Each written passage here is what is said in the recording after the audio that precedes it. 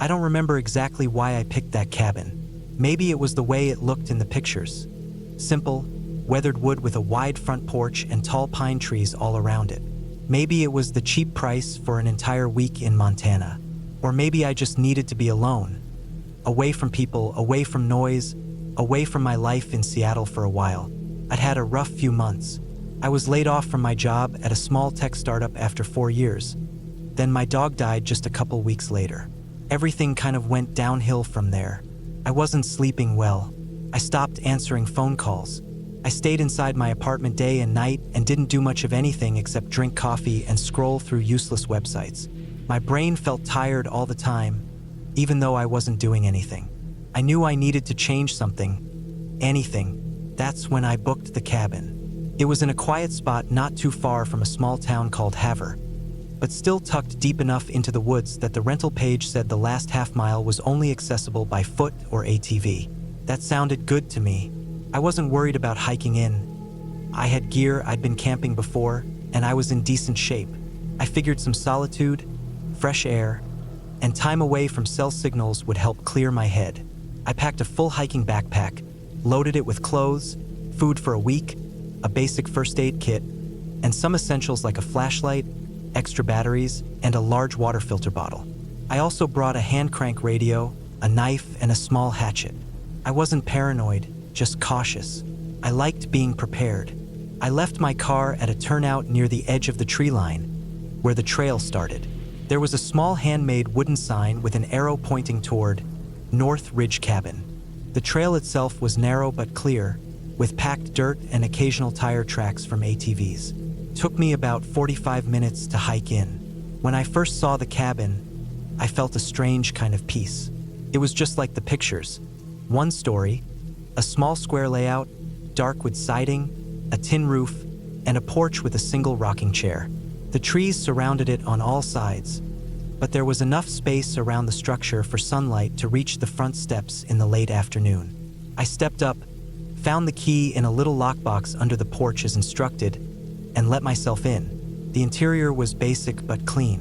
One main room with a wood stove, a cot with a heavy wool blanket, a table with 2 chairs, and some shelves stocked with old cans of beans and soup. There was a little bathroom off to the side with a composting toilet and a jug system for hand washing. No electricity, no plumbing. There were 2 oil lanterns and a few extra canisters of fuel in the corner. I unpacked, set up my sleeping bag on the cot, and boiled some water over the stove for tea. I sat on the porch with the mug in my hands, listening to the wind move through the trees, and for the first time in months, I felt like I could breathe properly. The first night was quiet, cold but not unbearably so. I woke up once to pee and saw frost gathering along the window pane. I listened for sounds, branches breaking, owls, whatever, but there was nothing out of the ordinary. The second day I hiked around a bit. I didn't want to go far, just enough to stretch my legs and explore. I found a creek a couple 100 yards downhill from the cabin. The water was cold and clear.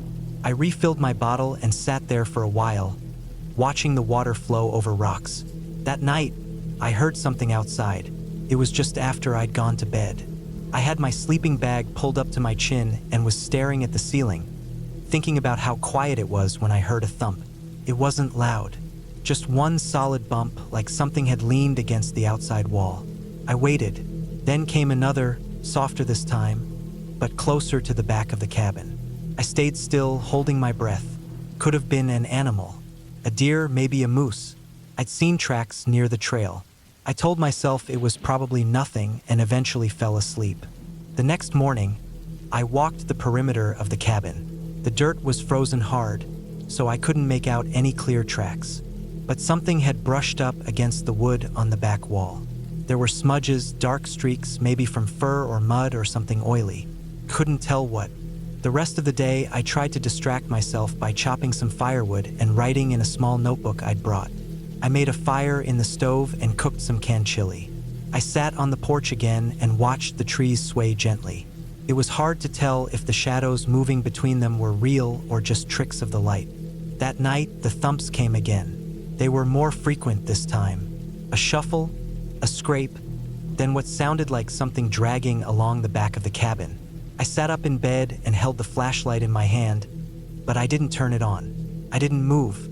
I just waited. Whatever it was didn't try to get in. After a while, it went quiet again. I must have drifted off eventually. By the fourth day, something didn't feel right. I'd brought enough food for 7 days, but I noticed one of the cans I was sure I hadn't touched was missing. I checked everywhere. I don't sleepwalk. I don't move things and forget about them. I know for a fact I had 4 cans of beans, and now there were 3. I didn't want to jump to conclusions. Maybe I'd miscounted. Later that afternoon, I walked down to the creek again, and on the way back up, I noticed something just off the trail. An old piece of clothing hanging from a branch. It looked like a torn hoodie, half buried in leaves and moss. Its color faded to a gray-green. I don't know why I didn't notice it before. I walked a little closer. The fabric was stiff, dirty. One of the sleeves was ripped down the side, like it had been caught on something sharp. I didn't touch it. I stood there staring at it, then looked around at the trees. Felt like they were all staring back at me. I hurried back to the cabin. That night, I locked the door with the thick metal bolt and wedged one of the chairs under the handle. I didn't think it would do much if something really wanted to get in, but it made me feel better. I lay there in my sleeping bag, listening again. The sounds came earlier this time. Around 10 p.m., I heard slow, dragging steps on the porch, then a creak like weight on the boards. Something was standing just outside the door. I didn't breathe. I didn't move. There was a slow scrape against the wood, just beside the door frame, like fingers or claws, dragging along it. Then a thud. Not hard, not aggressive, just a dull knock. Once, then silence. I don't remember sleeping that night. I think I stayed awake until dawn, just lying there, eyes open, flashlight in my hand, ears straining to hear every shift in the wind. In the morning, the rocking chair on the porch was turned around, facing the cabin door. I hadn't touched it. I walked down the trail toward my car. I told myself I was just going to check on it, but the truth is I was thinking about leaving. The cabin was still another 2 nights from when I was supposed to go, but I'd had enough. When I reached the turnout, the car was still there, untouched. I unlocked it, opened the door, sat inside, and just breathed for a few minutes. Then I decided I was being paranoid.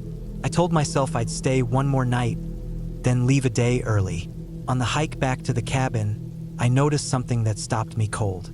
There were fresh tracks beside mine. Larger, deeper, longer strides. They weren't boot prints, but they weren't animal prints either. They looked like barefoot impressions, but wide and uneven. I followed them for a bit, then lost them in the underbrush. That night, I didn't sleep at all. I sat inside with the stove cold, no light, just sitting in the dark. I didn't want to give off any glow from the lantern or attract attention. I sat with the knife in one hand and the flashlight in the other. Sometime around 2 a.m., I heard the window on the far wall creak, a soft tapping on the glass. Then something small, like a pebble, hit it from the outside. Tap, tap, then silence. I waited like that until the sky began to lighten. I stepped out onto the porch as the sun started to rise. The woods were still. The chair was back to its original position. I packed my bag immediately. I hiked out with the flashlight still in my hand. I didn't stop. I didn't look around. I didn't breathe easy until I was inside the car, doors locked, engine running, driving fast down that dirt road. I didn't call the property owner. I didn't leave a review. I didn't even tell anyone when I got home. But for weeks, I kept thinking about those sounds. The smudges on the wall, the missing food, the tracks, the feeling of being watched every second I was in that cabin. A month later, I got curious. I searched online for anything about North Ridge Cabin. There wasn't much. The rental page had been taken down. But in a back corner of a local forum, I found a thread from 2 years earlier. A guy had stayed there, said he'd heard strange noises too, said his shoes disappeared from the porch one night, and he found them nailed to a tree the next morning. Said he'd cut his trip short too. Another person replied that they'd been there a year before him. Said they'd found what looked like a camp in the woods nearby. Old bones, shredded clothes, burned cans. Thought it was just a hunter's trash pile. but it didn't feel.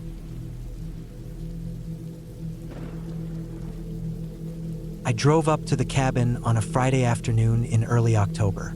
The leaves had already started turning yellow and orange, and the air was cooler than I expected. It had been a long few months. I worked construction jobs around the city, and I hadn't had a real break in what felt like forever. I wasn't going to Mexico, I wasn't going on a cruise, and I wasn't flying anywhere. I just needed a quiet place with no people, no phones, no sirens, and no damn noise. The old cabin my uncle left behind was perfect for that. It was deep in the woods, at the end of a barely maintained gravel road in northern Michigan. The place hadn't been used in a while, and I figured it would take a bit of cleanup, but I didn't mind. I actually looked forward to it. The drive took about 6 hours from where I lived, and I only stopped once to get some gas and pick up a few things. Some bottled water, canned food, a couple of lanterns, and some extra batteries. I also brought my rifle. I wasn't planning to hunt, but being alone out there, I figured it was better to have it just in case. When I finally pulled up to the cabin, the place looked pretty much like I remembered it. Wooden siding, weathered by rain and wind, a porch with a sagging bench, a metal chimney poking out from the roof, leaning a little to one side. It looked lonely. I parked the truck off to the side and got out. The air smelled like pine, and it was dead quiet, except for the occasional bird or rustling of leaves. I opened the front door, stuck a little from the humidity, but I pushed through. Inside, the cabin had the same musty smell I remembered as a kid. Dust floated in the air as I walked through it. The furniture was old but sturdy. A small couch, a wooden table with 2 chairs, a little kitchen area with an ancient gas stove. The bedroom in the back had a narrow bed and a closet with some leftover clothes my uncle must have left behind. I unpacked my stuff, opened the windows to let some air in, and started cleaning. I wiped the counters, swept the floors, and sprayed a little bug spray in the corners. The last thing I needed was spiders crawling into my sleeping bag. The first night was peaceful. I sat on the porch with a beer and watched the trees move with the breeze. The sky was clear, full of stars. No planes, no light pollution, just darkness and the sound of leaves falling. I went to bed early and slept hard. The second day, I did a little hiking around the area.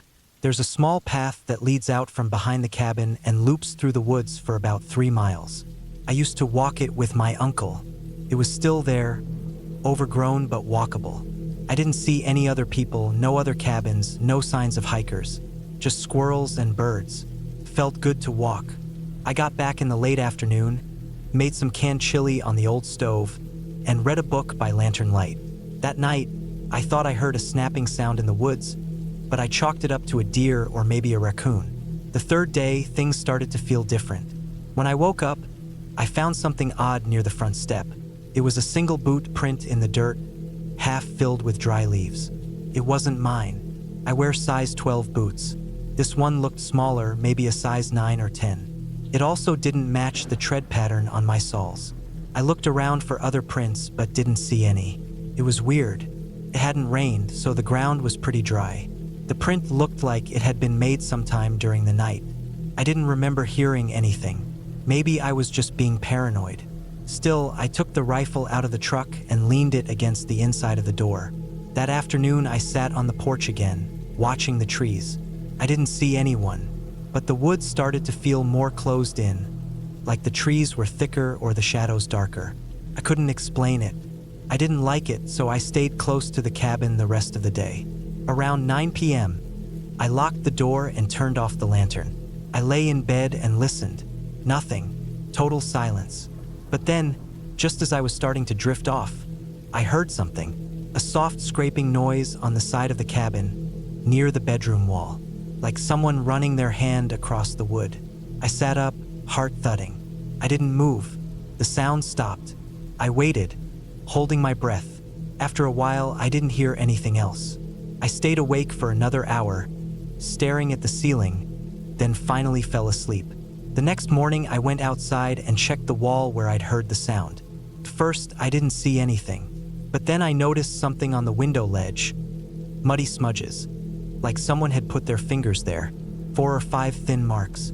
Not an animal. They looked like human fingers. I felt a knot in my gut. I grabbed the rifle and walked the perimeter of the cabin, looking for footprints, trash, anything that said someone had been there. Nothing. No tracks. No food wrappers. No signs of a person. I circled the cabin 3 times before going back inside. I didn't feel like reading or hiking after that. I spent the whole day keeping watch, sitting in a chair just inside the cabin, facing the window. Every little sound made me flinch. I kept thinking, what if someone was living out in the woods, watching me? Maybe they were squatting somewhere. Maybe they thought the cabin was abandoned. I didn't want to leave right away because I didn't want them to think they could chase me off. But I also didn't like the idea of staying. That night, I didn't sleep much. I kept the rifle in bed with me. Around midnight, I thought I heard footsteps outside. Slow, careful, crunching leaves. They stopped near the porch. I held my breath. Then nothing. I waited in the dark for almost an hour before I got up and peeked through the front window. There was no one there. I stepped out onto the porch with the rifle, scanning the trees. Nothing moved. The cold air stung my nose, and the sky was cloudy. I didn't see anything out of place, but I knew I wasn't imagining the sounds. I decided to stay up the rest of the night. I made some coffee, sat near the window, and kept the rifle close. Just before dawn, I saw it. Someone standing about 30 yards from the cabin, between 2 trees. Not moving, just standing. I could barely see their face, but I knew they were looking at me. A man, I think, medium height, thin, wearing dark clothes. I stood up and raised the rifle. I didn't point it, just held it in view. The figure didn't move. I walked outside a few steps, heart pounding. The man turned and disappeared into the woods. I didn't sleep after that. I packed my stuff in a rush and loaded up the truck. But the engine wouldn't start. I tried the key 3 times. Nothing. The battery wasn't dead. The dashboard lit up, but the starter wouldn't catch. I popped the hood and checked the battery cables. They were fine. I looked under the truck, and that's when I saw it. The fuel line had been cut. Clean slice. No animal did that. I locked myself back inside the cabin, rifle ready. I had enough food and water for 2 or 3 days, maybe more if I rationed. But the idea of staying there while someone was stalking me, maybe even watching me from the woods, made my skin crawl. I thought about walking out, maybe heading down the trail and following the old logging road until I found help. But it was a long walk, 15 miles at least to the main road, and I didn't know if I'd make it before dark. I stayed inside all day, trying to think of what to do. I watched every window. I kept the rifle across my lap. I didn't cook, didn't move, just listened. I didn't see the man again that day, but I knew he was out there. That night, I blocked the doors with furniture and stayed awake. I kept the lantern off and sat in the dark. Around 2 a.m., I heard movement. Not footsteps, but something soft. A creak on the porch, then a light tap on the door. I froze. The tap came again, then silence. I stayed in that chair, barely breathing, for what felt like hours. I didn't move until the first light came through the windows. When it did, I opened the door slowly, rifle ready. No one was there, but on the ground, I saw it. An old hunting knife stuck in the wooden porch floor, driven deep into the boards. I didn't touch it. I backed inside and locked the door again. That was it. I couldn't stay another night. I gathered what I could carry, rifle, backpack, a little food, and set out on foot. I used the overgrown trail behind the cabin, moving fast. I stopped every few minutes to listen. Once I thought I heard someone behind me, but I didn't look. I kept moving. I reached the logging road around noon. I walked another 3 hours before I saw a ranger truck. I waved him down and told him everything. He radioed for help. A state police officer drove me back to the nearest town. They went out to the cabin later that day. They didn't find the man, but they did find boot prints around the cabin, matching what I described. They confirmed the fuel line had been cut. The knife was still in the porch. There were also scratches on the back window frame, like someone had been trying to pry it open. The cabin was boarded up later that week. I never went back. I don't know who the man was. Maybe just someone living off-grid. Maybe someone who thought the cabin was his. Maybe something worse. But I know this, if I hadn't left when I did, I don't think I'd be sitting here writing this. I still see him in my dreams sometimes, just standing there watching. And now I always check the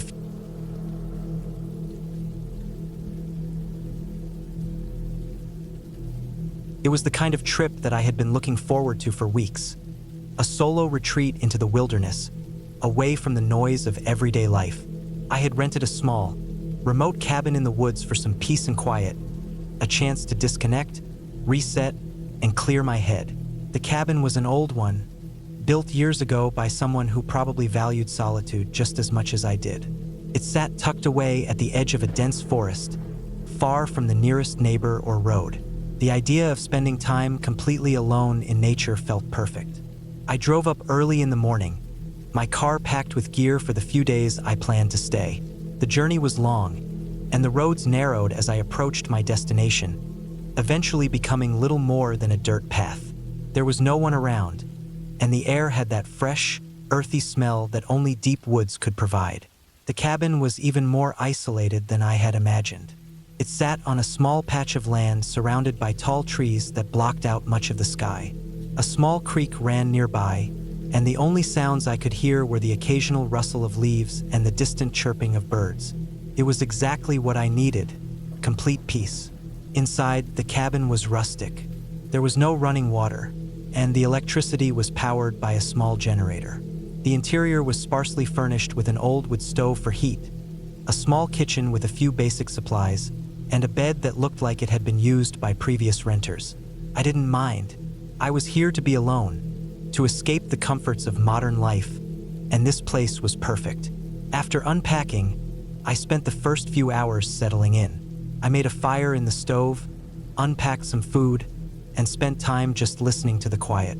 It felt good to be so far away from everything. As the sun dipped lower, the air grew cooler, and the forest began to settle into its nighttime rhythm.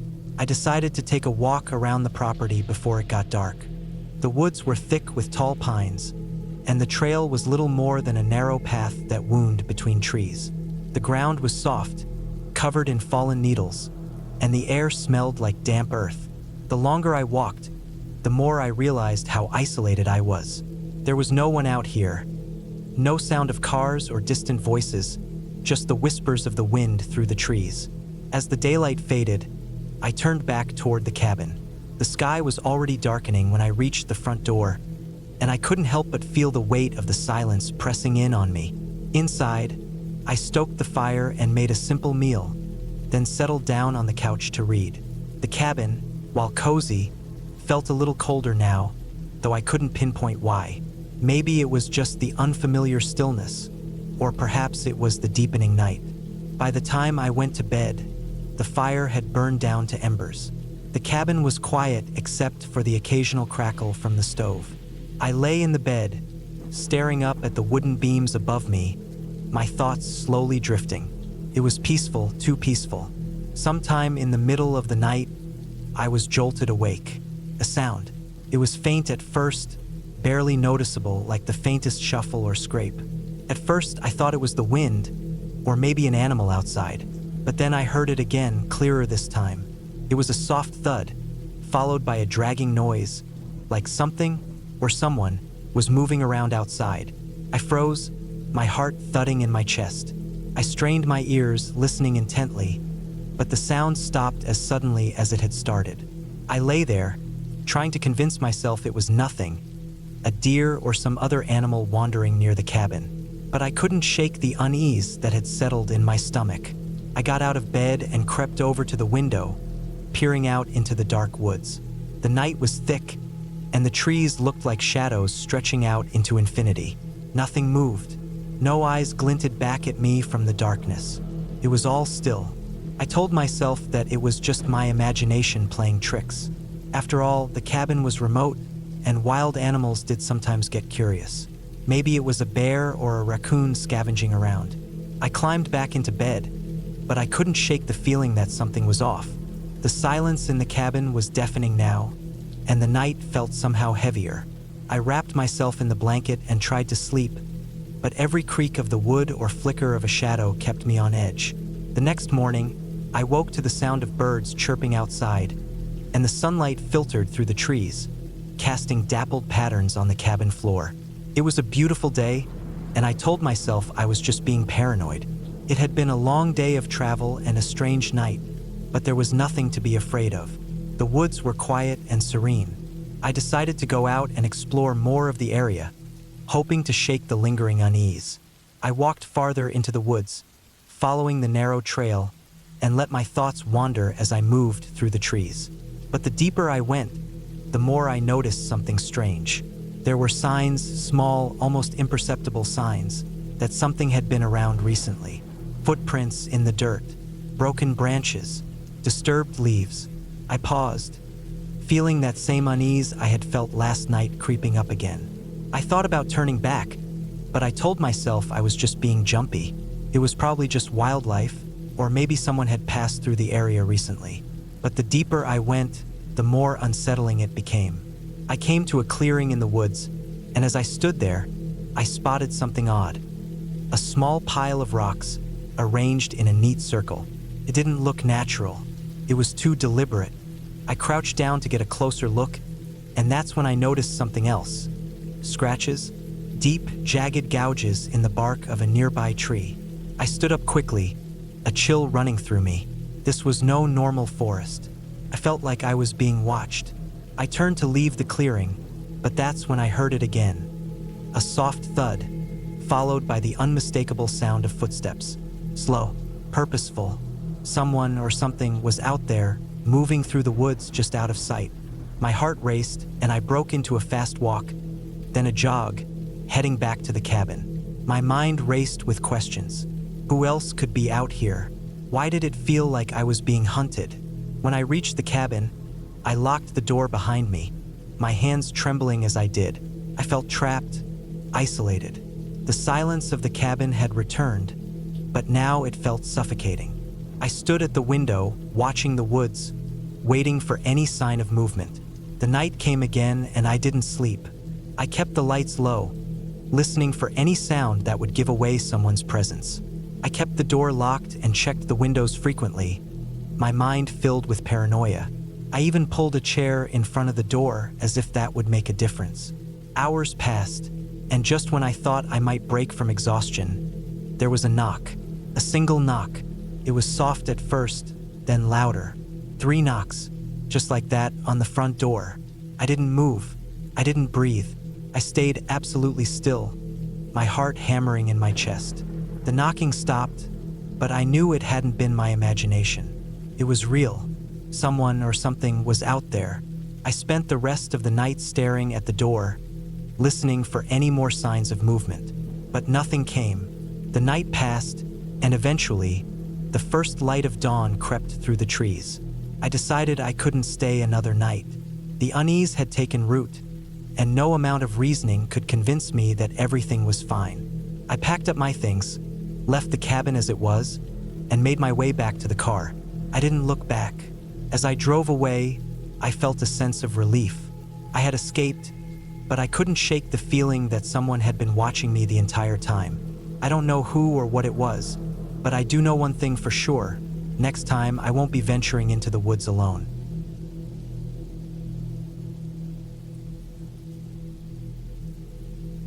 I'd always thought I was the kind of person who could handle solitude. After all, I've spent plenty of time out in nature, camping, hiking, and even living in remote cabins for weeks at a time. But this cabin was different. It wasn't the kind of place you could just walk away from whenever you felt like it.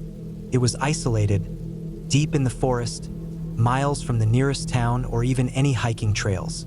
I didn't know exactly why I had booked this cabin for my retreat, but it seemed like the perfect place to escape, to get away from everything that had been weighing on my mind for so long. I had driven up for hours before I even saw the cabin in the distance, nestled against a thick wall of pine trees.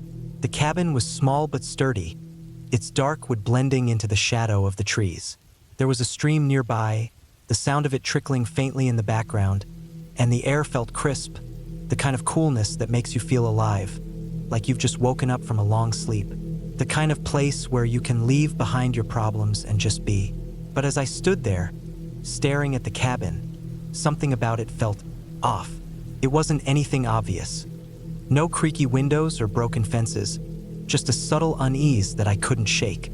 It wasn't just the isolation either. Something about the place felt forgotten, as if it hadn't been used in years, maybe decades.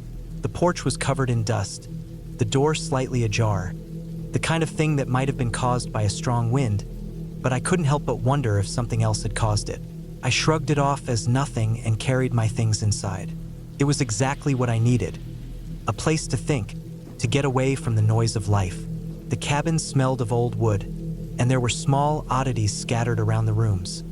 A rusted lantern on the shelf, a set of weathered boots in the corner, as if someone had just left in a hurry.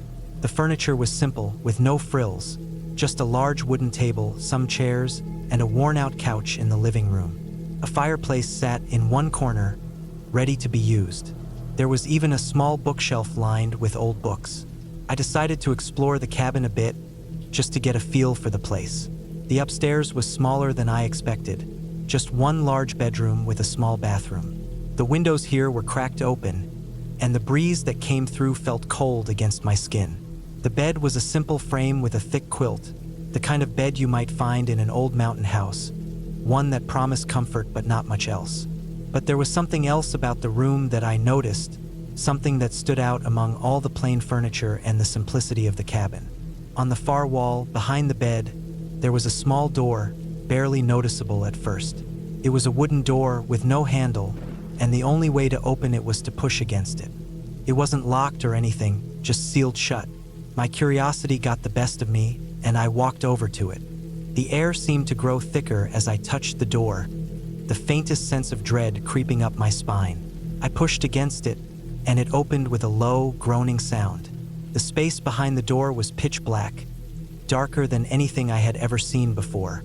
I couldn't even make out the floor beneath my feet, just a vast emptiness stretching out beyond the door. I closed it quickly, my heart pounding in my chest. I tried to shake the feeling off, telling myself it was just the unfamiliarity of the place. But I couldn't. The darkness behind that door felt alive, like it was waiting for something that didn't belong.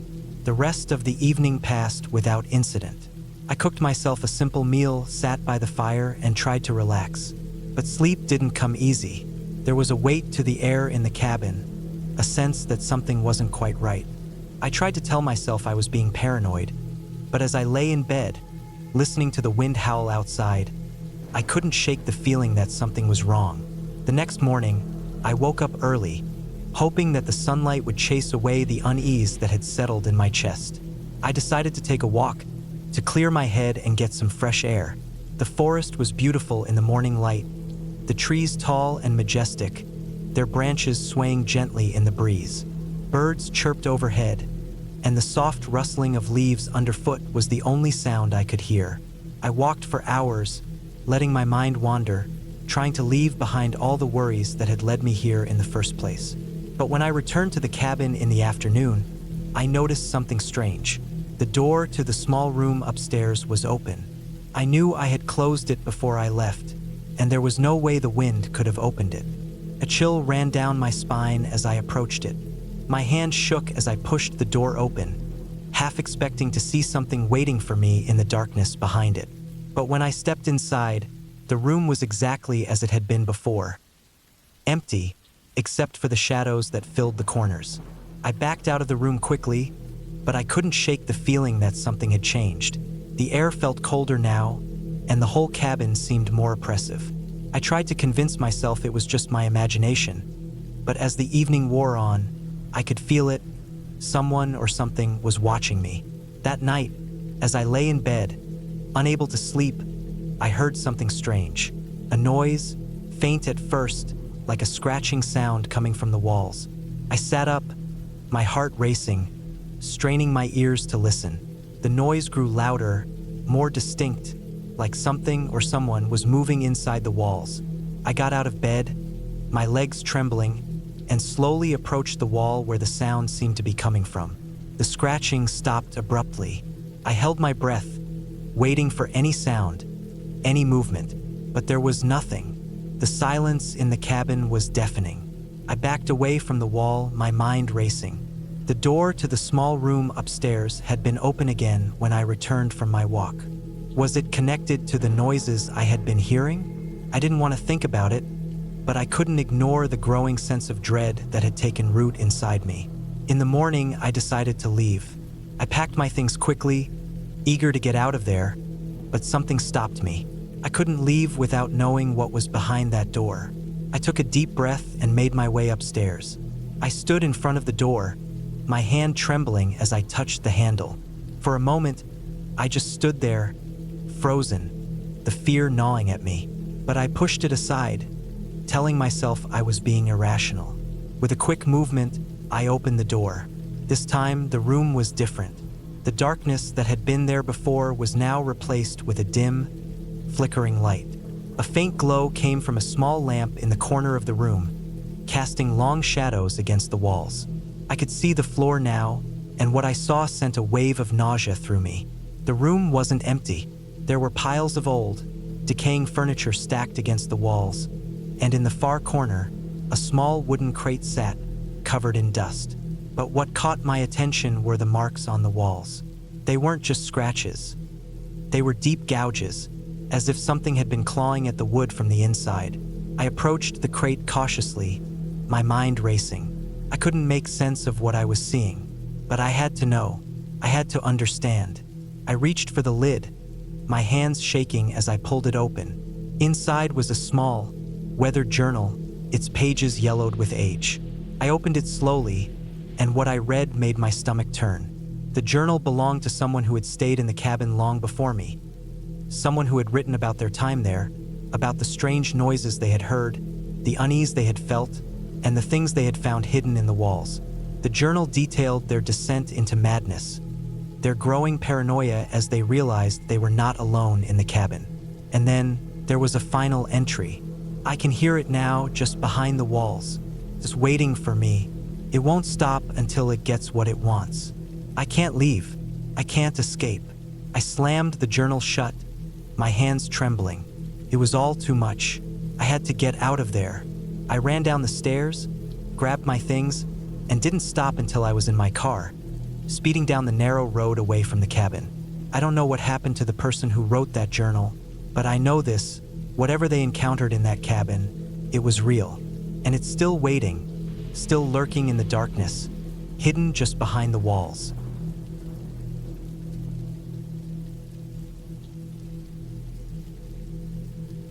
I had been looking for a break from everything. Life had been moving too fast. Between work stress, city noise, and feeling like I was always surrounded by people, I just wanted some time alone. I didn't want to go on a trip with anyone. I didn't want to visit family. I didn't want some fancy vacation package. I wanted peace and silence, and I figured a cabin in the woods would give me just that. I found the place online. It was listed as a small off-grid cabin in northern Montana, tucked deep into the forest, with no neighbors for miles. There was no electricity except a small solar panel for basic lighting, no Wi-Fi, and barely a cell signal. It had a wood stove, a propane-powered mini fridge, a water pump, and an outhouse. It sounded perfect. The pictures showed a simple wooden cabin with one main room, a loft with a bed, and a front porch that overlooked a clearing. There were thick woods all around, and a gravel path that connected to a Forest Service road about half a mile away. It looked clean, quiet, and peaceful. I booked it for 10 days. The owner left a lockbox with the key attached to the front post. I arrived on a Tuesday afternoon in late September. The air was crisp, and the leaves had already begun turning gold and red. I parked where the dirt road ended, then walked in the rest of the way with a backpack and 2 coolers. Took 2 trips to carry everything in, but I didn't mind. Felt good to get away from it all. Inside, the cabin was exactly like the photos, just wood everywhere. Wooden walls, floor, and ceiling. It had that strong pine smell.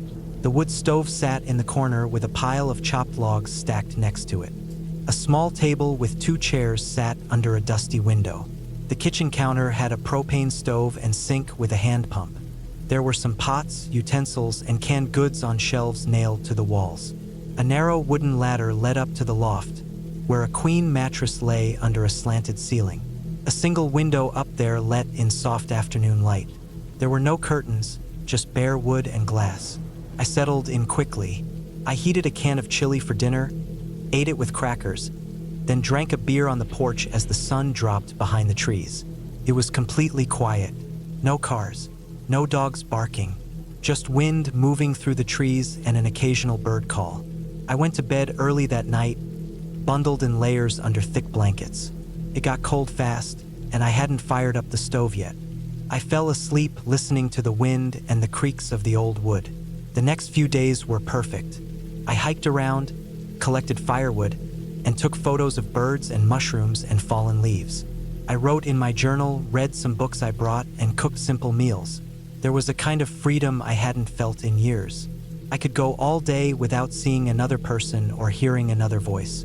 Every time I stepped outside, the stillness made my body relax. But on the 5th day, something changed. That morning, I walked farther than usual, following a dry creek bed that cut through the woods east of the cabin. I wasn't trying to go anywhere in particular. I just wanted to see where it led. I walked for hours, stopping sometimes to take pictures or sit on a log and just listen. But at some point, I started getting the feeling I was being watched. First, it was just a passing thought, a slight unease, like when you're walking alone at night in a city and think someone's behind you, but there's nothing there when you look. Still, the feeling got stronger. I told myself I was just being paranoid. Maybe I was too used to constant background noise, and now the quiet was playing tricks on my mind. I turned around and made my way back the way I came. The sun had dipped lower than I thought. I hadn't meant to stay out that long. When I got back to the cabin, the light was already orange through the trees. I felt better once I was inside with the door locked. I made a hot meal, lit a couple of lanterns, and started a fire. The feeling passed. The next morning, I found something strange near the front porch. There were boot prints in the dirt. Not mine. I always left my hiking boots just inside the door and never walked around the cabin in them. These prints were different, bigger, wider, and they didn't match the pattern of mine. They started near the front steps, circled the side of the cabin, and stopped behind it, near the edge of the trees. The dirt was dry, and the prints weren't deep, but they were clear. I stood over them for a long time, just staring. I hadn't heard anything the night before. No footsteps, no voices, nothing, and no one was supposed to be out here. The cabin was listed as isolated. No nearby properties, no other cabins. It wasn't even hunting season yet. I looked around, called out, waited, but there was no one in sight. I went back inside and locked the door. For the rest of the day, I kept checking the woods. I didn't hike. I stayed close, chopping more wood, boiling water, pretending like everything was fine. But I kept catching myself looking out the windows, watching the tree line. I didn't see anything. I tried telling myself the prints could have been old. Maybe from the cabin owner, maybe from another guest weeks ago. But the leaves had only started falling a few days ago, and there weren't any leaves inside the prints. That meant they were fresh, maybe made that morning. That night, I loaded the fire up hot and kept my flashlight nearby. I barely slept. Every noise felt louder. The cracking of wood in the stove, the wind on the roof, the occasional thud outside when a pine cone hit the ground. At one point, I sat up in the loft and watched the woods from the window. Couldn't see much, just blackness and shadows. On the 7th day, I found something even worse. I went to fetch water from the pump out back, and something shiny caught my eye near the treeline. I walked over to it and found an empty granola bar wrapper. It wasn't mine. I hadn't brought that brand. It was torn and dirty, like it had been tossed there carelessly. But that wasn't what really got to me.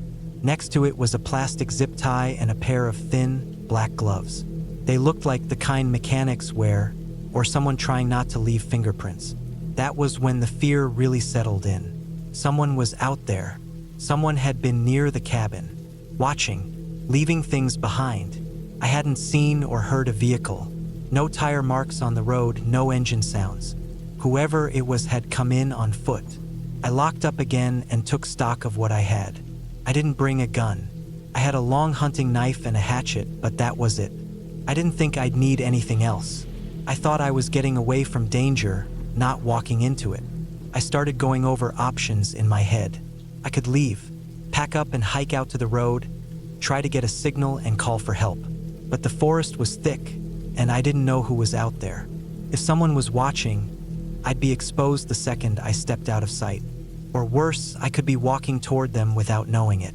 I could also stay, barricade the door, stay inside, and hope they moved on. But if they'd already been close enough to leave boot prints and trash, what was stopping them from coming back?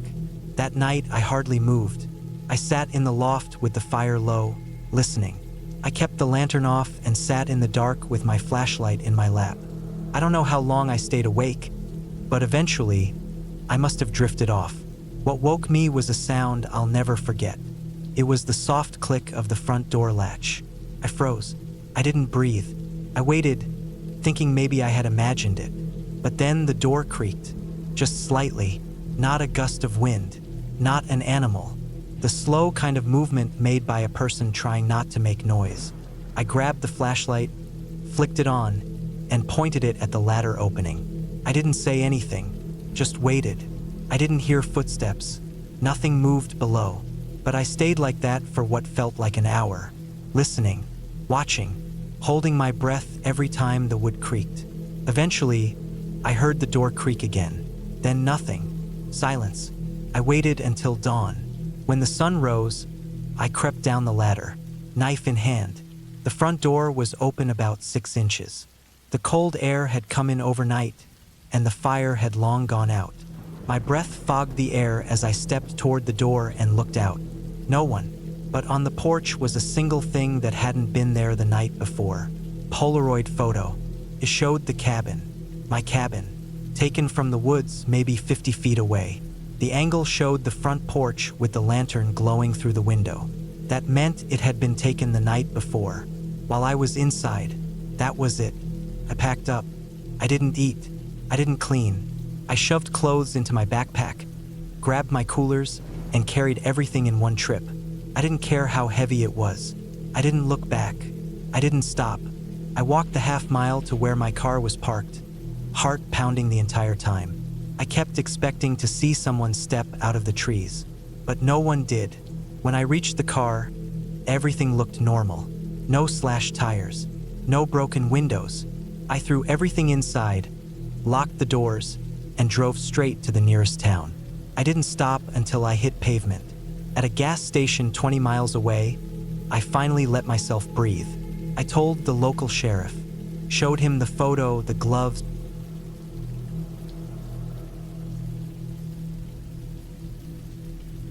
The road to the cabin was never easy to find. It was tucked deep in the woods, far away from any main roads or visible signs of civilization. I had been to this place once before about 5 years ago, and it had been a refuge from everything.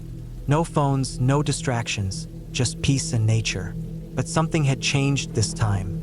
The air felt different, heavier, almost as though it were alive, holding something back. It was early fall when I decided to go back. I hadn't been there in so long, and life had gotten complicated. Work had become draining, and my personal life was no better. I needed to reset, to clear my head. The cabin, tucked away in the mountains, seemed like the perfect place to do that. I didn't tell anyone I was going. It wasn't that I didn't want to, it was just that it had always been my escape and I preferred it that way. I packed my gear into the truck. Food, water, a sleeping bag, a couple of books. I knew I wasn't going to be there long, just a weekend. But that was enough. I needed to be alone. The drive was long. The first few hours were easy, paved roads, a few towns, people. But once I reached the outskirts of civilization, things started to change. The asphalt turned to gravel, and the gravel turned to dirt. The trees grew taller, the shadows deeper. The feeling of isolation began to settle in, creeping up on me like a quiet whisper. After a while, I turned off the road and onto a narrow trail, barely wide enough for the truck to squeeze through. The trail wound deeper into the forest, and soon the only sounds were the tires crunching over the rough ground and the occasional bird call. The cabin was another hour into the woods, hidden well enough that no one would accidentally stumble upon it. It wasn't the first time I'd driven this route, but something about it felt different today. The quiet was unnerving. almost oppressive. Even the wind, which usually rustled the leaves, seemed muted. I shook it off. I had come here to escape, not to worry about the little things. When I finally reached the cabin, it was just as I remembered it. Small, worn, and weathered, but still standing strong. The wooden planks creaked under the weight of time, and the roof had a few missing shingles, but that just added to its charm. I parked the truck and unloaded my things, the familiar smell of pine and earth filling the air. Inside, the cabin was dark but cozy. There was a stone fireplace on one side, with a few logs already stacked beside it. I went to work lighting a fire, the crackling flames breaking the silence in a comforting way. The warmth spread through the room, and I felt a small sense of relief wash over me. I was alone, at least for now. As the fire grew, I set up my sleeping bag in the corner and opened a book I had brought. But my eyes weren't on the pages. Instead, they kept drifting toward the window, which overlooked the forest. The light from the fire cast strange, flickering shadows across the walls, and outside, the trees swayed in the wind, their dark shapes dancing in the distance. I tried to read, but the feeling of unease lingered. It wasn't anything specific, just a general sense that something was wrong. I brushed it off. It was probably just the isolation.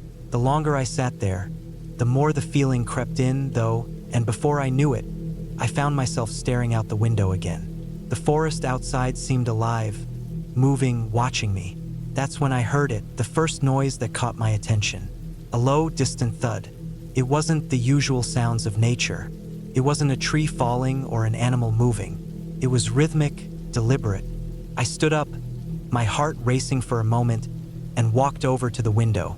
I peered out, squinting through the growing darkness. Nothing. I saw only the dark outlines of trees and the flickering light of my fire reflecting off the cabin's windows. But the feeling didn't go away. I couldn't shake the sense that I was being watched. I sat back down by the fire, trying to calm myself. Maybe it was just my mind playing tricks. I closed my eyes and breathed deeply, focusing on the warmth and the crackling of the fire. But the thudding sound returned, louder this time.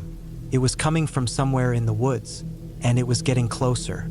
I stood up again, my pulse quickening. The noise stopped as soon as I moved, but the unease didn't fade. I grabbed a flashlight and stepped outside, the cold air hitting me like a slap. The woods around the cabin were thick, the trees towering high above me. I scanned the area with the beam of light, but there was no sign of anything. I shook my head. I was being ridiculous. It was just the wind, or an animal, or something else. There was no reason to jump to conclusions. I walked around the cabin, checking the perimeter, but everything seemed fine. No signs of disturbance, no broken branches or fresh tracks. I went back inside, locked the door behind me, and sank into the chair by the fire again, trying to shake off the tension in my chest. But I couldn't. The feeling persisted, growing stronger with each passing minute. That night, I didn't sleep much. Every creak of the cabin, every rustle of the trees outside, kept me on edge. I'd never been this paranoid before, but it was different this time. There was something about the cabin that felt off. The next morning, I decided to go for a hike. I needed to clear my head, to shake off the fear that had settled in the pit of my stomach. I packed a small bag with some water and snacks, grabbed my jacket, and headed out the door. The woods were eerily quiet, the usual sounds of birds and small animals absent. I tried to focus on the beauty around me, the tall pines, the bright blue sky, the crisp air. But even the trees seemed off, their twisted branches reaching out like fingers. I kept walking, trying to push the unease to the back of my mind, but it lingered. The thudding sound from the night before echoed in my memory. Was I just being paranoid? Or had something really been out there? As I ventured further into the woods, I came across a strange set of tracks. They were too large for a deer and too round to be from a bear. My heart began to race again. They were fresh, as if whatever had made them had passed through recently. I knelt down to examine them, my breath coming faster. The tracks seemed to lead off into the woods, and I couldn't help myself. I followed them. The further I went, the deeper into the woods I found myself. The trees grew thicker, blocking out most of the light. The tracks led me to a small clearing, and that's when I saw it. A large, abandoned shack, just like the cabin, but older, more dilapidated. It looked like it hadn't been touched in years. I approached cautiously, my heart pounding in my chest. Something didn't feel right. I stood at the entrance, flashlight in hand, and peered inside. The room was empty, save for some old furniture, covered in dust and cobwebs. But then, in the corner, I saw something that made my blood run cold. Pile of clothes just like the ones I had packed. My clothes. Panic surged through me. I turned and ran, not stopping until I was back at the cabin. My mind raced, my breath shallow and quick. How had those clothes gotten there? Who was out there, and what did they want with me?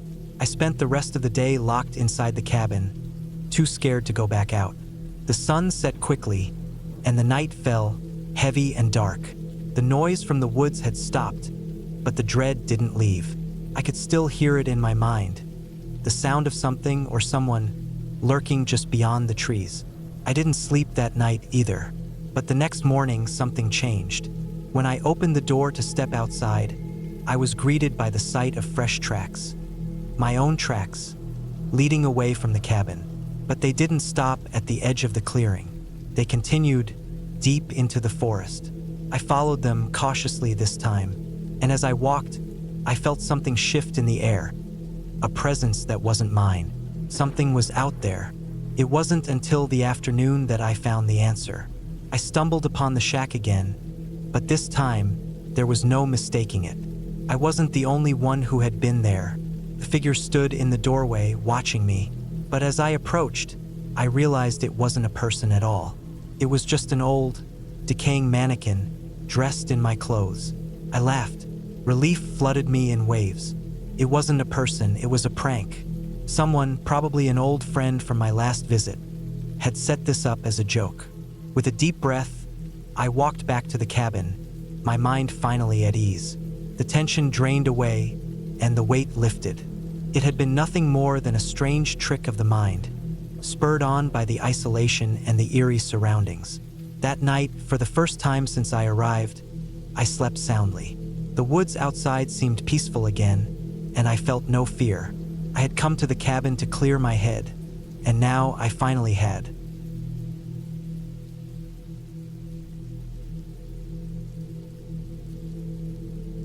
I had been planning the trip for a while.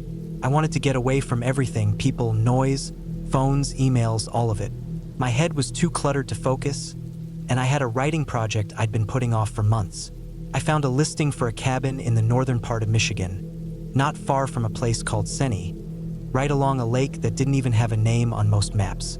The photos looked old, like they were taken on a cheap phone or even scanned from prints, but it looked like exactly what I wanted. Remote, quiet, peaceful. The place had no cell service and barely got any radio stations. The owner, who I contacted once via email, simply told me the door would be unlocked, and there was a key inside under a rock near the fireplace if I needed to lock up. That was all I got. I drove up in late October. The weather was already shifting. Gray skies, chilly wind, occasional light flurries that didn't stick. I brought enough supplies to last a few weeks. Canned food, bottled water, warm clothes, a camping stove even though the cabin had a wood-burning stove for heat and a propane burner for cooking. I also brought a small solar power kit to keep my laptop charged. I wanted to finish my manuscript out there, just me and the woods. The last few miles to the cabin were rough. The dirt road narrowed to barely more than 2 tire tracks through the trees.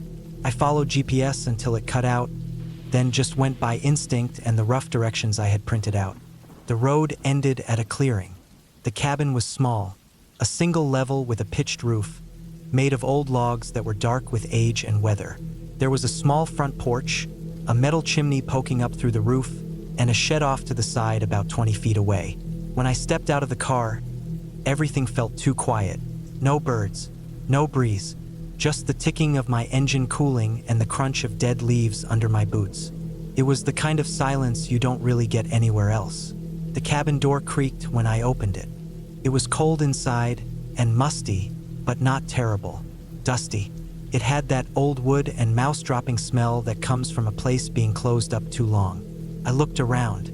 There was a single bed in the corner, a table with 2 chairs, a wood stove, and a few shelves built into the walls. A narrow door led to a tiny bathroom, just a toilet and a bucket shower with a big jug of water. It was rustic, but it was exactly what I wanted. I unpacked, swept the floor, and got a fire going in the stove. By late evening, the place was warm and lit by the soft yellow glow of my camping lantern. I sat at the table, opened my laptop, and stared at the screen. For once, my head was quiet. The first couple of days passed quietly. I went for short walks in the woods around the cabin, chopped a bit of firewood from the pile beside the shed, wrote for hours at a time. I'd wake early, heat water for coffee, and just sit on the porch in my jacket, listening to the wind in the trees. There was no road noise, no planes overhead, no voices, just the occasional squirrel or distant raven. But by the 4th night, I started noticing things. It began with small sounds.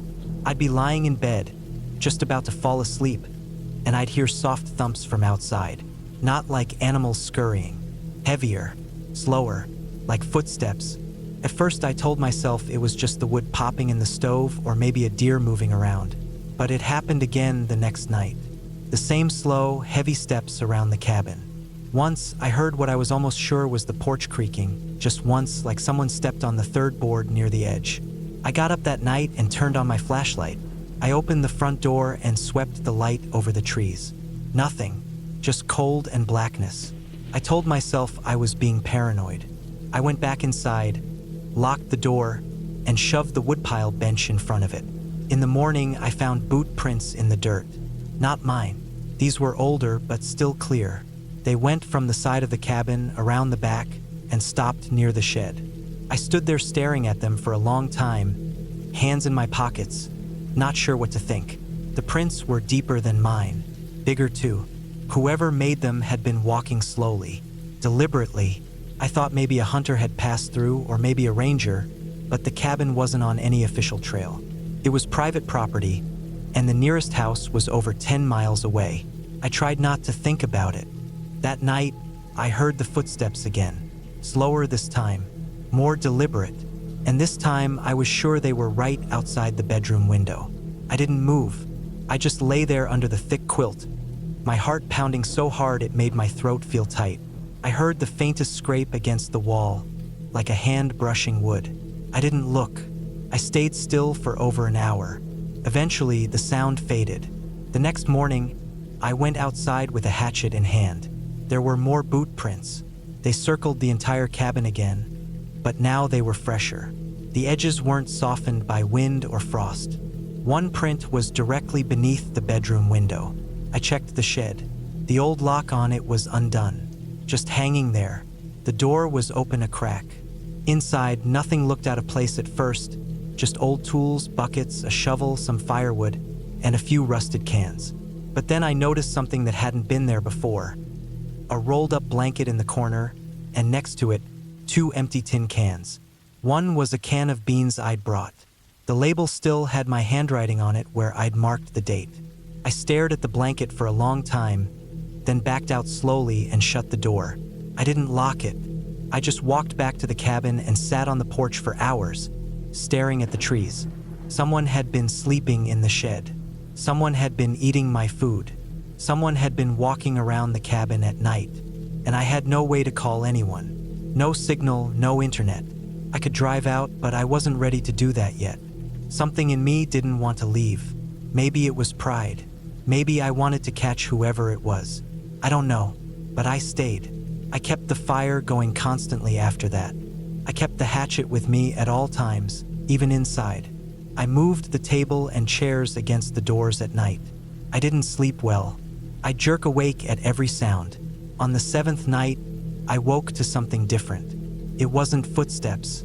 It was the sound of the door handle turning slowly, creaked as it moved, metal scraping faintly. I froze in the bed, holding the hatchet under the blanket. I didn't breathe. After a few seconds, the sound stopped. Then a minute passed. 2. I heard retreating footsteps. When I got up the next morning, I checked the door. There was a smear of something on the handle. Dirt or grease, like from an unwashed hand. The footprints in the dirt were still there, overlapping with the older ones now. I checked the shed again. The blanket was gone. So were the cans. I walked into the woods a bit, just past the tree-line, and found something I hadn't seen before. A trail, faint but real. A narrow, single-person path leading deeper into the forest. I followed it for about 100 yards, maybe more, until I found an old hunting blind.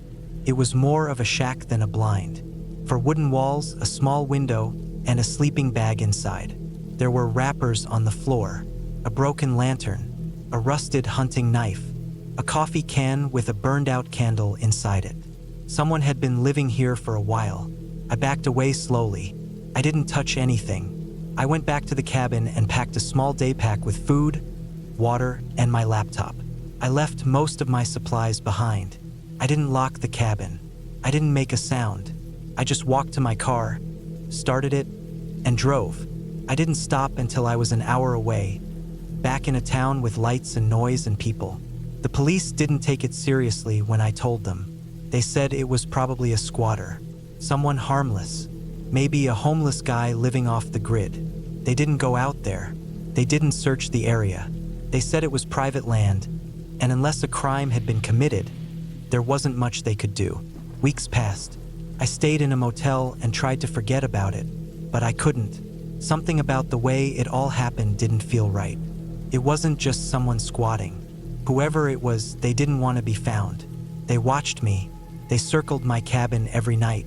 They tried the door. They slept in the shed. They took my food. They waited until I was asleep. They never tried to hurt me, not directly. But I think they wanted me to know they were there. I think they wanted me scared. A month later, I went back just once with a friend who had a shotgun and a four-wheel drive truck. The cabin looked untouched, but the shed was empty. The trail to the blind had been covered with branches. When we got to the shack, everything was gone. The sleeping bag, the wrappers, even the knife. But nailed to the wall inside the shack was something new. A piece of paper. It was one of the pages from my manuscript.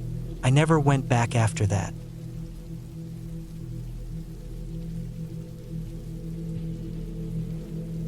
It was late October when I drove out to the mountains in northern Idaho. I had just quit my job in the city. Burned out, sick of people, sick of screens, sick of everything. I wanted peace and quiet. I wanted to be alone for a while. So I rented a cabin deep in the woods. No neighbors, no town nearby, no cell service. Just trees, dirt roads, and me. The cabin was an old one, built sometime in the 70s, tucked off a narrow gravel path that barely looked like a road. I had to drive slowly for the last 5 miles, crawling along over rocks and roots. I passed a small creek and followed it until the trees opened up just a little, and there it was. A dark brown cabin with a tin roof, one small porch, and a chimney that had moss growing between the bricks. I parked beside it, shut the engine off, and just sat for a minute. The air was cold and sharp. I could smell pine and damp leaves.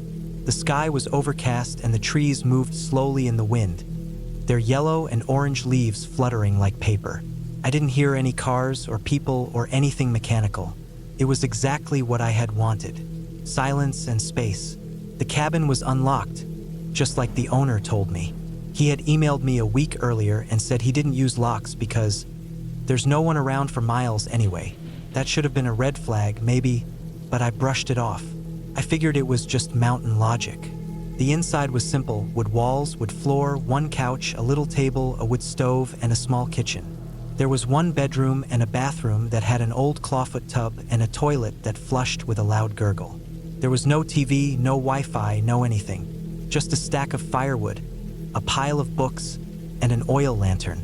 I unloaded my bags, brought in the groceries I had packed, and started a fire in the stove. It got warm quickly. The quiet was strange at first. Every sound felt too loud. The creak of the floorboards, the rustling of wind outside, the crackle of fire. All of it made me turn my head. I was so used to city noise that the quiet felt unnatural. I spent that first night sitting on the porch in a thick hoodie, watching the trees sway. The sky turned dark fast. No streetlights, no glow from anywhere. just blackness and the faint outlines of branches moving against the clouds.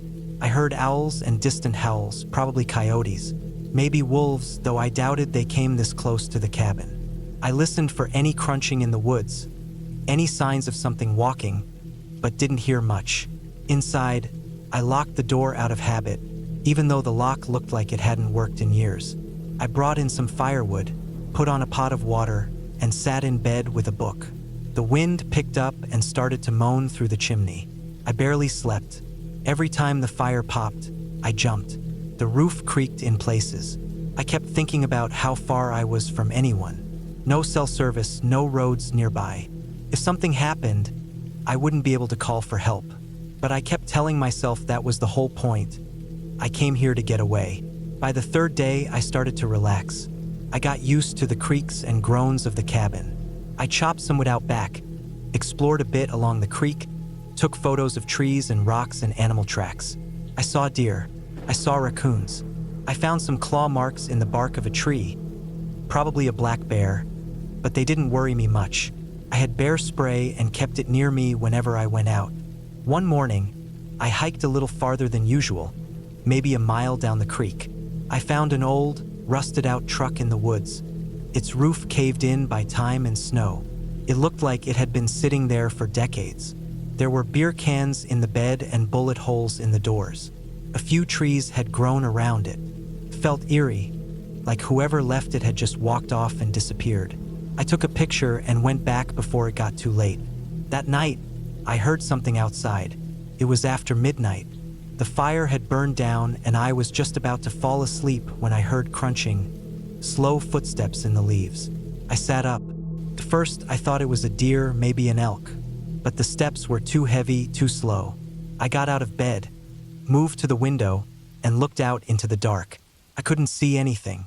The moon was behind clouds, but the steps kept going. Crunch, pause, crunch, pause. They circled the cabin. I stayed completely still. I didn't breathe. I just listened. They stopped at the porch. I thought maybe it was a bear. I reached for the bear spray by the bed. My hand was shaking. I didn't know what to do. Go outside and scare it off or wait? I waited. For maybe 10 minutes, I heard nothing. Then the steps moved again, slowly, off into the woods. I didn't sleep the rest of the night. In the morning, I went outside and looked around. There were tracks, big ones, boots, person. Someone had walked around the cabin while I was in bed. That's when everything changed. I told myself it could have been a hunter, someone lost maybe. But there were no hunting markers, no sign of anyone living nearby. I didn't hear a car. I didn't see smoke from another cabin. Just those heavy boot tracks that went around the cabin and back into the woods. I thought about leaving. I even packed a bag. But I didn't want to look like a coward. I had come here to be alone. I couldn't let one weird night ruin it. So I stayed. I kept my knife on me after that, even inside. I kept the bear spray close. Every night, I made sure the windows were locked and the fire was going. 2 nights later, I heard it again. This time, there were 2 sets of footsteps. I didn't move. I just sat in bed with the lights off, the fire low, holding the spray and my knife, listening. They moved around the cabin fast, then slow. I heard something knock lightly on the back door. Not hard, just once, like a test. Then silence. I waited. I sat like that for hours until light started to come through the window. When I finally stepped outside, I found something new. On the side of the cabin, scratched into the wood, was a symbol. 3 vertical lines with 1 slash through them. Deep scratches, fresh. Someone had marked the cabin in the night. That was it for me. I loaded up the truck, threw my gear in the back, and left. I didn't care how bad the road was. I drove fast. Branches scraped the sides. My tires skidded on the wet gravel. I didn't stop until I hit the main road, and I didn't stop then either. I drove straight to the next town 2 hours away. I checked into a motel and slept for 12 hours straight. The next day, I called the cabin owner. He didn't pick up. I emailed him. No response. I never heard from him again. A week later, I saw a news article. A body had been found in the woods not far from where that cabin was, about 10 miles out, near a trailhead.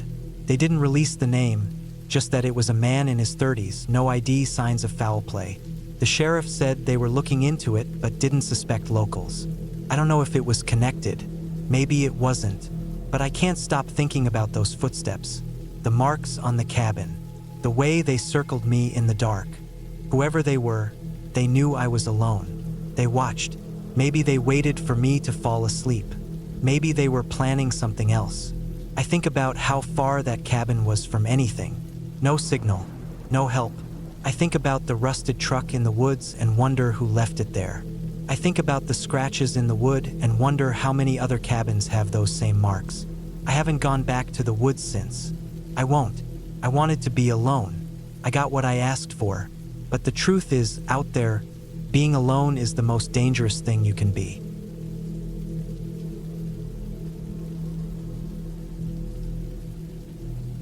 See, I was way behind on a deadline. I needed to finish editing a stack of video projects for a client, and I'd been falling behind for weeks. I had no real excuse other than getting distracted too easily at home.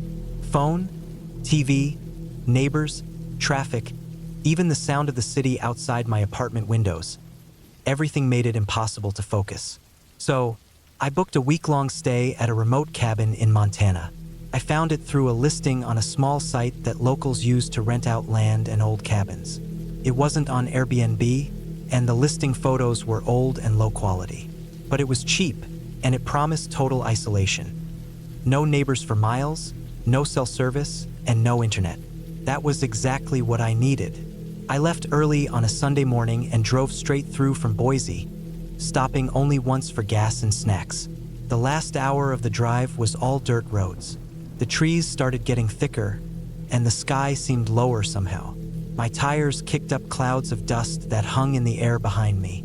The road kept getting narrower, almost like a path, and at some point, it stopped looking like anything a normal person should be driving on. But I pushed on, knowing the whole point of this trip was to be far from everything. The cabin came into view through a break in the trees. It looked even older than the pictures. The wood siding was faded to gray, and some of the panels were warped or splitting.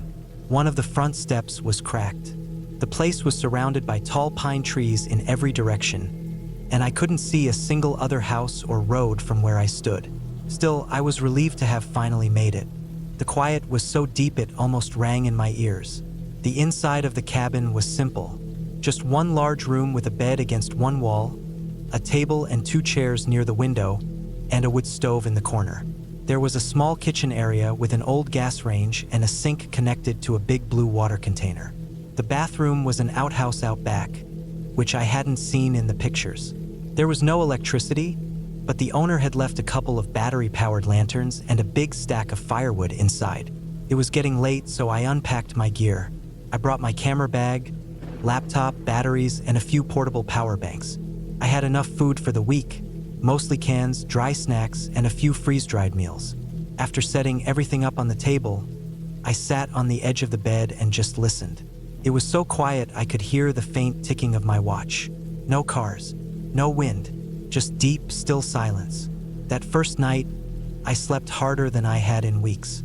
The next morning, I got straight to work. I sat at the table with my laptop and hard drives and started editing the first batch of videos. With no phone signal or internet, there was nothing to distract me. I made more progress in 5 hours than I had in 2 weeks. Around noon, I took a break and went outside to stretch.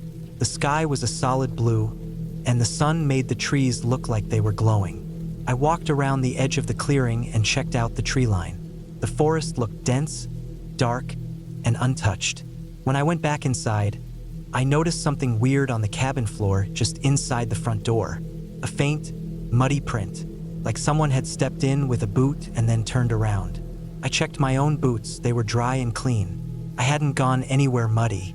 The ground outside was dry and packed down. It didn't make sense. I looked around the cabin, opened the small closet, checked under the bed. Nothing. No one was there. I figured maybe the print was already there when I arrived, and I just hadn't noticed it. I wiped it up with a damp towel and got back to work. That evening, I made a fire in the wood stove and heated a can of chili on the range. It was the kind of cold that makes your hands ache even when you're inside. I layered up and got in bed with my laptop to review some more footage. I worked until around 10 p.m., then turned off the lantern and lay there in the dark. Just before I fell asleep, I heard something. It was soft at first, a sort of crackling sound, not inside the cabin, outside, like footsteps on dry pine needles. Slow, steady, deliberate, then nothing. I held my breath and listened hard, but the sound didn't come back. I told myself it was just an animal, maybe a deer or elk moving through the trees. Still, I didn't sleep as well that night. The next day, I woke up earlier than usual. The air was freezing, and I could see my breath inside the cabin. I had to get the fire going again before I could do anything else. After breakfast, I opened the door to bring in more firewood and saw that something had moved around out there during the night. Tracks, not clear boot prints, but deep impressions in the dirt and needles near the front steps. They circled the cabin, stopped by the windows, then led toward the woods and disappeared. They weren't fresh anymore. Some of the edges were crumbling, but they were deep enough to know it wasn't just a squirrel or raccoon. Too wide, too heavy. I stood there for a while, just staring at them. Then I walked the perimeter of the cabin slowly, checking every window and corner. Nothing looked touched or broken. The door had been locked all night. I tried to brush it off. Maybe it really had just been an animal. Something heavy. A bear, maybe. But all day, I couldn't shake the feeling that I wasn't alone out there. I spent the next 3 days working hard, trying to get through all my projects. Each day followed the same pattern. I'd wake up freezing, build a fire, eat, then edit for 6 or 7 hours. Around mid-afternoon, I'd go outside to walk or gather more wood, just to move around. But every day I saw something new. More tracks, broken branches near the tree line, scratches on the bark that hadn't been there before. On the 4th morning, I found a torn piece of fabric caught on the corner of the cabin's window frame. It was dirty, almost black, like old denim or canvas, too thick for an animal to have dragged up there. I had no idea where it came from. That evening, just after sunset, I was inside reading when I heard it again. The footsteps, this time much closer, just outside the cabin. I killed the lantern instantly and froze in place, listening. They circled the cabin slowly. I heard something brush against the wall, then the soft crunch of footsteps moving to the back. I sat there in the dark for hours, holding the hatchet I kept by the stove. The next morning, I wanted to leave. I packed my gear fast, but the road out was a problem. I had driven in with no issue because the ground was dry, but it had snowed lightly overnight. The path had iced over in places, and I knew if I tried to drive out now, I could get stuck. There was no signal either. I checked every inch of the clearing and couldn't get a single bar. I was stuck. I told myself I'd stay one more night, just one. Then I'd leave at first light before the ground got any worse. I didn't sleep that night. Every hour I heard sounds outside, a branch snapping, something moving around the side of the cabin. I thought I heard something tap against the window once, very lightly, like a fingernail. I sat on the bed with every lantern lit, the fire burning hot, the hatchet in my lap. Then at maybe 3 a.m., I heard a car door. Not mine. It came from somewhere in the trees. A door opened, then closed. Footsteps on gravel or rock. Then silence again. I stayed still for what felt like forever. When the sun finally rose, I was already dressed and packed. I didn't even eat. I just grabbed my bag, got in my car, and started driving. It took almost 2 hours to get back down the mountain. Some of the path was iced over, and my tires slid dangerously close to the edge more than once. But I made it out. I didn't stop until I reached a small diner near the main highway. I told myself I was being paranoid. Maybe it had all been animals. Maybe I imagined some of it. But when I got home and started unloading my gear, I found something that made my stomach drop. Tucked into the side pocket of my camera bag was a small folded piece of paper. It wasn't mine. I hadn't brought any paper with me. It was creased and slightly dirty, like it had been handled with wet hands. I opened it slowly. Written in shaky block letters was a single sentence. "You were never alone out there." I didn't go to the police. What would I even tell them? I hadn't seen anyone. I had no proof.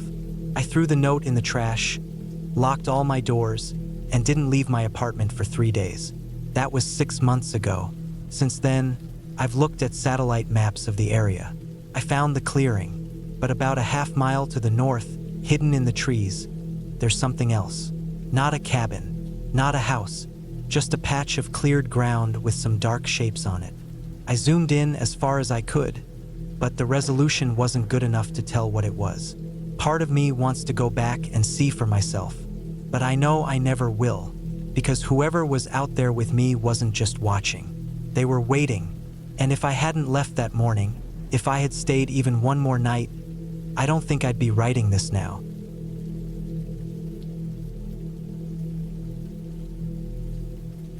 I rented a small cabin deep in the northern woods of Michigan for 2 weeks in mid-October. It was supposed to be a quiet break from everything. I was tired of work, tired of the noise of the city, and tired of staring at screens. The cabin was listed on a rental site and looked simple. Just one bedroom, a fireplace, a kitchen, and a bathroom. The pictures made it seem peaceful, and the reviews said it was isolated, with no neighbors for miles. That sounded perfect to me. The day I arrived, it was raining. I had to drive through winding dirt roads for over an hour after turning off the highway. The last stretch was nothing but mud and fallen leaves. Trees leaned over the road from both sides, creating a tunnel of reds, oranges, and browns. I didn't see another car or building the entire time. I pulled up to the cabin around 5 p.m. It was already getting dark because of the heavy clouds. The cabin looked older than the pictures had shown. The wood was weathered gray, the porch sagged a little in the middle, and the windows were fogged up from the inside. Still, it was dry and had power and heat. There was no cell signal, which I expected, and no internet either.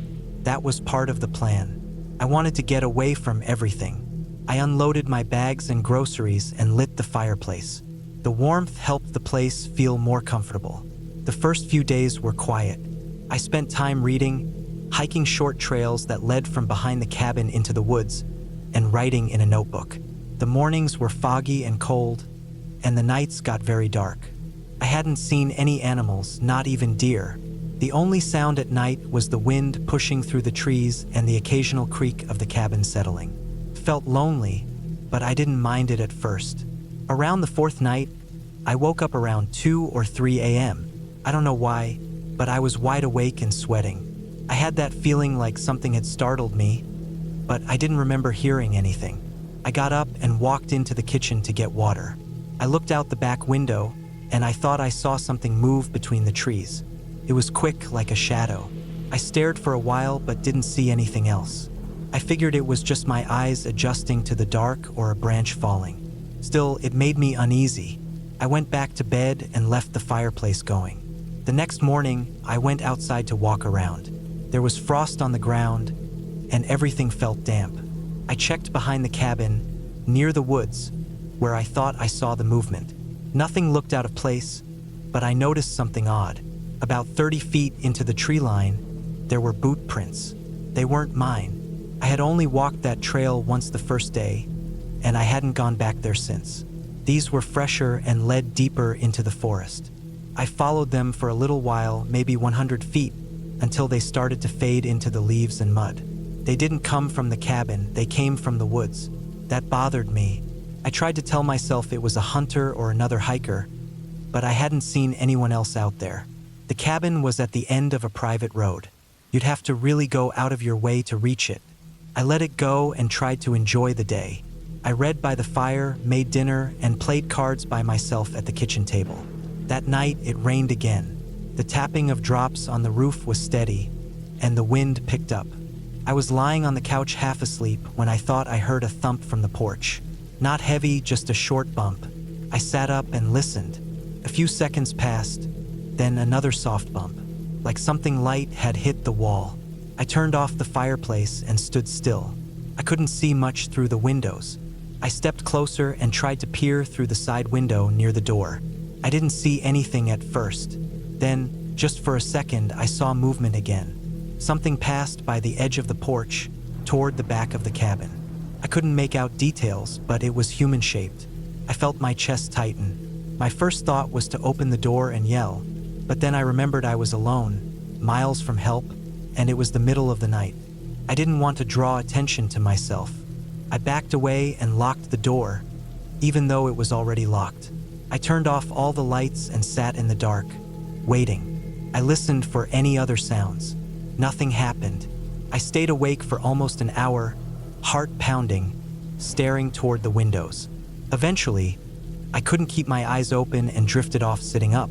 The next day, I checked around the cabin. On the far side, I found a mark in the dirt. It looked like a partial footprint near the back steps, but the rain had smeared it. Still, it was more than enough to tell me someone had been there. I walked around the cabin 3 times looking for anything else, but found nothing. That night, I stacked a chair and 2 pans in front of the door so I'd hear if someone tried to come in. 2 nights later, something woke me again. This time, it wasn't just a feeling. I heard a clear tapping sound on the window. Tap, tap, tap. I froze. The sound was slow and rhythmic, not fast like a knock. I was in the bedroom. The window faced the woods. There was no porch on that side. I lay still for a minute, then slowly sat up. The tapping stopped. I listened, holding my breath. I crawled out of bed and moved to the floor. I stayed low and crawled to the wall next to the window. I didn't look outside. I couldn't bring myself to. I stayed like that for almost an hour, unmoving, until light started to creep into the sky. When it was fully light, I finally looked outside.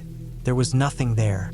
I got dressed and went out again. This time, I found clear footprints under the bedroom window. 2 sets, leading in and out. They didn't match my boots. They looked like work boots. Deeper prints, wider spacing. Whoever it was had stood right under the window, probably watching. At that point, I packed a bag and decided I needed to leave. I threw clothes, food, and my knife into my backpack and headed to the car. But when I got in and turned the key, nothing happened. The engine didn't even click. I tried again. Still nothing. I checked under the hood, but I didn't know what I was looking for. I had no phone signal, and the nearest gas station was over 20 miles away by foot. I sat in the driver's seat for a long time trying to think.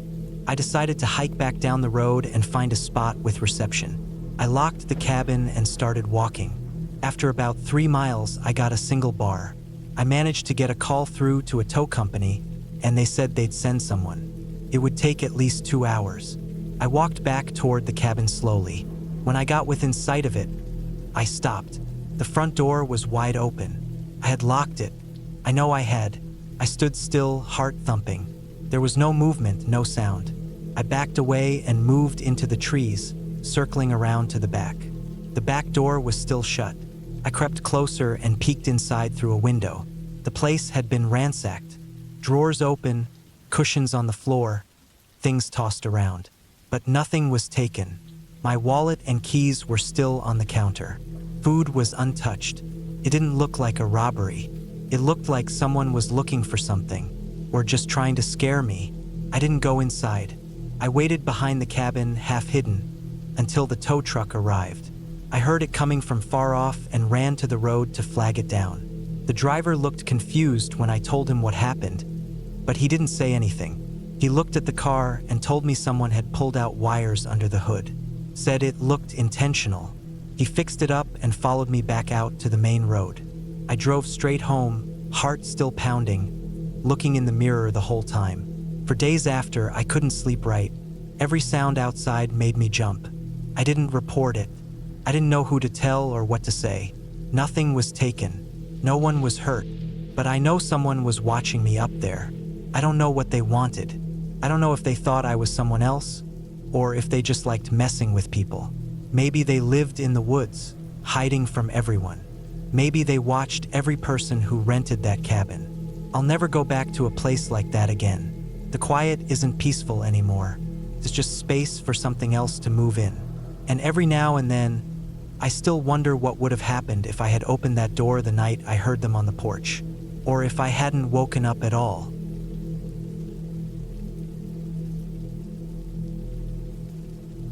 I decided to spend a week alone at a remote cabin that belonged to my uncle. It was buried deep in the forest of northern Idaho, about 20 miles from the closest small town. He hadn't used it in years, and he told me I could go there anytime I wanted. I needed a break from everything: work, noise, city life, so it felt like the perfect idea. I packed enough food for 10 days, brought my camping gear just in case, and loaded up my old Jeep early one Monday morning in late September. The weather was starting to cool down, but the leaves hadn't completely fallen yet, and the forecast showed clear skies for the week. The drive up there took nearly 5 hours. The last hour was on a dirt road that hadn't been maintained in a long time. Trees leaned over the path, and I had to drive slowly to avoid bottoming out on the rocks or getting stuck in muddy patches. I hadn't seen another car for miles. There was no cell signal out there, which I expected. Once I pulled up to the cabin, I felt a strange mix of excitement and tension in my chest. It stood alone, surrounded by trees, with no neighbors for miles. It looked a little weathered but still solid. The logs were darkened from age and weather, and the windows were dusty but intact. There was a metal chimney sticking out of the roof, and the door looked strong even though the wood was dry and cracking in places. Inside, the air was stale. Dust covered most of the furniture: an old wooden table, 2 chairs, a single cot with a thin mattress, and a small shelf with some old books and lanterns. There was a wood-burning stove in the corner and a pile of logs next to it. I opened the windows to let in some fresh air and started sweeping out cobwebs and debris. It took me a couple hours to get it feeling clean enough to sleep in, but I liked the simplicity of it. No electricity, no running water, just me and the forest. That first night, I built a fire in the stove, made some instant soup, and read for a while before going to bed. I kept a flashlight close and had my pistol on the small table beside the cot. I always brought it on camping trips, just in case. I wasn't worried about people. I was more concerned about bears or mountain lions. I had bear spray, too. I kept the doors locked and a pot filled with water on the stove to keep some moisture in the air. I fell asleep to the sound of wind moving through the trees. The first 2 days were peaceful. I hiked around the area, made notes in a small journal, and collected dry wood for the stove. I set up some small snares near a creek just to see if I could catch anything. I didn't really need to. I had brought enough food, but it was something to do. I spent a lot of time just sitting on the small porch, drinking coffee and watching the woods. The silence was deep. Sometimes I'd hear birds or the distant sound of something moving through the underbrush, but for the most part, it was quiet.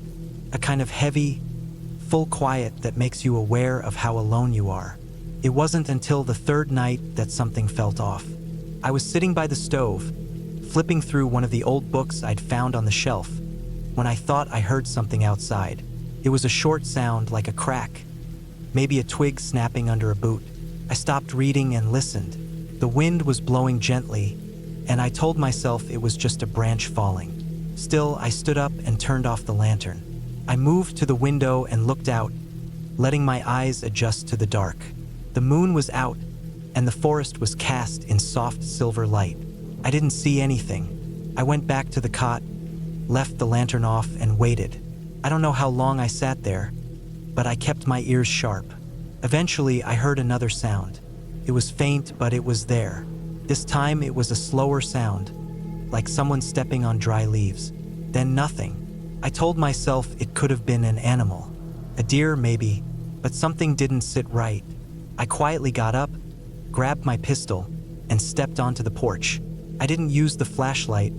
I didn't want to give away my position. I stood there, letting my eyes adjust again.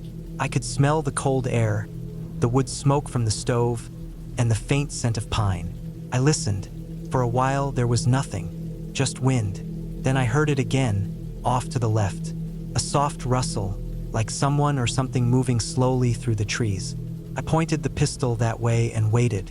Still nothing. After a while, I went back inside and stayed awake for most of the night.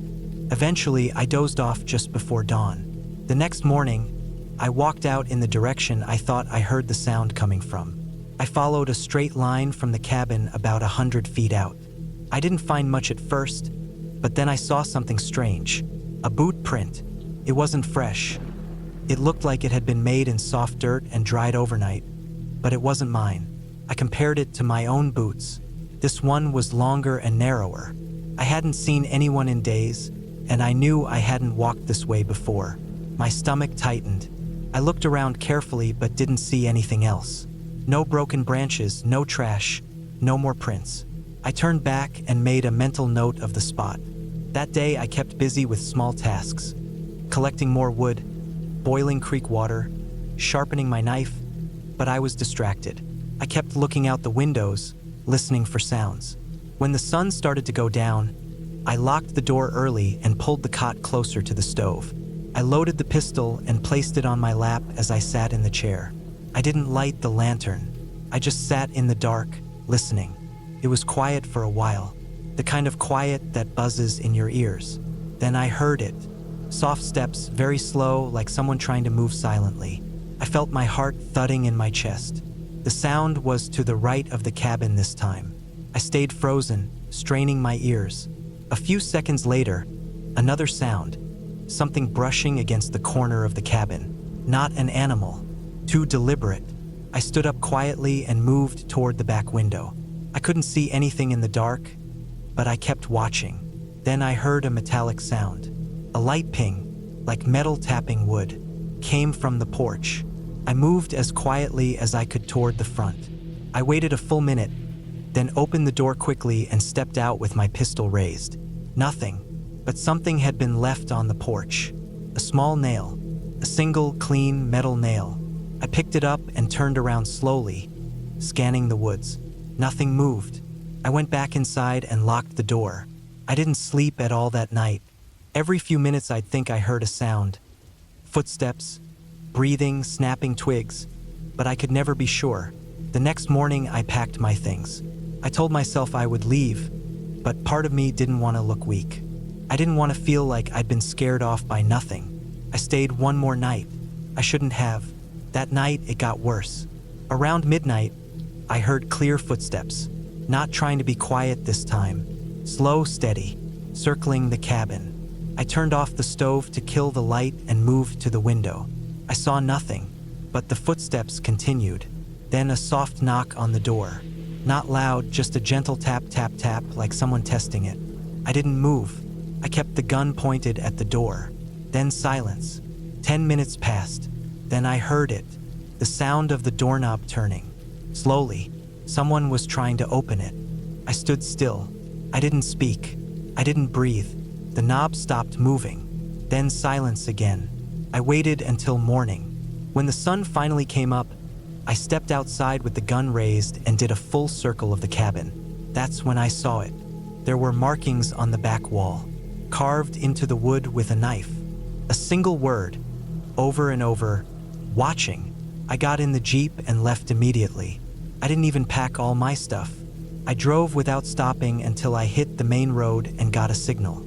I called the sheriff's department and told them everything. They sent a deputy out that afternoon, but by the time he got there, whoever had been watching was gone. They didn't find any footprints, but they saw the carvings. He said I did the right thing by leaving. I never went back. I don't know who was out there. I don't know how long they had been watching me. All I know is that I was completely alone with no way to call for help, and someone wanted me to know they were out there. They didn't try to rob me. They didn't try to hurt me. They just watched. Quietly, slowly, deliberately, and that was worse. Now, whenever I go camping, I stick to public campgrounds. I stay where there are other people. I don't wander far, and I never, ever go without telling someone exactly where I'm going. That cabin still stands, deep in the woods, but I will never step foot in it again. Not because I'm scared of what happened, but because I'm scared of what didn't.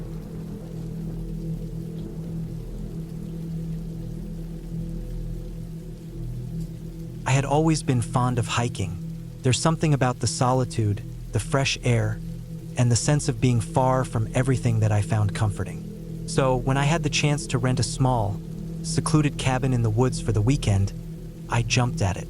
The cabin was located about an hour away from the nearest town, tucked deep into the trees. It wasn't luxurious, but that's what I liked about it. Simple, cozy, and private. I thought it would be the perfect place to unwind after a long week of work and daily stresses. The idea of being out there in nature, disconnected from everything, seemed like the perfect escape. The drive up was scenic, narrow, winding roads with towering trees on either side, and the occasional clearing where I could glimpse the distant mountains. The weather was clear, the sky a bright, cloudless blue, and the temperature just right for a hike. It was around late afternoon when I finally reached the cabin. I parked the car near the small wooden structure and stepped out, taking a deep breath of the crisp mountain air.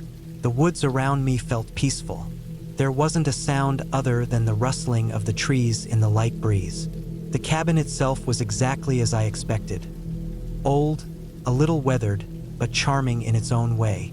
It had a porch with a swing, a few windows, and a slanted roof. The front door creaked slightly when I opened it, and the smell of wood and pine hit me immediately. Inside was just as cozy as I hoped. An open living area with a small fireplace, a couple of worn chairs, and a small kitchen. The bedroom was tucked in the back with a large, comfortable-looking bed covered in a thick, woolen blanket. I dropped my backpack by the door and took a moment to look around, feeling the weight of the city fall away as I settled into the calm of the cabin. After unpacking and making sure I had everything I needed, I decided to take a walk through the surrounding woods. The cabin was near a trailhead that wound through the forest and up toward a small peak with a view of the valley below.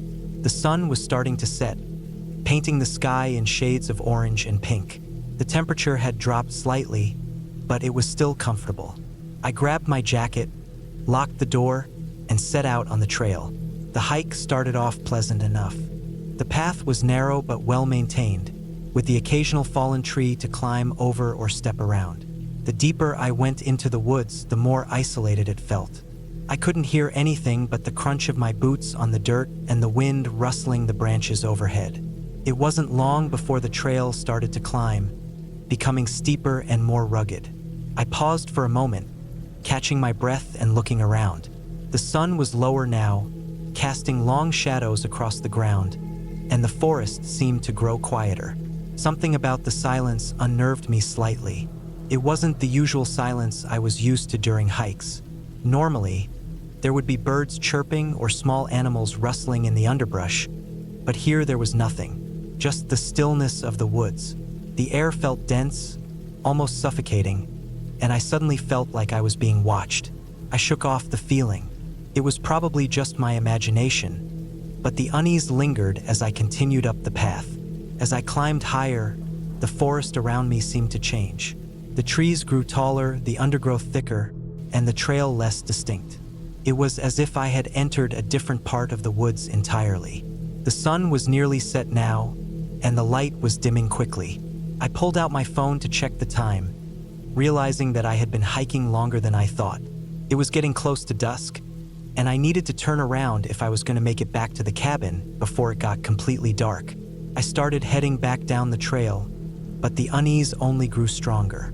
The air felt heavier, almost oppressive, as if the forest itself was closing in on me. I couldn't shake the feeling that something was wrong. There were no sounds now, not even the wind in the trees. It was just dead silent. I picked up my pace, but then something caught my eye. At first, it was just a flash of movement, a shape between the trees. I stopped dead in my tracks, squinting into the darkening woods. My heart began to race as I tried to make sense of what I had seen. It wasn't an animal. The shape had been too human-like, a figure standing still, barely visible in the shadows. My breath caught in my throat, and for a moment, I considered calling out, but I quickly dismissed the thought. No one would be out here at this hour.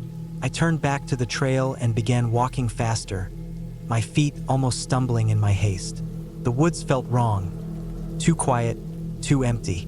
As I quickened my pace, I noticed that the trees around me seemed to close in even more, their branches thick and twisted, as if they were reaching out to grab me. The light from my phone was barely enough to see by, and the path was becoming harder to follow. Then I heard it, a faint crackling sound from behind me. I stopped again, my heart pounding in my chest. My mind raced as I tried to make sense of the noise. A twig snapping. Something was behind me. My pulse quickened, and I couldn't move. I stood frozen, staring into the growing darkness, waiting for whatever was coming. And then, just as quickly as it had started, the sound stopped. I didn't wait to find out what it was. I took off running, ignoring the roughness of the trail underfoot, my legs burning as I pushed myself harder. My breath was ragged, and the panic was building inside me.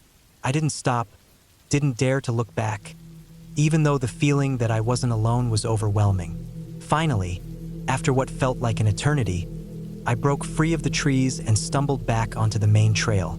The clearing around the cabin was in sight, the faint glow of the windows offering a small comfort in the darkening woods.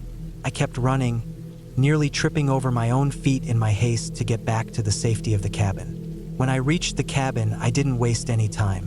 I slammed the door shut behind me and locked it.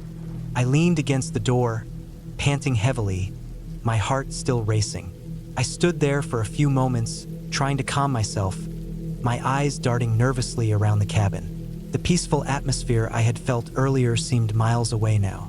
Everything felt different. I checked the windows, making sure they were all locked, and then I sat down in one of the chairs by the fireplace, my mind still racing. I had been out there alone, deep in the woods, and that's when it hit me how easy it would have been for someone to follow me. How vulnerable I had been, walking alone without another soul around. But then, something caught my eye, a small detail that I hadn't noticed before. The door had been unlocked when I returned. I was sure I had locked it when I left earlier. A chill ran down my spine. How could that be? The feeling of being watched intensified, and I quickly stood up, checking the door again. It was locked now, but the unease hadn't left. It felt like something or someone was still out there, waiting just beyond the walls. The wind outside picked up, rattling the windows and making the cabin creak. I grabbed a chair and wedged it under the door handle just in case. My mind was racing, but I couldn't figure out what had happened, what I had experienced out there. Had I imagined it all? The feeling of being followed? The odd silence of the woods? The figure I thought I had seen? The rest of the night was spent in a state of hyper-awareness. Couldn't sleep. Every creak of the cabin made my heart race. Every gust of wind felt like it was carrying someone's breath. I stayed awake, staring at the door, listening for any sound that might signal movement outside. By morning, I was exhausted, but the cabin was still quiet, the woods still peaceful in the early light.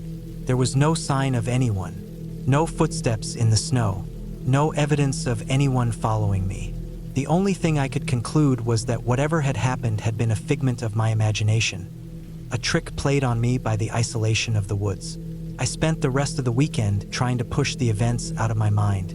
The hike, the feeling of being watched, the figure in the trees, they all felt distant by the time I left the cabin. The drive back was peaceful, the road clear, and the sun shining down through the trees. But there was one thing that stayed with me.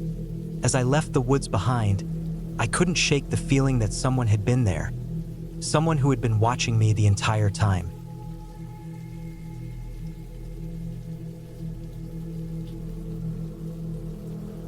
It was supposed to be a peaceful weekend getaway. Just me, my wife, and our 2 kids, taking a break from the grind of everyday life. A small cabin tucked away in the woods, secluded, quiet, and far from the city. We rented it from an online listing, one of those places that seemed like it came straight out of a picture-perfect postcard, with its rustic charm and surrounded by trees. The idea was simple: enjoy nature, unwind, and make memories. We arrived on a Friday evening, just as the sun was dipping behind the trees, casting a golden hue over the forest. The air was crisp and smelled of pine and earth, the kind of fresh, clean air you can only get when you're miles away from city pollution. The cabin itself was just as beautiful as the pictures had promised. It was small, made of dark wood, with a big porch, a stone fireplace inside, and plenty of windows that looked out onto the surrounding woods.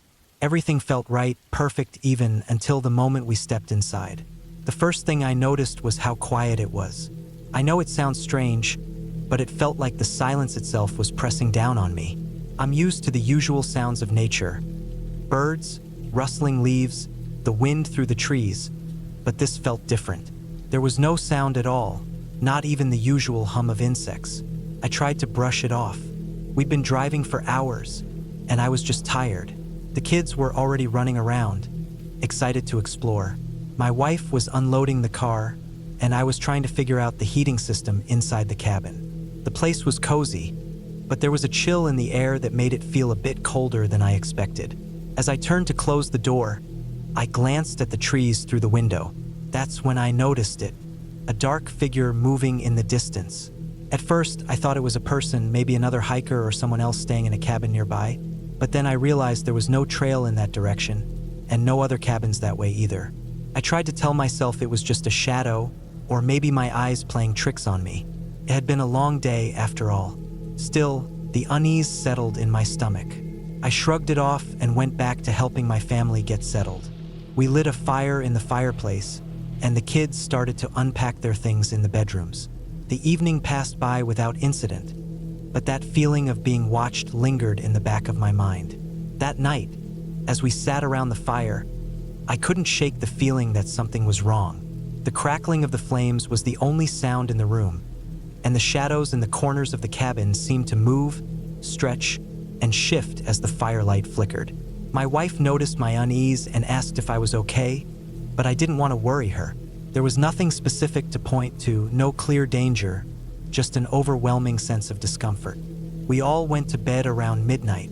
The kids were already asleep, snuggled in their blankets, their soft breathing filling the silence. I tried to sleep, too, but the bed felt uncomfortable and the silence was too heavy. I lay awake, staring at the ceiling, my mind racing with thoughts of nothing in particular, just an uneasy feeling that I couldn't shake. Around 2 a.m., I heard it. A soft thud, followed by a scraping sound, came from outside, near the porch. My heart skipped a beat. I lay perfectly still, straining my ears, trying to make sense of the noise. It sounded like someone was moving around out there. I tried to tell myself it was an animal, maybe a raccoon or a deer, but the sound didn't match. It was too deliberate, too human. I slipped out of bed, careful not to wake my wife. I grabbed my phone, and with a shaky hand, turned on the flashlight. My heart was pounding now, my mind racing. I moved slowly, quietly, towards the window. Peering out through the blinds, I didn't see anything. The porch was empty, the night air still. But then I saw something, just a flash of movement. It was so quick, so fleeting, that I wasn't sure if I imagined it. A figure crouching low, moving just at the edge of the porch, right outside the window. My blood ran cold. I backed away from the window, trying to control my breathing. I grabbed my phone and texted my wife, asking her to wake up, but I didn't get a response. I felt a sudden wave of panic. The silence of the cabin was deafening. The kids were asleep down the hall, unaware of the creeping dread that was taking root in my chest. I needed to protect them, but I didn't know what from. I opened the front door quietly and stepped out onto the porch, trying not to make a sound. The air was colder than I expected, and my breath fogged up in front of me. I scanned the area, the flashlight trembling in my hand, but there was nothing except the trees, the dark void of the forest stretching out beyond the cabin. That's when I heard it again, the soft thud, followed by the scraping. Closer this time. I froze. It was coming from the side of the cabin, near the back door. My pulse raced, and I had to force myself to move, to take slow, steady steps. I didn't know what was out there, but I wasn't about to find out. I slowly retreated back inside, locking the door behind me. My hands were shaking, but I didn't want to wake my wife just yet. I wasn't sure what to say. I couldn't explain it, not without sounding crazy. The noise continued intermittently throughout the night, but nothing ever came of it.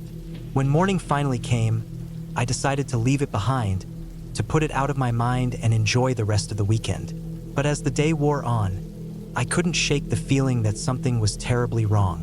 The forest felt too quiet, too still. It wasn't until late afternoon that things took a turn for the worse. I decided to take a walk around the property, just to clear my head. I didn't tell anyone where I was going. I didn't want to worry them. The walk started off fine. The sun was low, casting long shadows through the trees. But as I ventured deeper into the woods, I started to feel disoriented, like I had lost track of time, or even where I was. It was then that I saw it, something I hadn't noticed before. A small, overgrown trail leading off the main path. It was narrow and barely visible, but it looked like it had been used recently. I hesitated, but curiosity got the better of me. I decided to follow it, thinking it might lead to something interesting, maybe a clearing or a stream. The trail twisted and turned through the dense underbrush. I started to hear strange noises, branches snapping, leaves rustling, too regular to be just animals. My senses were on high alert, my mind racing with questions. Was someone following me? Or had I just wandered into a part of the woods I shouldn't have? I finally reached the end of the trail. The ground was covered in thick layers of moss and dead leaves, and there was nothing in sight but trees. But then I noticed something odd. An old, rusty metal box buried under the leaves. It looked like a long-forgotten cache, something hidden away from view for years. I felt a sense of dread settle over me as I crouched down to inspect it. The box was heavy, and the metal had begun to rust. I tried to open it, but it was stuck. My fingers ached from the effort, but finally, with a loud creak, it opened. Inside was a pile of old, yellowed papers, a few broken tools, and something that made my stomach twist. A small, hand-carved wooden figure. It was crude, poorly done, but it had an unsettling quality to it. The figure was a twisted version of a human. Too many arms, too many legs, and an expression that was more distorted than any creature I had ever seen. I quickly closed the box and backed away. My mind raced as I stood there in the clearing, feeling the hairs on the back of my neck stand up. Something was wrong. I couldn't explain it, but it felt like I had just uncovered something that I wasn't supposed to find. I didn't waste another second. I turned around and hurried back to the cabin, not stopping until I was safely inside. My heart was pounding in my chest, and I couldn't shake the feeling that I was being watched. That night, we packed up and left. I couldn't shake the feeling that the forest was closing in on us, that whatever had been watching me the night before was still there. We didn't speak much on the drive back home, but I know my family felt the unease too. We never spoke of the cabin again, and I never went back to those woods. But every now and then, when I'm alone, I still hear that noise, the scraping, the soft thud, and I wonder if we were ever meant to leave.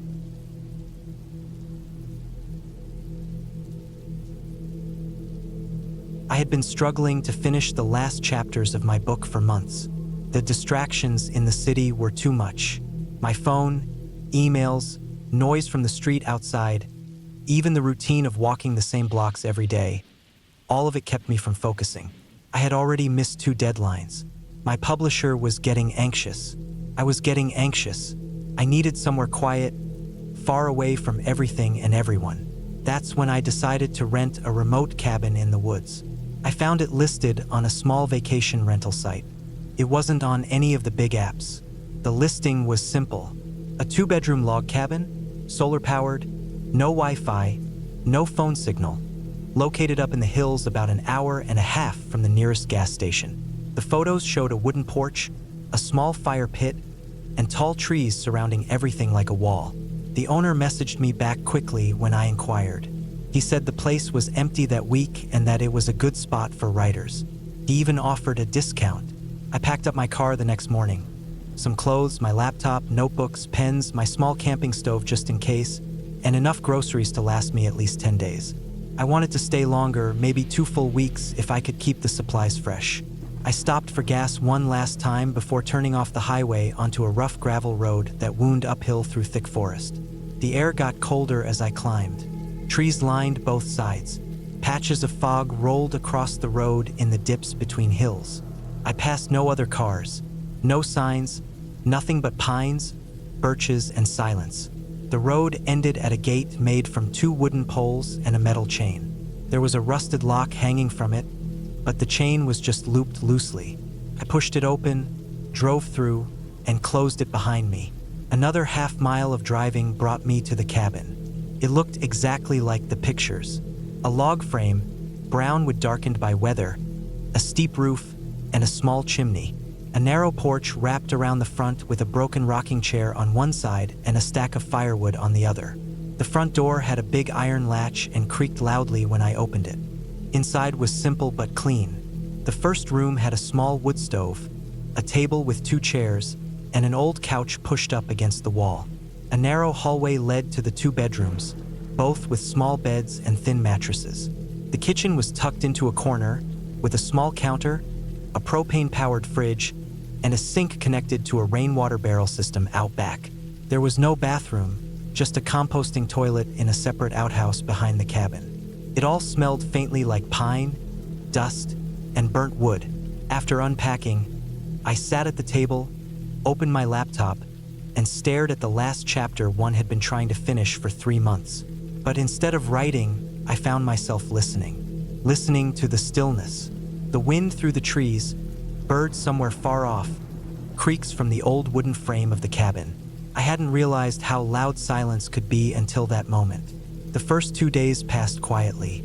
I worked during the day, walked around the edge of the woods in the afternoons, cooked basic meals in the evening, then read by lantern light until I was too tired to stay awake. I made good progress.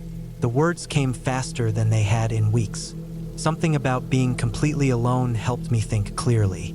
I even slept better, wrapped in blankets, listening to the faint sounds of the forest. But on the 3rd day, something changed. It started with a set of footprints I saw behind the cabin. I had gone outside to refill the water barrel from the rain catch system when I noticed them. They were fresh, prints in the damp soil, heading from the tree line up toward the outhouse, then doubling back and disappearing into the woods again. I hadn't been back there yet that day, and the prints were bigger than mine, heavy boots with thick tread. I thought maybe a hunter had wandered through, or a local checking on something, but I hadn't seen any other cars. No tire tracks near the gate, and the footprints had come from the woods, not from the road. I looked around for a while, walked down to the tree line, called out once instinctively but no answer. Just trees, shadows, and the rustle of leaves in the wind. I didn't see anyone. Still, I felt strange. I kept looking over my shoulder all day, even when I was indoors. That night, I had trouble sleeping. I kept hearing small sounds outside, creaks on the porch, cracking branches. I told myself it was raccoons, maybe a deer, but I didn't fall asleep until after 2 a.m., and I woke up at dawn in a sweat. On the 4th day, I noticed something else. I had left my notebook on the table when I went outside to chop some kindling. I was gone maybe 20 minutes. When I came back in, the notebook had been moved. I had left it closed, I was sure of it, but it was open to a random page now. One of the pages near the middle had a rip on the edge that hadn't been there before. I checked the door. It was locked. The windows were shut. Nothing else looked touched. I started to feel sick in my stomach. Not from food, just from the heaviness of something being wrong. I walked the whole perimeter of the cabin, looked for tracks again. I didn't see any new ones, but the old ones from the day before were still there, and now I was looking for signs everywhere. Broken twigs, disturbed moss, anything that might mean someone had been close again. That night, I didn't sleep. I kept the lantern lit. I sat at the table, back to the wall, eyes on the door. Around 3 a.m., I heard something heavy step onto the porch. It wasn't an animal. It was slow, heavy, deliberate. I didn't move. I didn't breathe. After a few seconds, the steps stopped. Then came the faintest sound, like someone's finger running along the wooden wall outside. Not knocking, just tracing. I stayed frozen for nearly an hour. At sunrise, I opened the door and stepped out. Nothing. No footprints this time. No marks. The woods were silent again. But I knew someone had been out there. I wanted to leave, but I convinced myself I was being paranoid. I had work to finish. I had food. I had locks on the doors. And I didn't want to admit I was scared. I stayed. On the 5th day, things got worse. I went to the outhouse just after noon and noticed something strange nailed to the back of it. It was a strip of wood, maybe part of an old sign with something carved into it. Letters, rough and shallow. I had to squint to read it. Asterisk, asterisk, you should leave, asterisk, asterisk. I backed away from it slowly. I didn't touch it. I looked around. The woods were quiet again, but I no longer believed I was alone. I hurried back inside, locked the door, and packed my bag. I didn't even bother with the rest of my things. I threw my laptop and notebooks in, grabbed my coat, and ran to the car. That's when I saw the chain on the gate had been replaced with a new lock. The old one had been rusted, barely held shut. Now there was a brand new padlock with no key, thick and shiny. My heart dropped. I turned and looked back up the road toward the cabin. The trees looked darker. Everything was quiet again, too quiet. I drove back to the cabin, breathing hard, trying to figure out what to do. There was no cell service, no Wi-Fi, no way to call for help. I didn't have bolt cutters or tools strong enough to cut a lock like that. I was trapped, and someone wanted it that way. The rest of the day, I stayed inside. I moved a dresser in front of the door. I pulled the curtains tight and turned off the lantern early. I sat in the dark, listening. I heard footsteps again that night. They didn't try the door. They just walked around the cabin. Slow, careful, as if they knew I was awake and listening. At one point, something tapped the window. Just once, like a finger, then nothing. The 6th day was a blur. I barely ate. I barely moved. I tried to sleep during the day when the light felt safer. I kept a knife from the kitchen next to me, though I doubted it would help if someone really wanted to come inside. I thought about trying to hike down the road, past the gate, but it was too far to walk without knowing how long it would take. And I was scared whoever locked the gate might be out there watching. By the 7th day, I was losing it. I started to talk to myself just to hear noise. I checked every window and door every few minutes. I didn't write. I didn't read. I just waited and listened. That night, everything went silent. Too silent. No wind, no birds, no creaking trees. It was like the whole forest held its breath. Then, around midnight, I heard the door handle turn. Slowly, like someone testing it. Then came the sound of wood splitting. Not from the front. From the back, near the kitchen window. I grabbed my bag, opened the front door, and ran. I didn't care about the gate. I didn't care about the lock. I ran straight down the gravel road. My breath came in sharp bursts. My legs felt like they would give out. I ran until I saw the gate, and then I saw the lock was gone, just hanging open again like before. I didn't stop. I pushed through, ran another half-mile to the main road, and kept running. Eventually, I saw headlights, a truck coming around the bend. I waved like a maniac until it stopped. The driver was a farmer from the nearby town. He took one.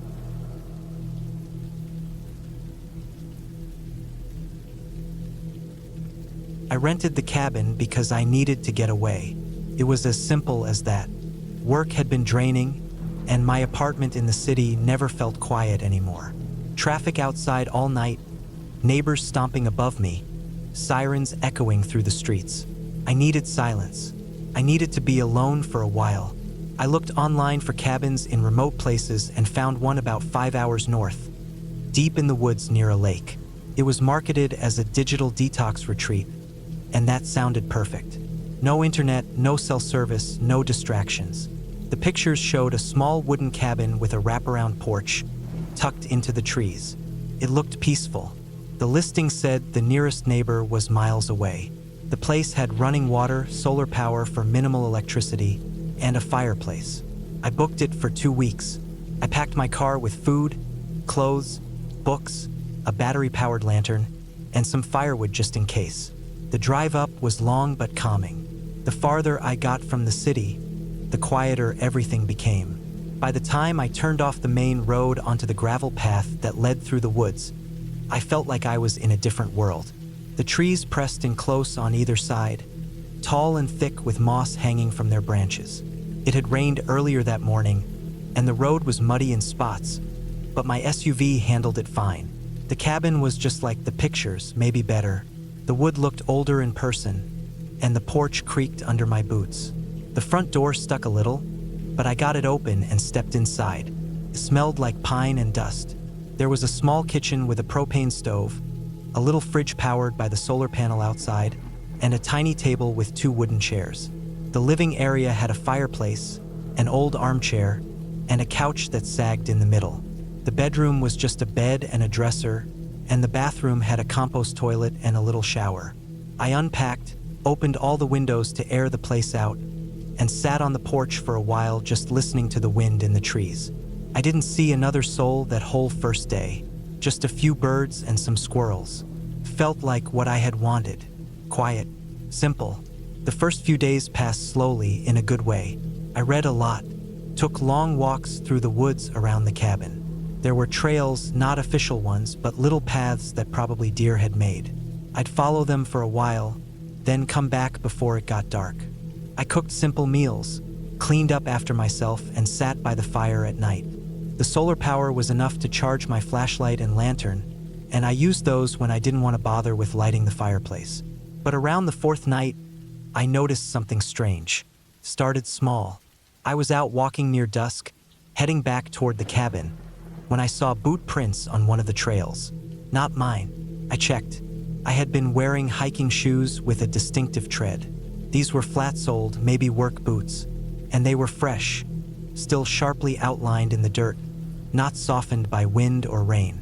They headed in the opposite direction I had come from. I followed them for a bit, maybe 30 feet, but they veered off into thick brush where I couldn't see much. I stopped there, listened. No sounds, no movement. I told myself it wasn't a big deal. Maybe a hunter or someone out hiking. Maybe someone owned land nearby. Still, it unsettled me. That night, I locked the cabin door, which I hadn't done before. I also slid the heavy wooden bar across it from the inside. It wasn't paranoia, I told myself, just being smart. I tried to forget about the footprints and read for a while before bed. The next morning, I went to chop some firewood from the stack near the back of the cabin.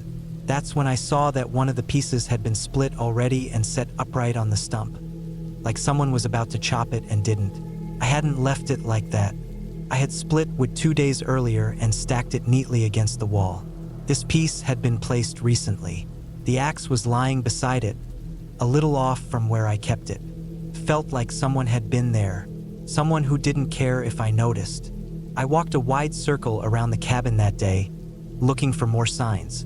I found more boot prints near the trees on the east side, almost hidden by fallen leaves. No clear pattern, just a few scattered steps like someone had been standing there watching. I didn't like that thought. I tried to shake it. That night, I kept the fire low and turned off the lantern early. I sat in the dark on the couch, just listening. The wind was louder than usual, moving through the trees in gusts. Every now and then I'd hear a crack, a branch probably, but each one made me flinch. Then I heard something on the porch. 3 slow, deliberate creaks. I froze. Could have been an animal, but it sounded too heavy. I didn't move, didn't even breathe for a few seconds.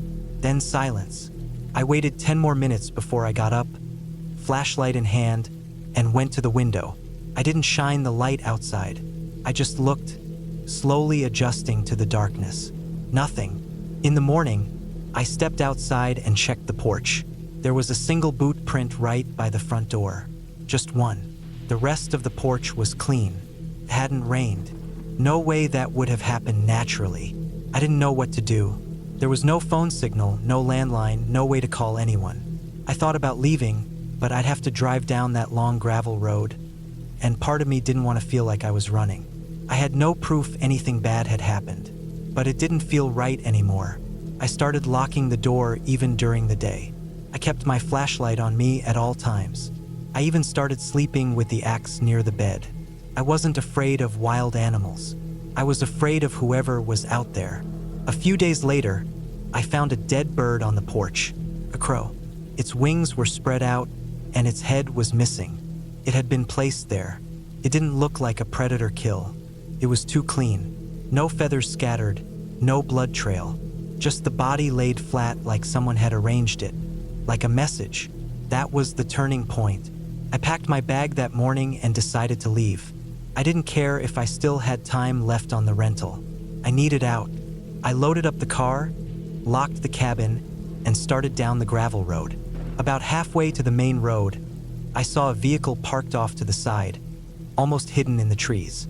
It was a dark green pickup, looked old and dirty. I slowed as I passed and saw no one inside. But the strange thing was the pile of gear in the back.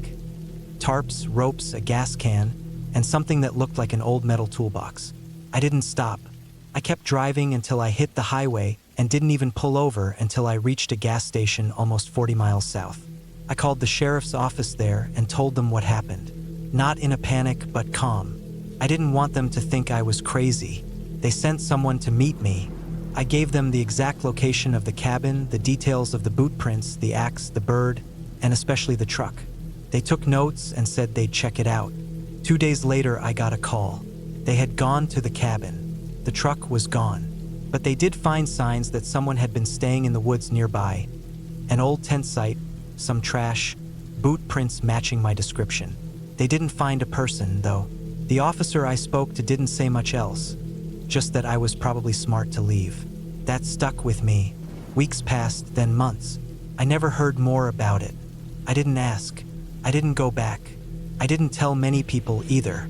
It was too strange, too hard to explain without sounding like I was exaggerating. But I remember everything. The boot prints, the woodpile, the bird, the truck, and those creaks on the porch when I was sitting alone in the dark, pretending I wasn't afraid. I don't think I'll ever rent a cabin again. And when I walk in the woods now, even in daylight, I catch myself glancing behind trees, listening harder than I should, because I still don't know who was out there with me, or what they wanted. But I do know this: they weren't trying to hide. They wanted me to know, and that's what scared me the most.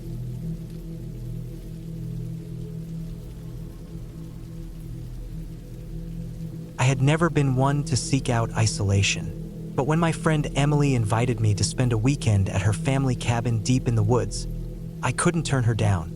She promised it would be a peaceful, quiet escape, away from the hustle of city life. I needed it, honestly. Work had been overwhelming, and I could feel the weight of stress building up in my chest. The drive out there took longer than I expected. The roads twisted and turned, lined with thick trees that blocked out much of the daylight. By the time we arrived, the sun had already started to dip below the horizon, casting long shadows across the landscape. Emily's family cabin was old, rustic, and, to be honest, a bit worn down. It was a 2-story wooden structure with a steep roof and a large porch that looked out over a small lake, the kind of place that felt both charming and slightly unnerving at the same time. The air smelled like pine and damp earth, and there was an eerie quiet, as if the forest was holding its breath. I followed Emily inside, noting the creaky wooden floors and the musty smell that lingered in the air. The cabin felt like it had been here for ages, like it had seen many seasons change and many people come and go. There was something both comforting and unsettling about it. We unpacked our things and settled in for the night. Emily assured me there was no need to worry about anything. The cabin had everything we needed, and we'd spend our days hiking, relaxing, and just enjoying the isolation. Figured she was right. What could possibly go wrong in a place like this? That night, after dinner, we sat by the fire. Emily had brought a stack of firewood, and the crackling flames danced in the stone fireplace. It was peaceful, but I couldn't shake the feeling that something wasn't quite right. Maybe it was the silence, or the way the trees outside seemed to sway even when there was no wind. Or maybe it was the strange way the light from the fire flickered on the wooden walls, casting long shadows that stretched out and seemed to move on their own. I tried to ignore it. We spent the rest of the evening chatting, laughing, and roasting marshmallows. Emily seemed perfectly at ease, but I found myself growing restless. I kept hearing small sounds outside the cabin: branches snapping, rustling leaves, the faint crunch of something moving through the underbrush. Every time I tried to shake it off, the sounds would return, more distinct, as if something was watching us. Eventually, Emily turned in for the night, leaving me to sit by the fire alone. I had planned to stay up for a little while longer, but as the fire slowly died down, I felt the cold seep into my bones. The cabin seemed darker now, quieter. I wasn't sure if it was the shadows or my own imagination, but something about the place felt wrong. I locked the door behind me and headed upstairs to the bedroom Emily had set up for me. The bed was old, with a worn quilt draped across it. I tried to settle in, but sleep wouldn't come. I tossed and turned, listening to the sounds of the cabin, creaks, groans, the faint hum of wind against the windows. Then, around midnight, I heard something else, a soft tapping at the window, At first, I thought it was just a branch swaying in the wind, but the tapping continued, steady and deliberate. I froze. My heart began to race as I tried to convince myself it was nothing. It had to be nothing, but the tapping didn't stop. I tried to ignore it, pulling the covers up over my head, but the tapping, it kept going. I got out of bed and went to the window, my legs shaky with nervous energy. When I peeked out, I saw nothing. The dark forest stretched out before me, silent and still. No movement, no sign of anything that could have caused the sound. Confused and a little unnerved, I decided it was probably just an animal. Maybe a bird or something small had been flying too close to the window. But as I turned to head back to the bed, I felt it, the unmistakable sensation of being watched. I slowly turned back to the window, my stomach twisting in knots. There was nothing there, but the feeling, it didn't go away. It felt as if someone or something was out there, hidden in the dark. I tried to convince myself it was just my nerves, but the feeling lingered, gnawing at me.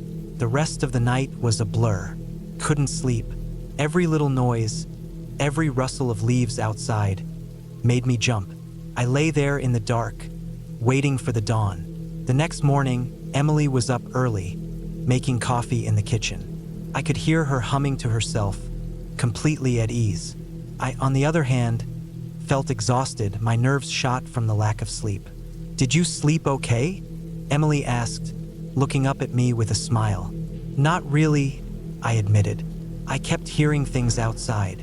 Emily raised an eyebrow, but she didn't seem concerned. "That's normal. We're deep in the woods, after all. There are a lot of animals out here." I nodded, but I wasn't entirely convinced. There was something more to it. The way the tapping had been so rhythmic, almost purposeful. It didn't feel like just an animal. We spent the day hiking and exploring the woods, and for a while, I was able to push the unsettling feeling out of my mind. The forest was beautiful, but there was a heaviness to it, like the trees were watching us. By the time we returned to the cabin in the late afternoon, I was already feeling the weight of that strange sensation again. That night, I couldn't ignore it anymore. There was something in the woods, something that had been watching me. I tried to tell myself it was just my imagination, but the feeling was too strong. I stayed up late watching the cabin's windows. I couldn't shake the idea that someone or something was out there, lurking just beyond the trees. The tapping had returned, soft but persistent. It seemed to be coming from the side of the cabin this time, not the window. I wasn't sure what to do. I couldn't just sit here and wait for whatever it was to get closer. I grabbed my phone and dialed Emily's number. It rang and rang, but there was no answer. My hands were shaking, my heart thudding in my chest. I knew I couldn't wait any longer. I had to do something. I quietly slipped out of bed and tiptoed downstairs. I grabbed a flashlight and made my way outside, determined to figure out what was causing the strange noises. The air was thick with tension, the woods dark and silent around me. I crept around the cabin, shining the flashlight across the yard. Nothing. I was about to turn back when I heard it again. A faint rustling from the trees near the edge of the property. My breath caught in my throat as I slowly moved toward the sound. The flashlight's beam cut through the darkness, revealing a figure standing just inside the tree line. I froze, my blood running cold. It wasn't human. At least, it didn't look like any person I had ever seen. The figure was tall, its shape twisted and unnaturally thin, like something that didn't belong in this world. Its face was obscured by shadow, but I could see its eyes, wide, hollow, and gleaming in the dark. The figure stood motionless, watching me. I don't know how long I stood there, rooted to the spot, too terrified to move.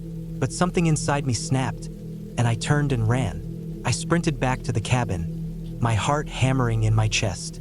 I didn't stop until I was safely inside, bolting the door behind me. I didn't sleep that night. Couldn't.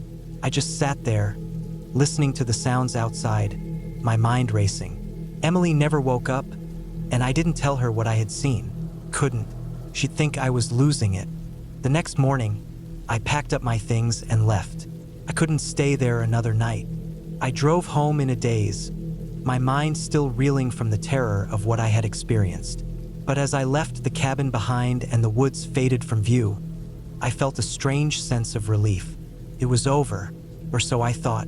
Weeks later, I found myself standing in front of my apartment building, frozen in place. I looked up and saw it, standing in the shadows, just like it had been that night. The figure was still watching me.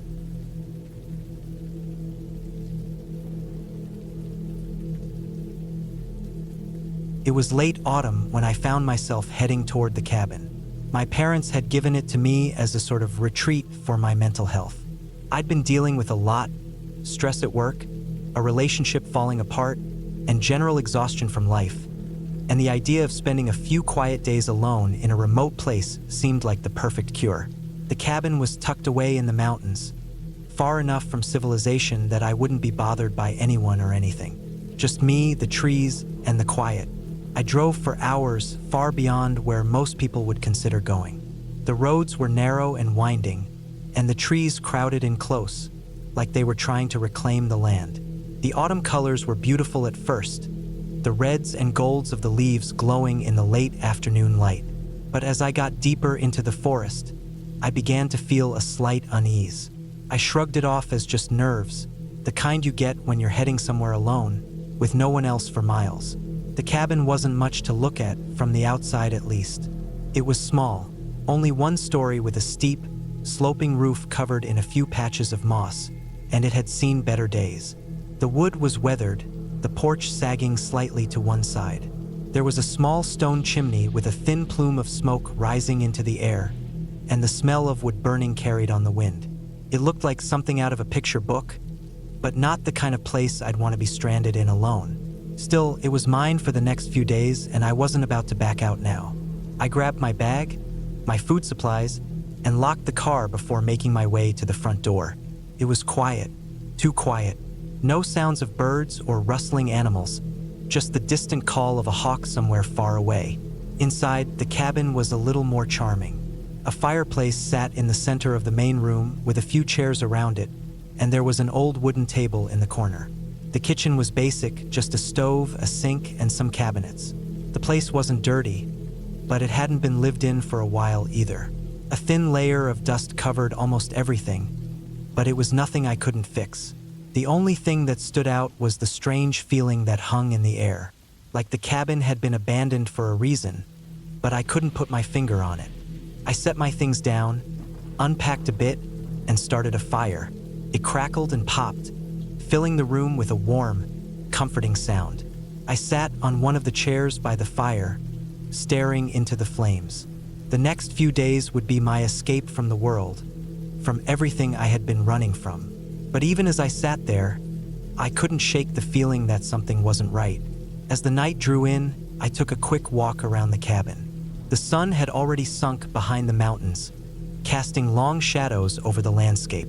The forest surrounding the cabin seemed to close in on me, like it was pressing down, and I could feel a chill creeping into my bones. There was a trail behind the cabin that led deeper into the woods. I debated walking down it, but decided against it. The forest was dense, and the last thing I needed was to get lost out here, alone. I went back inside, locked the door, and settled in for the night. The wind had picked up, howling through the trees outside, and the cabin groaned with every gust. I piled more wood into the fire and turned off the lights, letting the warm glow of the flames be the only source of light in the room. Felt safe, but still, that nagging sense of unease wouldn't leave me. I'd brought a few books with me and spent the next hour reading, the pages turning under the dim light of the fire. But every so often, I would hear a sound, something outside the cabin. It was hard to describe, but it was like a shuffle or a rustle, as though something, or someone, was moving in the forest just outside my door. Every time I'd go to check, there was nothing, just the cold, empty forest, the wind howling again. Eventually, I tried to push the thoughts from my mind. Maybe I was just being paranoid. It had been a stressful few months, after all. I pulled the blanket tighter around me and fell into a fitful sleep, the fire crackling in the background. That night, I woke up to something that sounded almost like a knock. I could hear it clearly, loud and steady. A single knock on the cabin door. I froze. My heart was pounding, and the air in the room felt heavy. I told myself it was just the wind, maybe a branch hitting the door or the house settling. But then it came again, louder this time. A single knock. I jumped out of bed, my mind racing. The knock came again, and then the sound of something dragging across the porch. My body tensed. I didn't know what to do. My first instinct was to hide. I grabbed the nearest object I could find, a small lamp, and held it tightly in my hands as I crept toward the door. When I reached the door, I hesitated. I knew I should open it. I had to see who or what it was, but there was a deep, primal part of me that screamed at me to stay away. I held my breath, listening. For a long moment, everything was still. Then the knock came again. It was so clear now, it was unmistakable. It was right outside. Someone was on the other side of that door. My mind raced, searching for something, anything that could explain it. A mistake? A prank? No, this was too deliberate. This wasn't the wind. This wasn't a misunderstanding. I backed away from the door, glancing around the cabin for a weapon. I could barely think straight, and my heart was beating so hard I felt like it might explode. I grabbed a heavy log from the fireplace, trying to steady my breath, trying to stay quiet. The noise outside stopped, and for a few moments, I thought it was over. But then the door handle started to jiggle, slowly at first as though someone was testing it, then more forcefully. They were trying to get in. I didn't know what to do. I wasn't armed, and there was no way I could escape the cabin. No cell signal, no car nearby. I was stuck. In a panic, I ran to the back door, peering through the small window. I couldn't see anything. The woods were dark, and there was no movement. But something told me I wasn't alone out there. Something was watching. I quickly grabbed my phone, trying to dial the police, but as soon as I did, the phone's battery died. I cursed under my breath. The storm outside was getting worse, and the wind had picked up again. I had no choice but to prepare for whatever was coming. Minutes passed, but it felt like hours. My head was spinning, and I was on the verge of a full-blown panic attack. But then, just as suddenly as it had started, the knocking stopped. The door handle went still. The sounds outside faded into the night. I didn't move. I just stood there, trying to listen, trying to figure out if it was safe to do anything. It took a long time before I finally got the courage to move. I slowly approached the door again, peeking through the small crack where the lock met the frame. Nothing. The porch was empty. The cabin was quiet once more. I don't know what happened that night. I didn't hear anything else for the rest of my time there. The morning came, and the sun broke through the clouds, casting light on the woods outside. I packed up my things quickly, not wanting to stay a moment longer than necessary. I didn't want to know who had been knocking on my door, and I didn't want to think about the dragging sound I had heard either. By the time I left, the cabin was nothing more than a distant memory. I'd come there to find peace, but all I found was fear, and the knowledge that some places, no matter how beautiful they seem, aren't meant to be a retreat at all. As I drove away, I glanced in the rearview mirror. The cabin was still there, hidden deep in the woods, but it no longer felt like a sanctuary. It felt like a place best left forgotten. I didn't care to find out what had happened that night. Some things are better left undisturbed. I never returned.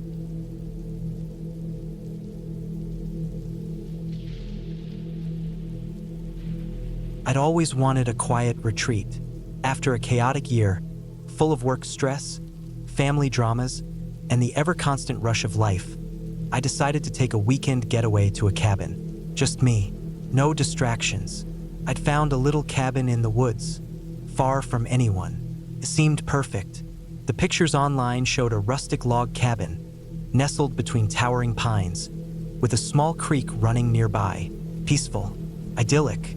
It looked like the kind of place I could sit, reflect, and forget about everything for a while. I pulled up to the cabin around dusk, the sun just starting to dip behind the trees. The air was cool, the kind of fresh chill that makes your skin tingle in a good way. There were no other cars in sight, which was exactly what I wanted. I grabbed my backpack and opened the cabin door. The smell of wood and earth filled the air, welcoming me. It was small, but cozy, with a stone fireplace and wooden beams that made the place feel like it had been standing for 100 years. A soft rug lay in front of the hearth, a few chairs around the room, and a small table with a couple of mismatched chairs. It wasn't much, but it was perfect for what I had in mind. I didn't even bother unpacking immediately. I dropped my bag and headed outside. The sun was setting fast, casting long shadows across the clearing in front of the cabin. The creek I'd read about was only a few yards away, its gentle babble barely audible over the sound of the wind rustling the trees. I took a deep breath, inhaling the fresh, pine-scented air. Felt good to be away from everything. The first evening passed slowly. I had brought a couple of books with me, and after setting a small fire in the hearth, I spent the evening reading, letting the sound of the crackling would fill the silence. The night was peaceful. No sounds but the wind, the crackle of the fire, and the occasional distant call of an owl.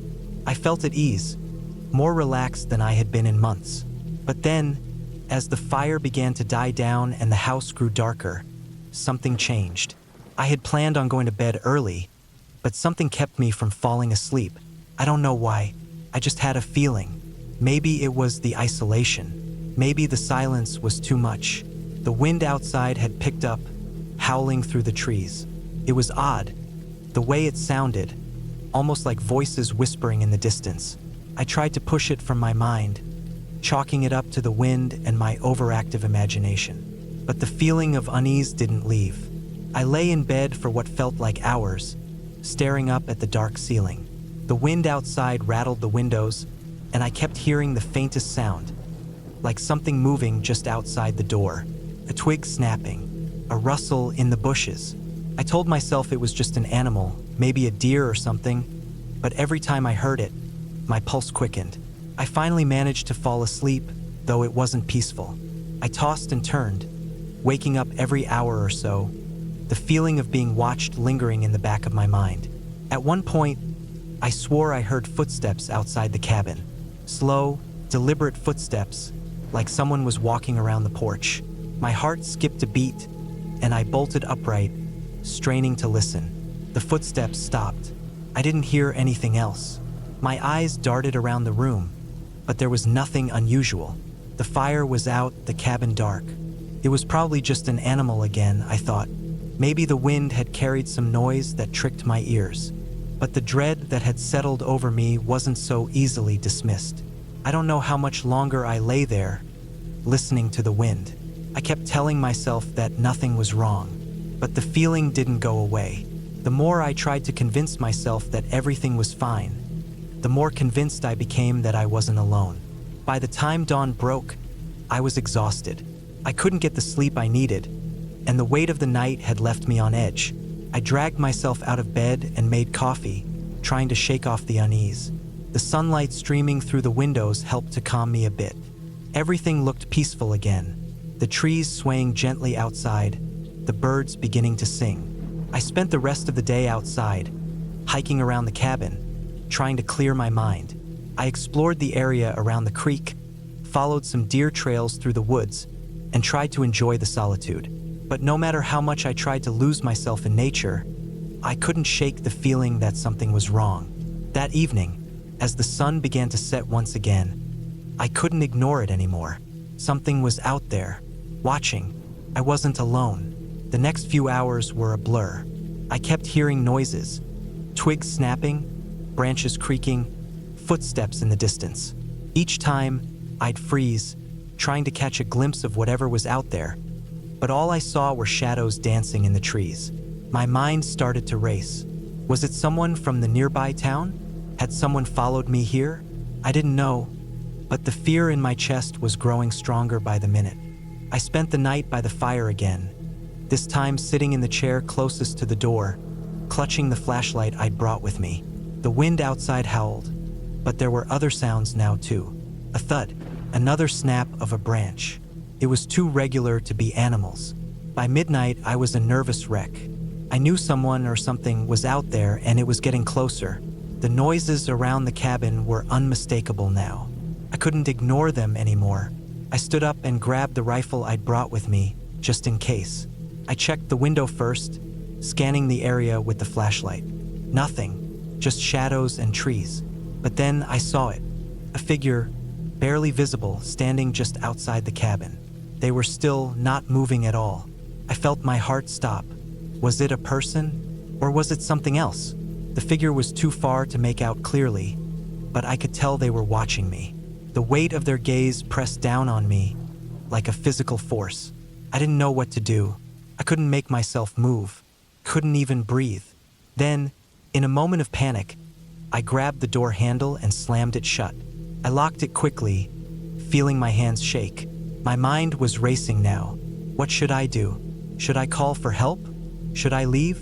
The nearest town was miles away, and I had no way of knowing if the person out there had seen me move or if they were even really there at all. But I had no time to think about it. As the seconds stretched on, I began to realize something. The figure outside didn't move. Not even when I slammed the door. Not even when I turned on all the lights in the cabin. They just stood there watching. And that's when I realized the thing that was out there wasn't a person. It was something else. Something that wanted to make me feel this way. Wanted to make me think I wasn't alone. It didn't want to harm me. It wanted to scare me. And it was doing a damn good job of it. I had to do something. I couldn't just stay in the cabin and wait for whatever it was to make its move. I gathered my things, packed up, and without a moment's hesitation, I left. The cabin door creaked as I closed it, and I didn't stop running until I reached the main road. I never went back.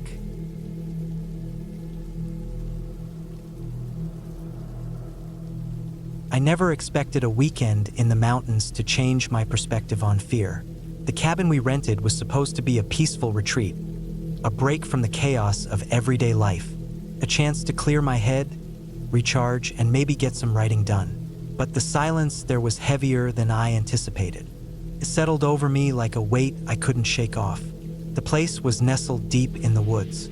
To reach it, I had to drive down an old dirt road, the kind that felt more like a forgotten trail than a path to a vacation spot. The trees were dense, their branches reaching out, seemingly trying to touch the car as I drove. The sunlight barely filtered through the canopy above, casting everything in a gloomy, muted light. The deeper I went, the quieter it became.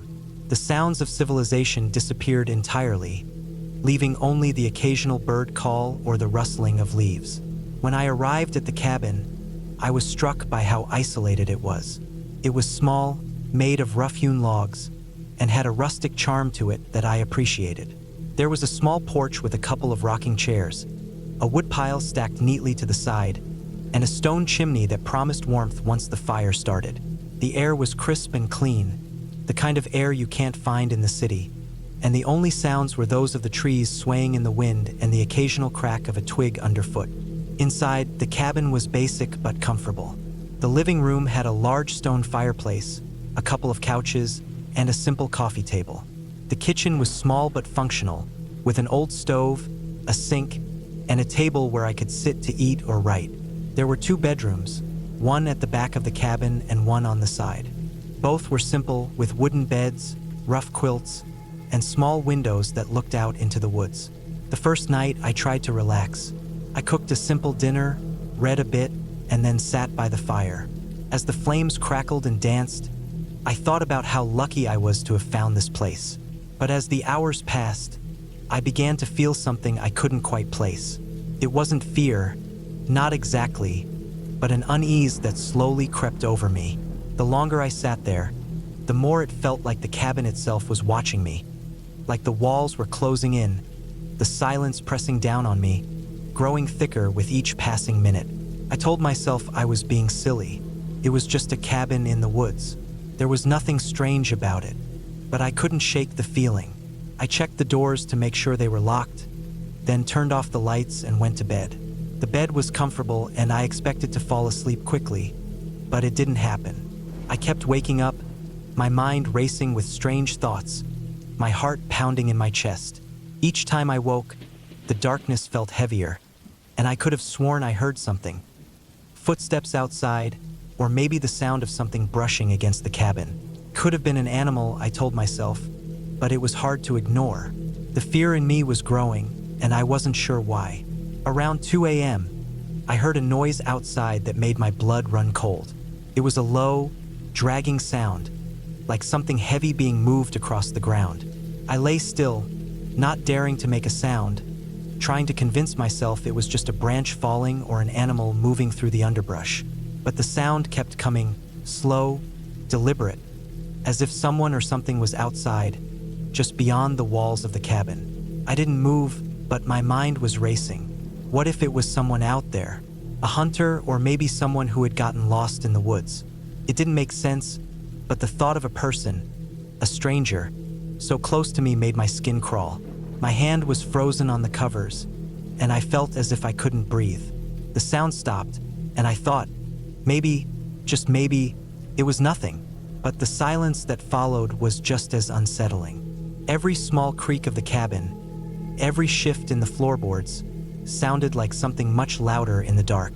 I lay awake for what felt like hours, waiting for something to happen, but nothing did. Eventually, exhaustion overtook me, and I drifted off to a restless sleep. The next morning, I woke up to bright sunlight streaming through the windows. The air felt different, fresher, and the noise from the previous night seemed to be nothing more than a bad dream. I shook off the feeling of unease and told myself that I had overreacted. It was just the isolation playing tricks on me. I decided to go for a hike that morning, hoping the fresh air and the sight of the surrounding mountains would clear my head. I packed a small backpack with water and snacks and set off into the woods, following a trail that seemed to loop around the area. The trees were thick and the ground was uneven, but the trail was well marked and I felt safe enough. As I walked, I noticed how quiet it was.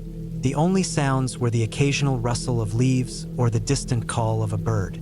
It was peaceful, but in a way it was unsettling too. I couldn't shake the feeling that something was off, that something was out of place. I had been in the woods before, but this time it felt different. The air seemed too still, the silence too complete. I came to a clearing, and that's when I saw it.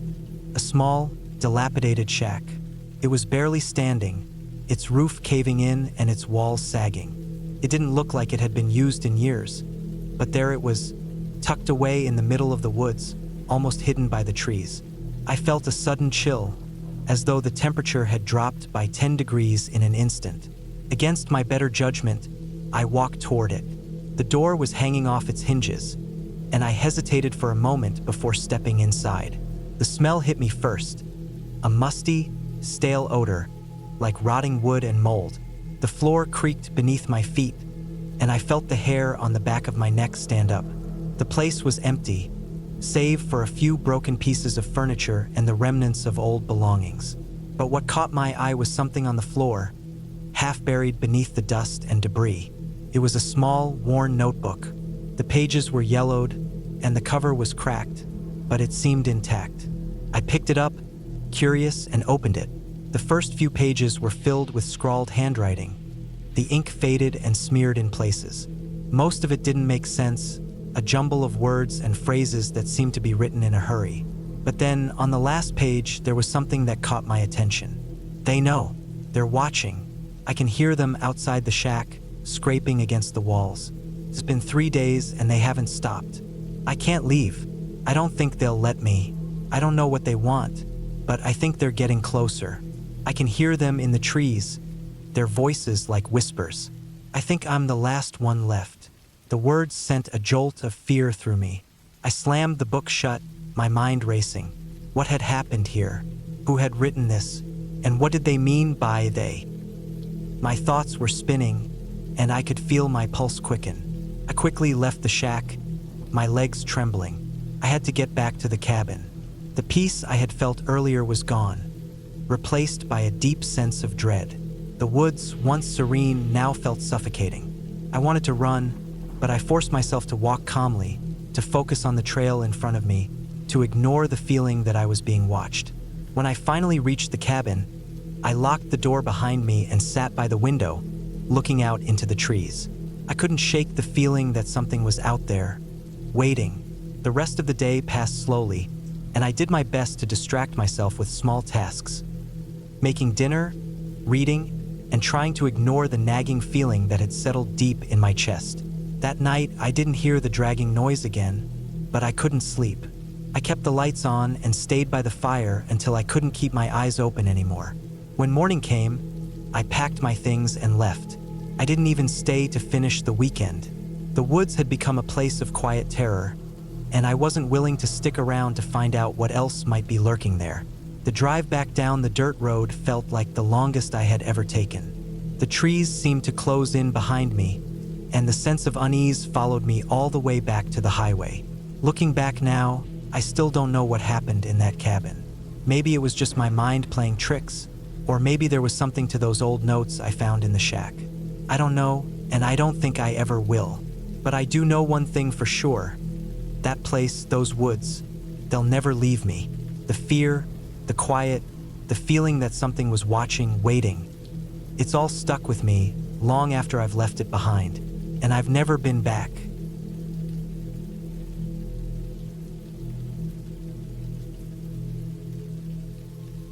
The cabin stood alone, tucked between a thick pine forest that stretched out as far as the eye could see. It wasn't the most remote place I had ever been, but it sure felt like it. This wasn't a touristy spot or some luxury getaway. This was a small, older cabin, one that looked like it had been left alone for a while. The kind of place you'd find if you weren't really looking for anything special. I had come here to get away from everything. The stress of work, the endless obligations, the noise, and the constant pressure. It was all becoming too much. I needed some peace, some time to breathe, to think, and maybe to get a little clarity in my life. The cabin had seemed like the perfect solution. Quiet, simple, secluded. I had rented it for the weekend. The owner, an older man with a rough voice over the phone, had given me the keys and some quick instructions before I left. I wasn't sure why he seemed so eager to get off the phone, but I figured it was just his personality. Maybe he just didn't care for small talk. The drive had been long, about 3 hours from the nearest town. I passed a few other houses on the way, but the road started getting emptier as I neared my destination. By the time I turned down the gravel path that led to the cabin, there was nothing but trees and the occasional rustle of wildlife. I pulled up to the cabin, a small, weathered structure with peeling paint and a porch that sagged slightly to one side. It had 2 windows, a front door that looked like it had been replaced at least once, and a roof that had seen better days. But it had a charm about it, one that felt welcoming in its own rough way. The air was crisp, and there was the scent of pine and earth in every breath I took. After I unpacked the car, I took a quick look around. The forest was dense, the trees tall and straight, and it felt almost like stepping into a different world. The kind of place that would make you feel small, insignificant. I was a little nervous, I won't lie, but I brushed it off. I was here to relax, and I wasn't going to let a few nerves ruin that. The first evening went by quietly. The cabin was simple but comfortable. It had a small living room with an old, worn-out couch, a fireplace that had seen better days, and a kitchen that was fully stocked with the basics. I made myself a simple meal, ate, and then settled down with a book by the fire. The quiet was almost overwhelming. No cars, no people, just the crackle of the fire and the occasional sound of something moving outside. But as the night went on, I couldn't shake this uneasy feeling. It wasn't anything I could put my finger on, just a vague sense of being watched. I'd get up to grab something from the kitchen, and for a moment, I'd feel like I wasn't alone in the room. But when I turned around, there was nothing. I chalked it up to the isolation, my mind playing tricks on me. I decided to go to bed early, hoping that would help. The bed was comfortable enough, and as soon as my head hit the pillow, I closed my eyes, willing myself to relax. But sleep didn't come easily. In the dead of night, I woke up. Something had stirred me from my sleep. Maybe a noise, maybe just the chill in the air. The room was dark, save for the faint light of the moon filtering through the window. I listened, but all I could hear was the soft whisper of wind in the trees. I was just about to settle back down when I heard it.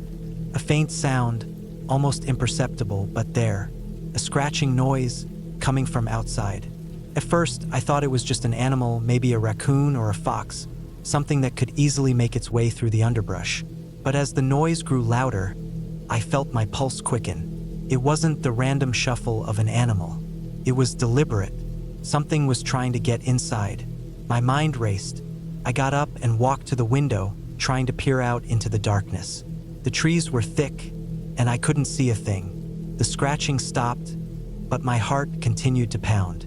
I stood there for a few minutes, just listening. There was nothing else. No animals, no wind, just silence. I tried to brush it off, telling myself it was nothing. Maybe it was just a branch scraping against the cabin. Maybe it was an animal after all. I climbed back into bed, but sleep didn't come easily. Every little noise, every creak of the wood, seemed louder than usual. I kept telling myself to relax, that I was fine, that I was just overthinking things. Eventually, I must have drifted off, because the next thing I knew, I was waking up to the sunlight streaming through the window. The room was peaceful, and the morning felt completely different from the unease of the night before. I got up, made some coffee, and sat by the window, watching the birds flit around the trees. The forest was still, the air cool, felt normal, like it had all just been a bad dream. The day passed without incident. I spent it hiking through the woods, trying to take my mind off of the strange events of the night before. The more I walked, the more I convinced myself that I was just being paranoid. It was a quiet place, and I wasn't used to that. Maybe I just needed time to adjust. That evening, I made a simple dinner and sat down by the fire again, feeling more at ease than I had the day before. The evening was uneventful, and I felt like maybe I could actually enjoy the rest of my stay. But as the night fell, the same uneasy feeling crept in. I tried to ignore it, telling myself again that it was nothing. I had nothing to be afraid of. But the scratching sound came back, this time louder, closer. My heart skipped a beat. I waited, but this time I didn't just sit there. I went to the window and looked outside. There, in the darkness, I saw something. It wasn't an animal. It was a man. He was standing just at the edge of the trees, too far to be easily seen but close enough for me to make out his silhouette. I froze, my blood running cold. My first thought was that I was imagining things, but no, there he was, clearly visible against the darkness of the forest. He didn't move. He just stood there, staring at the cabin. I backed away from the window, my breath shallow. What should I do? Should I call the police? Should I confront him? I didn't know. I felt trapped. My mind raced with possibilities, none of them good. I decided I wasn't staying there another night. I grabbed my phone to call the owner of the cabin, but there was no signal. Of course, there wasn't. This place was too remote for any service. I wasn't going to wait around to see if the man came any closer. I grabbed my things, packed up as quickly as I could, and left the cabin. The drive back was tense, the whole time looking over my shoulder, expecting someone to follow me. But by the time I reached the main road, I could breathe a little easier. When I finally made it back to town and got cell service again, I called the cabin owner. I asked if he knew about the man in the woods. He went quiet for a moment before he spoke. "Never seen him before," he said. "But there's something about that area. People don't always come back." I don't know what he meant by that, and I didn't care to ask. I was just happy to be gone. In the end, I learned that the forest, while beautiful, held more than just trees and wildlife. It had secrets, and some of them were meant to stay hidden. I've never gone back to that cabin, and I don't think I ever will. Whatever was out there in those woods, I don't want to find out.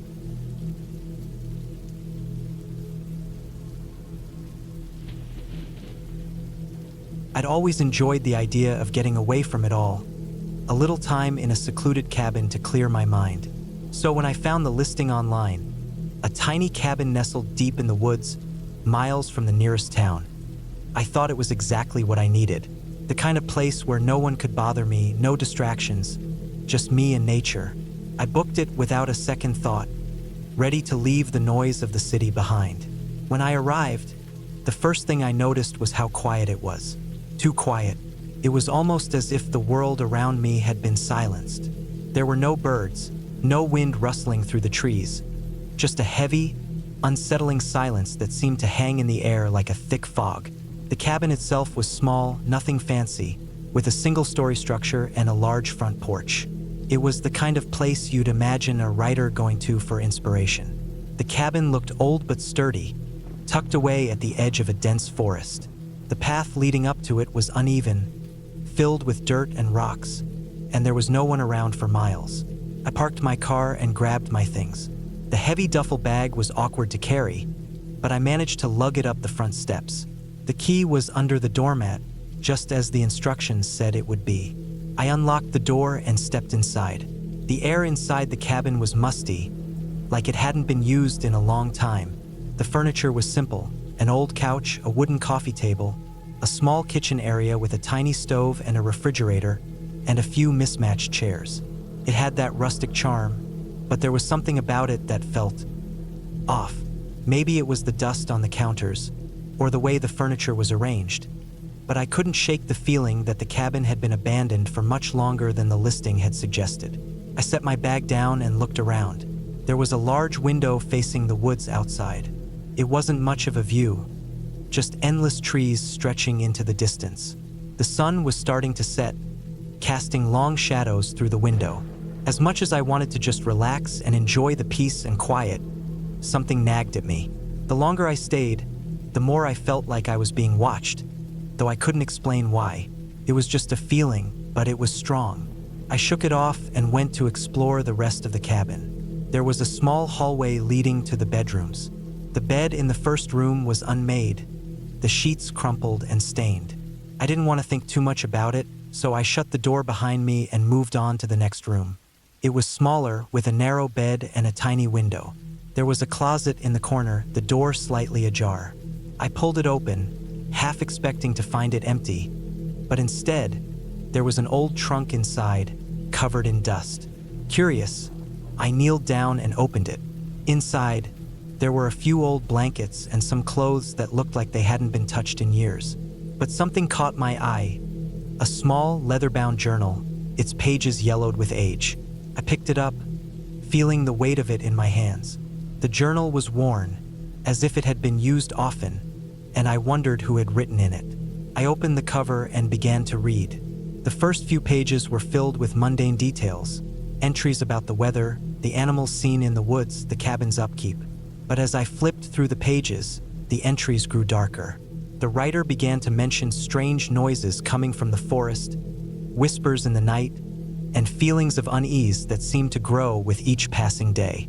It wasn't long before the journal entries became more erratic, describing unsettling dreams and an overwhelming sense of dread. The last few pages were all written in a rushed, jagged handwriting, almost as if the writer was frantic. "Something is out there," one entry read. "It watches me when I sleep. I can't stay here anymore. I need to leave, but I don't know if I can." The final entry was almost illegible, smeared with what looked like ink, or perhaps something darker. I closed the journal and stood up, my heart pounding in my chest. I didn't know what to make of it. It was just a journal, probably left behind by someone who had stayed here before me. But the things it described seemed so real, so vivid. I shuddered, placing the journal back in the trunk and closing the lid. I tried to push the thoughts out of my mind. I wasn't going to let an old journal scare me. I was here to relax, to enjoy the quiet. So I decided to make myself some dinner. The kitchen was simple, but I had brought enough food to last the weekend. I cooked a small meal, trying to ignore the unease that still lingered in my mind. As I ate, I kept my eyes on the window, watching the last light of the day fade into darkness. It was then that I heard it, a soft tapping noise coming from the direction of the forest. First, I thought it was just the wind, but it didn't sound like wind. It was a rhythmic tapping, almost like something, or someone, was knocking on the cabin door. I stood up, heart racing, and walked to the window. There was nothing there, just the dark silhouette of the trees swaying in the breeze. I tried to brush it off as my imagination running wild, but I couldn't shake the feeling that something wasn't right. I locked the door and turned off the lights, hoping the night would pass quietly. I tried to sleep, but every time I closed my eyes, I heard that tapping again. It was coming from outside, just out of sight. I couldn't stand it anymore. I grabbed a flashlight and went out onto the porch, shining the beam into the darkness. The tapping stopped as soon as I stepped outside, and I stood there, scanning the trees, but saw nothing. I convinced myself it was just some animal, maybe a woodpecker or something else that made that kind of noise, but it didn't feel right. I couldn't explain it, but the longer I stood there, the more I felt like I wasn't alone. I went back inside, locked the door, and tried to calm myself down, but sleep wouldn't come. I kept hearing things, scratching at the walls, faint whispers, footsteps in the distance. I tried to tell myself it was just the wind, the creaking of the cabin settling, but I knew deep down that it wasn't. Something was out there, something watching me. By the time the sun began to rise, I was exhausted, my nerves frayed. I hadn't slept a wink, but the noises had stopped, and the silence that followed felt even worse. The peace I had come here for was gone, replaced by a deep, gnawing fear. I knew I had to leave, but I couldn't shake the feeling that something was keeping me here, as if the woods were alive, drawing me in, refusing to let me go. I packed my things quickly, not caring about being neat. I just wanted to get out of there. As I grabbed my bag and headed toward the door, I glanced back at the cabin. The silence was deafening, and the forest around it felt oppressive, like a weight pressing down on me. I walked out onto the porch and froze. For a brief moment, I thought I saw something, just a flash of movement, a figure standing at the edge of the trees, watching me. I didn't wait to see if it was real. I turned and ran. I didn't care about the car anymore or my things. I just needed to get away from that cabin, from whatever was out there. I didn't stop until I was miles down the road, my heart still racing, my breath ragged. I pulled over at the first gas station I found, my hands shaking as I reached for my phone. As I called my friend to tell them what happened, I felt the weight lifting, but the fear was still there, lingering. I didn't go back to that cabin, and I don't think I ever will. And every time I drive through those woods, I can't shake the feeling that something is still watching me. The cabin is still there, somewhere deep in the forest. The listing is still up online, though I don't think anyone stayed there for years. I don't know what happened to the person who wrote that journal, but I can't help but wonder if they ever left, or if they're still out there, lost in the woods, waiting for someone else to come.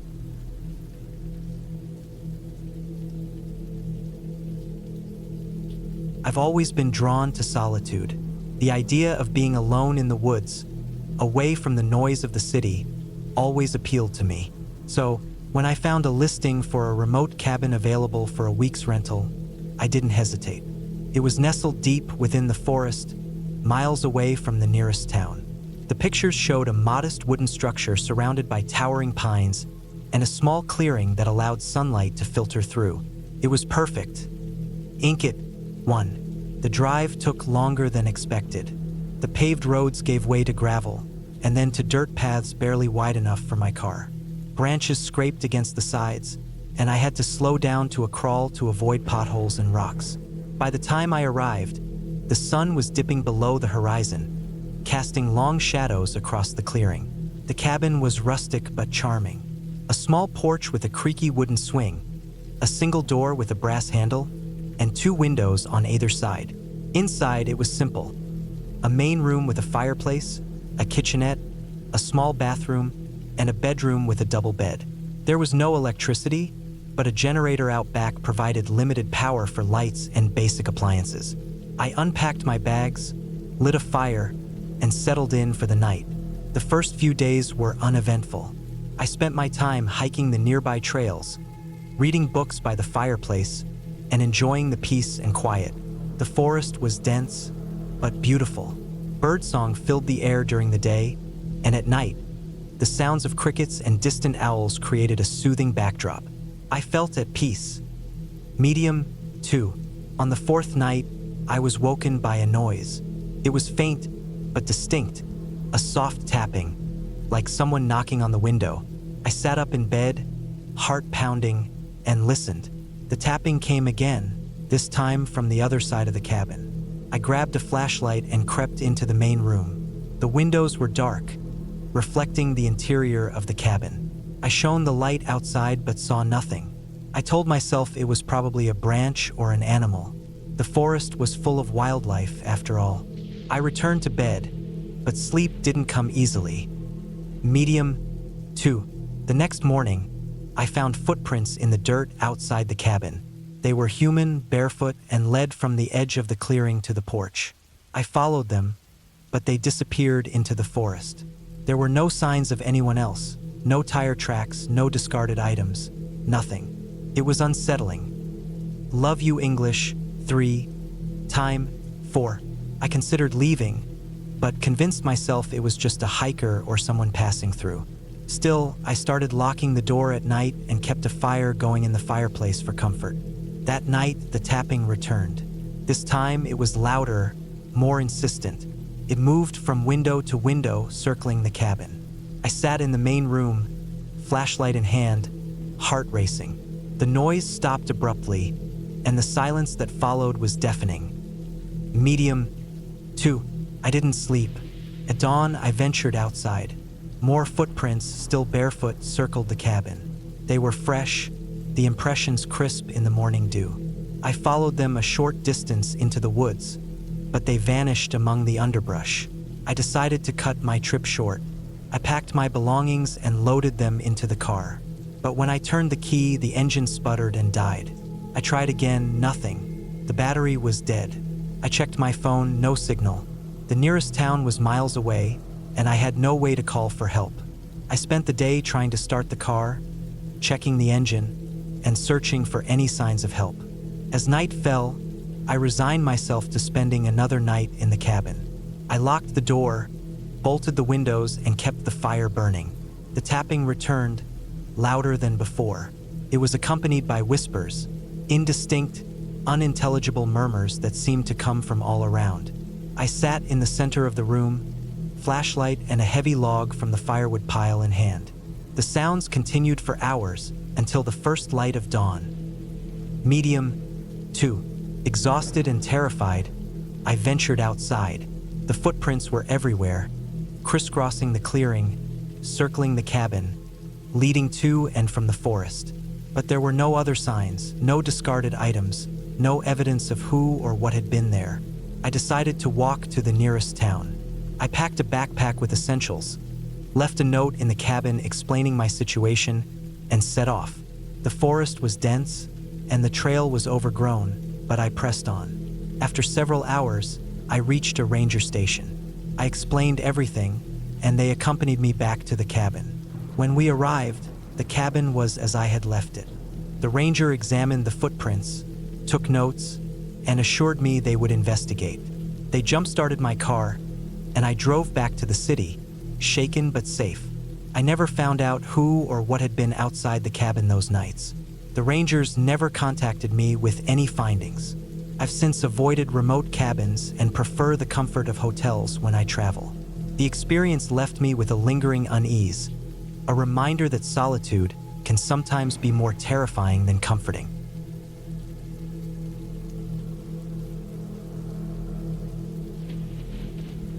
It was supposed to be a weekend escape from everything. Just me, the woods, and a little cabin tucked away in the middle of nowhere.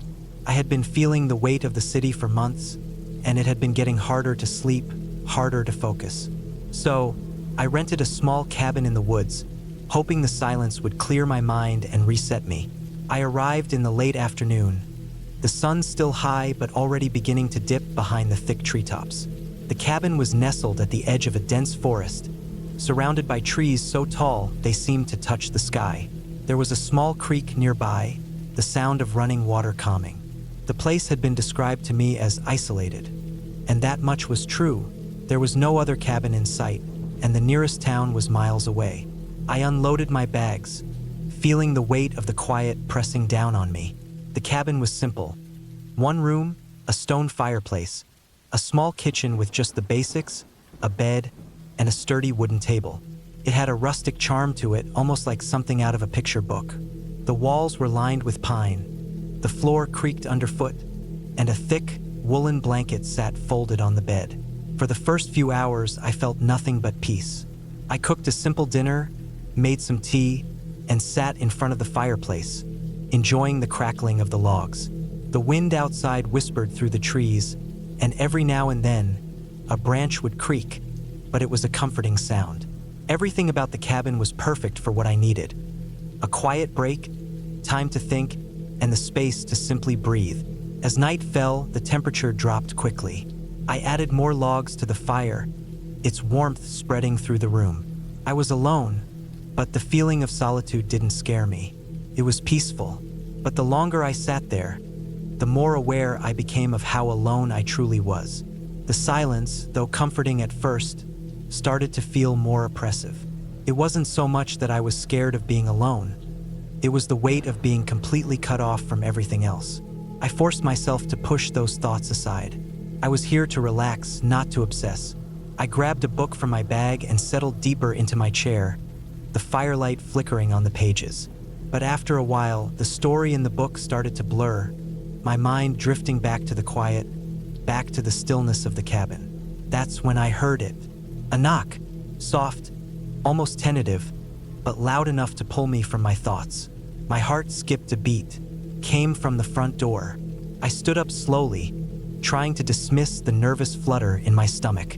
I had checked the cabin thoroughly when I arrived.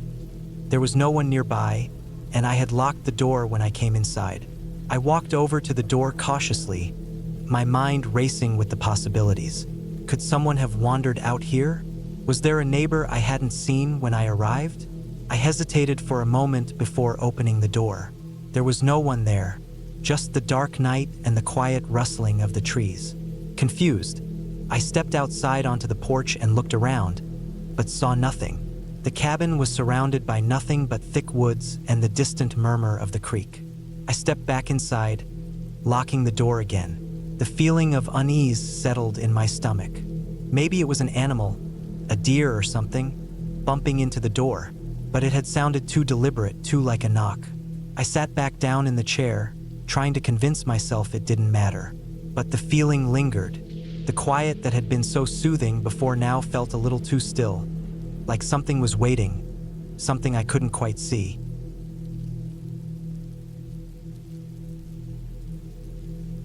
I had never been one to shy away from nature. In fact, I had always found peace in the solitude of the woods, far away from the noise and bustle of everyday life. So when I found an isolated cabin in the middle of nowhere for a weekend getaway, I didn't hesitate to book it. The plan was simple: spend a couple of days in silence, surrounded by nothing but trees, fresh air, and the occasional bird song. It would be the perfect escape. The cabin was tucked deep in the woods, about a 2-hour drive from the nearest town.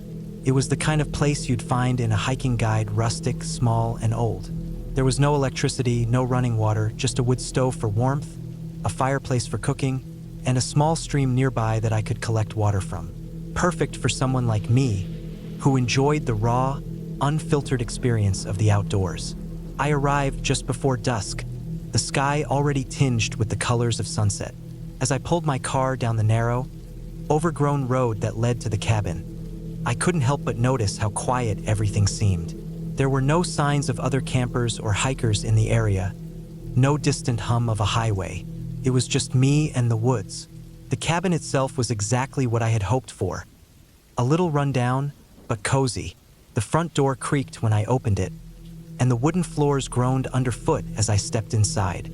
There was an old stone fireplace in the center of the main room, and a heavy wooden table sat near the window with a few chairs scattered around it. Dust motes floated in the air, visible in the faint light streaming through the cabin's small, square windows. I took a deep breath, inhaling the musty smell of old wood and pine. It was everything I had hoped for: simple, peaceful, and remote. The first night was uneventful. I started a fire in the stove, cooked myself a simple dinner, and sat by the flames, enjoying the crackling sounds of burning wood. The only light in the cabin came from the fire and a small oil lamp I had brought with me. I felt completely disconnected from the world outside. There was no one around, no distractions, just me and the wilderness. But as I sat there, a creeping unease began to settle in. The silence around me felt different than it had when I first arrived. At first, I couldn't place why. It wasn't the stillness that bothered me. It was something else. Maybe it was the lack of any sounds, the absolute quiet that hung in the air.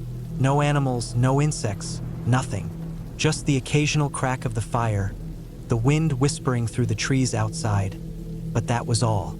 As I lay down to sleep that night, the feeling stayed with me. I couldn't shake it, no matter how many times I tried to tell myself it was nothing. It wasn't fear exactly. It was more like a prickling sense of being watched. Every time I closed my eyes, I felt as though I wasn't alone, even though I knew I was. The next morning, I decided to ignore the feeling. I couldn't let it ruin my time in the cabin. I spent the day hiking through the woods, walking by the stream, and exploring the surrounding area. But even then, I couldn't escape that sense of unease. The quiet still lingered, and as I ventured farther from the cabin, I couldn't shake the thought that someone or something might be following me. I turned around more than once, convinced I had heard footsteps behind me, only to find nothing there. That night, I decided to leave the lantern burning beside my bed, hoping that the light would help me sleep. I wanted to feel safe, to feel like I was in control. But as I lay there, drifting in and out of sleep, I began to hear noises outside the cabin. At first, it was nothing more than the sound of twigs snapping underfoot, just the usual noise of animals moving through the woods. But then the sounds grew more distinct. Heavy footsteps. Someone or something was walking around the cabin. I held my breath, listening, straining to hear more. The footsteps moved closer. I could hear them circling the cabin, pacing back and forth outside. My heart began to race as I realized this wasn't the sound of a wild animal. This was something else. The footsteps were deliberate, slow, methodical. I froze, trying to make sense of what I was hearing. The footsteps stopped for a moment, and I thought maybe whoever it was had left. But then, I heard a soft knock on the cabin door, 3 distinct raps, followed by a long pause. I had no idea who could be out there. I hadn't seen another person on the entire drive up, and I hadn't heard a single car pass since I arrived. There was no reason anyone should be out here. Still, I couldn't ignore the feeling that someone, or something, was watching me. I grabbed the fire poker from beside the stove, my hand shaking as I held it, waiting for whatever was on the other side of the door. The silence stretched on for what felt like hours, but it couldn't have been more than a few minutes. Eventually, I mustered the courage to make my way to the door. I pressed my ear against the wood, listening for any sign of movement, but there was nothing. I opened the door slowly, the heavy wood creaking on its hinges. The light from the lantern inside spilled out onto the porch, but there was no one there. The space was empty, the only movement the sway of the trees in the wind. But even as I stood there, staring into the darkness, I couldn't shake the feeling that I was being watched. It was as if someone or something was just out of sight, waiting for me to make a mistake. I closed the door and locked it, but I couldn't bring myself to sleep. I sat by the fire, staring into the flames, trying to make sense of what had happened. My mind raced with possibilities, none of them comforting. The next morning, I decided to leave. Something about the cabin, the woods, and the strange events of the previous night had unsettled me beyond what I was willing to admit. I packed up my things quickly, but as I loaded the car, I noticed something strange. The door to the cabin was wide open. I didn't remember leaving it open. I was sure I had locked it when I left the night before, but there it was, standing wide open, as though someone had come in during the night. I didn't wait to investigate further. I threw my things in the car and drove out of the woods as fast as I could, barely glancing at the cabin in the rearview mirror. As I sped down the dirt road, the feeling of being watched didn't go away. It only intensified, like someone was standing just out of sight, waiting for me to turn around. When I finally reached the highway, I breathed a sigh of relief. The woods were behind me, the cabin miles away. I didn't look back. I didn't need to. Whatever had happened there, I didn't want to know. All I wanted was to leave that place behind and never return. Looking back, I can't explain what happened that night. I can't explain the footsteps or the knocking, or the sense that something was wrong, something I couldn't see. Maybe it was a figment of my imagination, brought on by the isolation and the silence. Maybe it wasn't. But one thing is certain. I will never again seek out that kind of solitude, that kind of quiet, because sometimes the silence hides things you don't want to know about.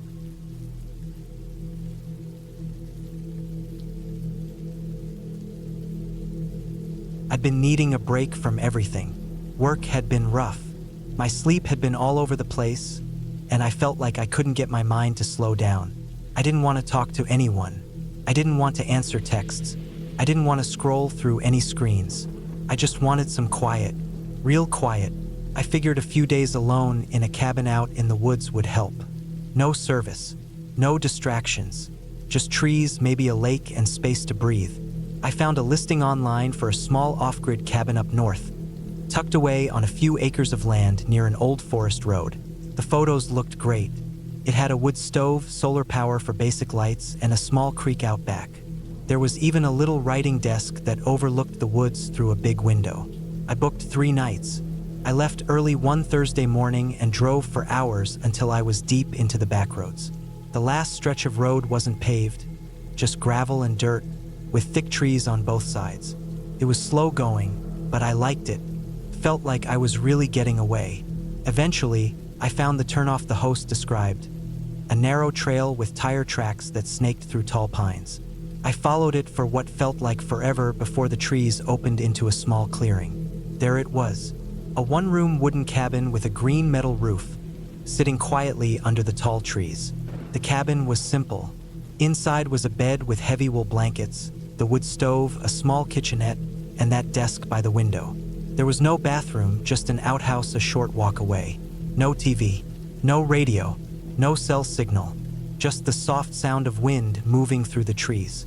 I unpacked my stuff, lit a fire in the stove, and settled in. That first night was peaceful.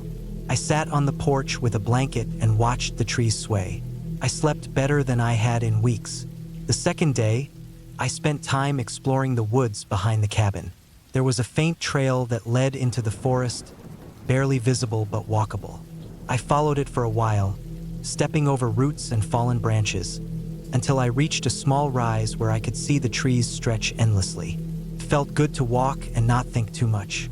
I stayed out there for a few hours before heading back and cooking some rice and beans on the propane burner. That night, things changed. Around midnight, I woke up. I didn't know why at first.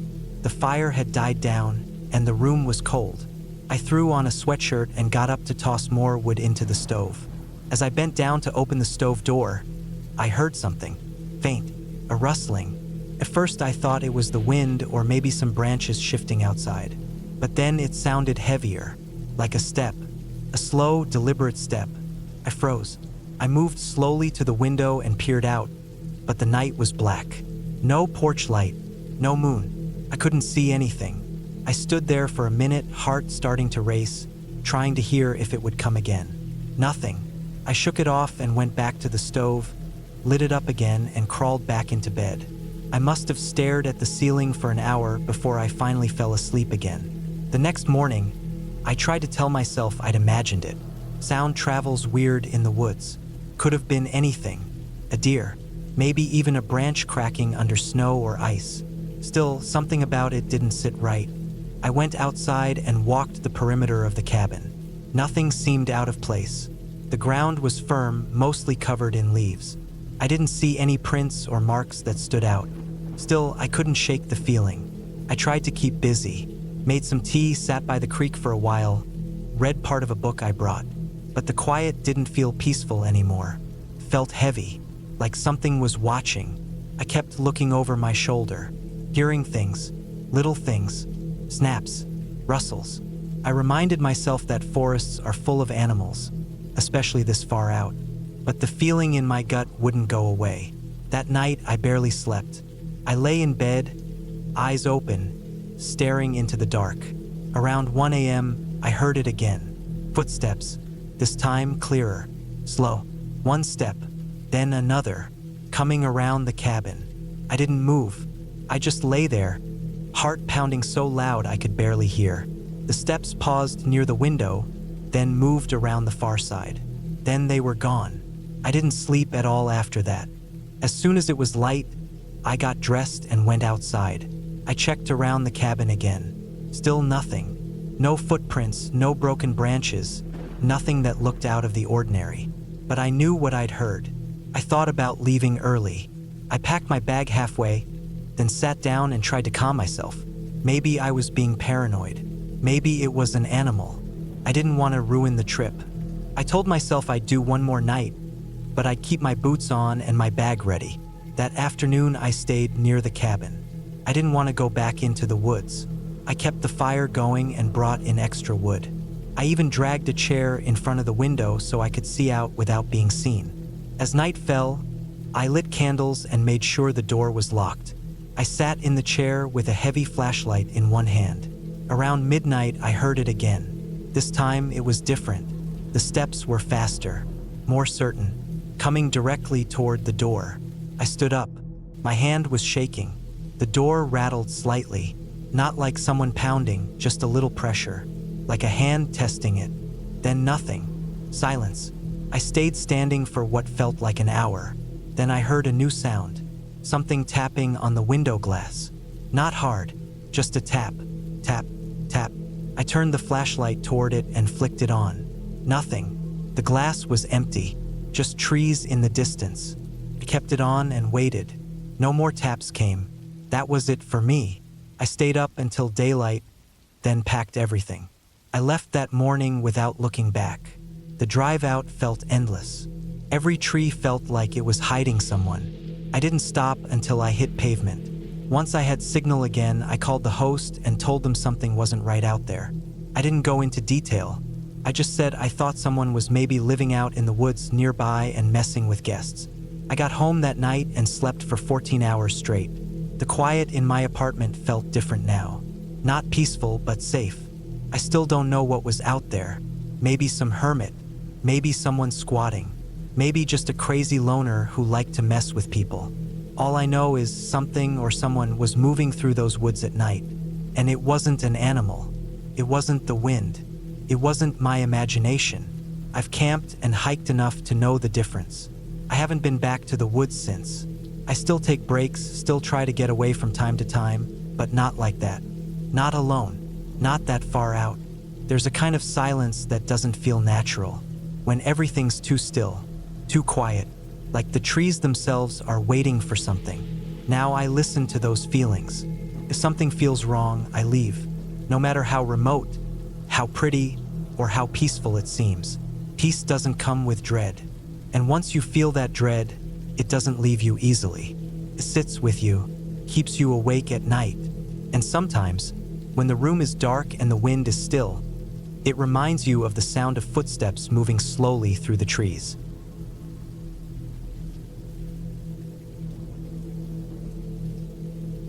It started with a need to get away from the city for a while. I had been working long hours, barely sleeping, and eating whatever I could grab between meetings. My body felt worn out, my mind even more so. I figured some solitude and nature would do me good. I found a listing for a cabin in northern Michigan, tucked deep into the woods, far away from towns and neighbors. The pictures showed an old wooden cabin, nothing fancy, just 4 walls, a roof, and a wood stove. It looked like what I needed: quiet, isolation, and a place where no one could bother me. I packed light, just enough clothes for a week, a few frozen meals, some canned goods, a sleeping bag, and a couple of books. I brought my hunting knife, not because I planned on using it, but because it felt like something you should take when heading that far out. I also brought my old hiking boots, a flashlight, a lighter, and a first aid kit. The drive took almost 8 hours. The last hour was just dirt roads weaving through thick pine forests. I passed no cars, no signs, nothing but trees. My GPS lost signal about 15 miles out, but I had printed directions. I didn't worry. When I pulled up to the cabin, it was late afternoon. The place looked a little more run down than in the photos. More moss on the roof, more wear on the steps, and some rot at the base of the porch columns. Still, it looked solid enough. I parked, unlocked the door with the key the owner had mailed me, and stepped inside. The place smelled of wood and mildew. Dust floated through the air in slanted rays of light. There was a small kitchen with a gas stove, a metal sink, and open shelves lined with mismatched dishes. A wooden table stood in the center of the room. To the right, a narrow hallway led to a tiny bedroom with a twin bed and a dresser. The bathroom was at the end of the hall, a metal shower stall, a toilet, and a sink with rust stains around the drain. I lit the propane lamp, put my food in the small cooler in the kitchen, and unpacked. That first night was uneventful. I heated up some soup on the stove, ate quietly while watching the trees sway outside the window. The silence was deep out there, not quiet like the city at night, where you still hear distant cars or sirens or someone yelling down the street. This was total silence, the kind where your own heartbeat seems loud. I read a few chapters of my book, then went to bed early. The second day, I went for a hike down a trail I found behind the cabin. It wasn't marked, just a path worn by time. I walked for about an hour, saw a deer, and listened to the rustling in the trees. I felt more relaxed than I had in months. When I got back, I chopped some wood for the stove. It was hard work, but it felt good. Real. That night, I cooked pasta and opened one of the beers I brought. I started to believe this whole idea had been smart after all. The third day, things started feeling a little different. I woke up early to the sound of something knocking outside. It was light tapping at first, like a branch in the wind hitting the cabin. I ignored it, figuring it was just that. But when I got up and looked, there was no wind. Nothing was swaying. Everything was still. I walked outside and checked around. There were no branches near the walls.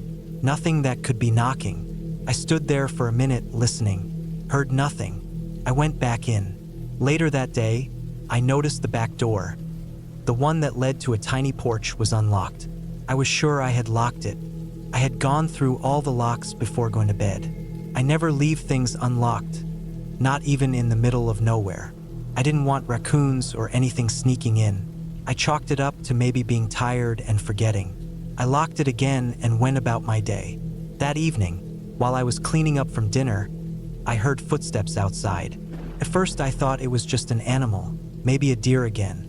But these were heavy, too steady to be four-legged. They crunched the gravel just like boots would. I went to the window but saw nothing. Still, I stood there a long while staring. I didn't like how close the steps had sounded. I got my flashlight, opened the front door, and swept the beam across the yard. Nothing. The forest was black past the edge of the trees. I stood on the porch for a minute or two, waiting. I heard nothing else. I went back inside, locked up, and left the flashlight on the table beside me. That night, I barely slept. Every creak in the floor or groan of the wind had me sitting up. At one point, I thought I heard breathing outside the window by the bed, slow and heavy. But when I sat up and looked, there was nothing, just my reflection in the glass and the dark trees beyond. By the fourth day, I was uneasy. I decided to go for another hike just to clear my head. I followed a different trail, this one heading down into a shallow valley. It was quiet down there. I sat on a log for a long time just listening. I tried to convince myself I was being paranoid, that isolation was making me hear things. But I couldn't shake the feeling that something wasn't right. I headed back up the trail sooner than I planned. When I came back to the cabin, I found the front door open. Wide open. I froze. My hands started shaking. I hadn't left it open. I was sure of that. I always locked it. I dropped my pack and took out my knife. My heart was pounding. I stepped inside slowly. The place looked untouched at first glance. But I noticed the chair by the table was moved slightly, like someone had sat in it and pushed it back. My book was on the floor. I picked it up. Nothing else seemed disturbed, but I couldn't shake it. Someone had been there. I checked every corner of the cabin. No one was inside. I locked every window, every door. I stayed inside the rest of the day, barely moving, barely eating. I kept the knife in my hand. That night, I didn't sleep at all. I sat up in the main room, every light on, watching the doors. Around midnight, I heard the knocking again. This time it was harder, for quick knocks, then silence. I held my breath. 5 minutes passed, then more knocks on the back door this time. I stood up, walked quietly to the door, and listened. Nothing. I didn't open it. I waited there the rest of the night. The next morning, I had made up my mind to leave. I packed everything quickly, shoving food, clothes, and gear into bags. When I went to start my car, I found the tires slashed.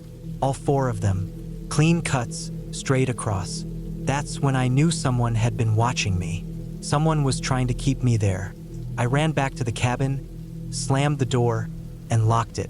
I was shaking so bad I could barely think. I grabbed the knife and flashlight and went to the attic. It was the only place I hadn't looked. I pulled down the ladder, climbed up, and looked around. Nothing but old boxes, dust, and spider webs. But then I saw it. A small hole in the wall near the floorboards. Like a mouse hole, only larger. I crawled over and looked inside. There was a small crawl space, and in it, a blanket, a can of beans, a water bottle, and some clothes. Someone had been living there, watching me, waiting for me to fall asleep. I backed out quickly, heart racing, then shoved a heavy box in front of the hole. The rest of that day was a blur. I tried to think of what to do. I had no cell signal, no way to drive out. I thought about hiking back to the road, but it was 15 miles, and I didn't know which direction was best. I decided I'd leave at first light and make my way back through the woods. I packed a backpack with food, water, and essentials. I didn't sleep that night. I waited, sitting in the corner with the knife in my hand. Just before dawn, I heard someone trying the front door. The knob rattled, then silence. I waited, not breathing. Then came the slow sound of footsteps moving around the side. I bolted. I grabbed my pack, threw open the back door, and ran. I didn't stop to look. I ran through the trees, over rocks, through thick brush, heading toward where I thought the road was. I ran for hours. The forest looked different in the early light, unfamiliar. I got lost. I kept moving. I finally found a stream, followed it for a while until I reached a gravel road. I walked that road for 2 more hours until a truck came by. I stepped into the road, waving my arms. The driver stopped. I climbed in, told him I'd been hiking and got lost. I didn't say anything about the cabin. He dropped me at a gas station miles away. I called a tow truck to get my car. When they brought it back, the tires had been replaced, but they couldn't find any signs of who might have done it. I drove home and never looked back. I didn't report it. I didn't want to answer questions I didn't have answers to. I just wanted to forget. But I still think about it. About the person in the crawl space. About how they watched me, waited, how close they were. I've never gone camping alone again. I've never stayed anywhere without a lock I trust. And when I go to sleep now, I always check under the bed, just in case.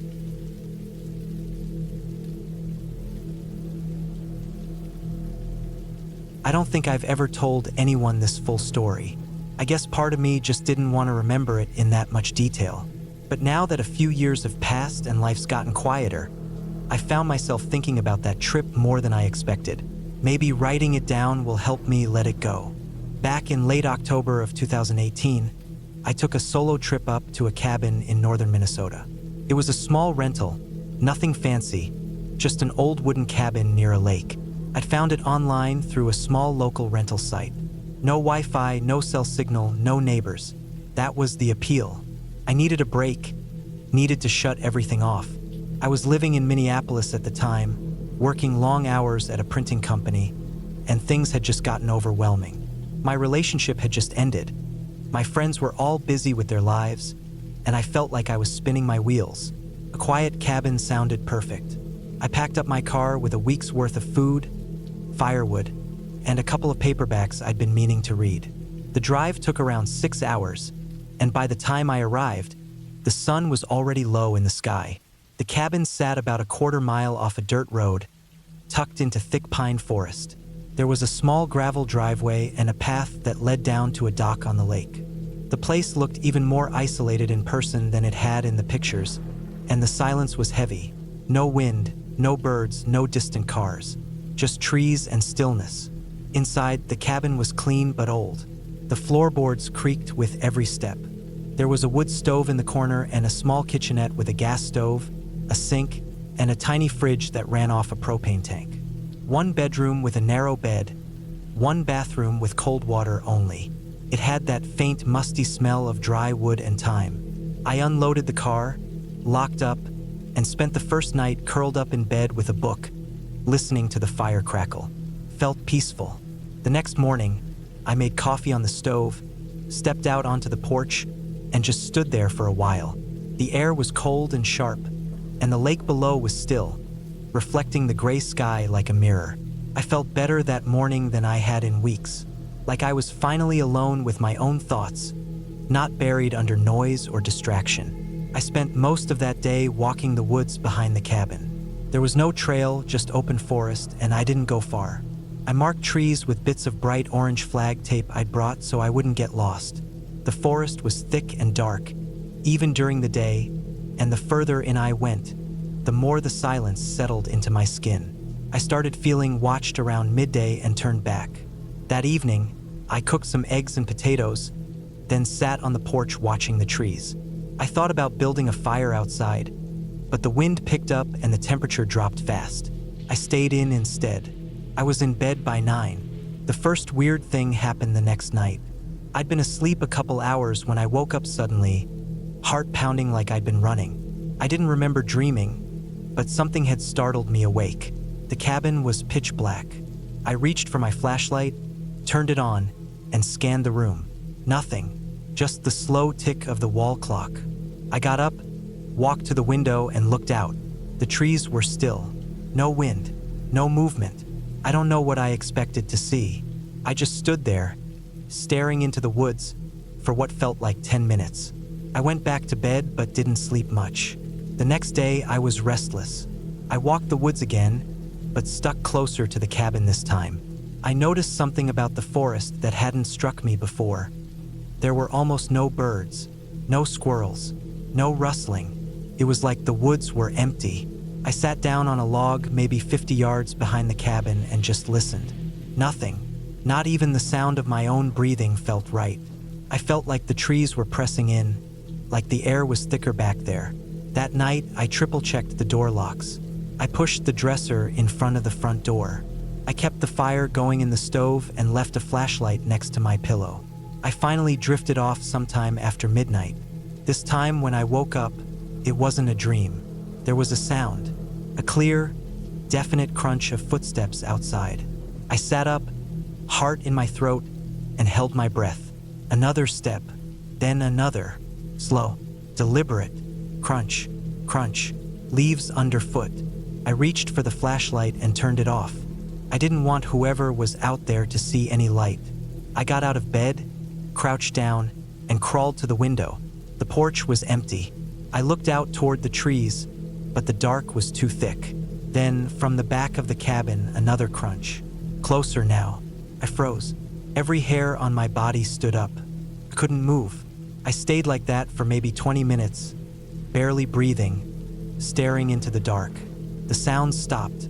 No more footsteps, but I didn't feel safe. I waited until dawn before I moved again. In the morning, I walked the perimeter of the cabin. I found nothing. No footprints, no broken branches.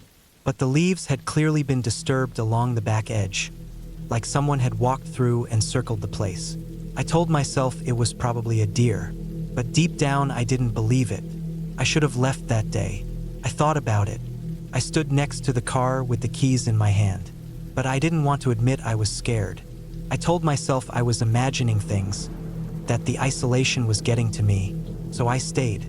That afternoon, I decided to go further into the woods. I thought maybe I could clear my head. I packed water, a granola bar, and my small hunting knife. I followed the flag markers I'd set a couple days earlier, then went deeper. After maybe 30 minutes, I saw something strange. A tree not cut down but stripped. All the bark had been peeled off in long vertical strips, maybe 6 or 7 feet high. The bare wood underneath looked pale and raw. It wasn't weather damage. Something or someone had done it. Further in, I found another stripped tree, then another, all in a kind of rough circle. No tracks, no signs of tools, just bare wood and silence. I felt sick. I turned around and walked quickly back to the cabin. That night, I didn't sleep. I sat in the corner of the bedroom with my flashlight and my knife. I kept the fire going, just to hear something other than the silence. The footsteps didn't come back that night, but I felt like something was out there, watching, waiting. By morning, I was done. I packed everything, loaded the car, and locked up. I took one last walk down to the dock just to say goodbye to the lake. That's when I noticed something. Near the tree line, Just before the path to the dock, there were marks in the dirt. Fresh ones. Long, deep scrapes like someone had dragged something heavy across the ground. They led from the woods to the dock, then stopped. I followed the marks slowly. My stomach was in knots. At the end of the dock, the boards looked wrong. One was darker than the rest, like it had been wet recently. But the lake was still. There was no breeze. I knelt down and touched the board. Damp. Then I saw it. Under the dock, stuck between the rocks along the shore, was a rope. Thick and rough, frayed at one end, like it had been cut. I didn't pull on it. I just backed away and got in my car. I didn't call the police. I didn't know what I would have said. Nothing technically happened. I wasn't hurt. I didn't see anyone. But something was wrong with that place. I could feel it in my bones. Whatever had been out there wasn't an animal. It wasn't a person, at least not in any normal way. It was something careful, patient. It had watched me, circled me, marked the trees. It wanted me to stay longer. I never went back. I haven't been out in the woods alone since. I heard that the cabin burned down a year later. Lightning strike, they said. Total loss. No one hurt. I didn't feel relief when I heard it. I just felt empty, like something had finished what it started. I've got a different job now. I live in a small town near people. I don't hike anymore. I keep my windows locked. I sleep with a light on. And sometimes, in the middle of the night, I wake up suddenly, heart pounding, listening for footsteps I know aren't there.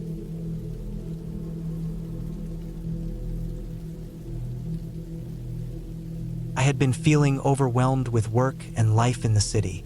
The constant noise, the endless emails, the never-ending meetings. It was all too much. I needed a break, a place to clear my head and find some peace. That's when I decided to rent a cabin in the woods for a week. I found one online, a secluded place by a lake, surrounded by dense forest. It looked perfect. The drive there was long but scenic. As I left the city behind, the roads became narrower, the trees taller, and the air fresher. By the time I arrived, it was late afternoon. The cabin was quaint, made of dark wood with a stone chimney. It sat a few yards from the lake, which was calm and reflective. There was no cell service, but the cabin had electricity and running water.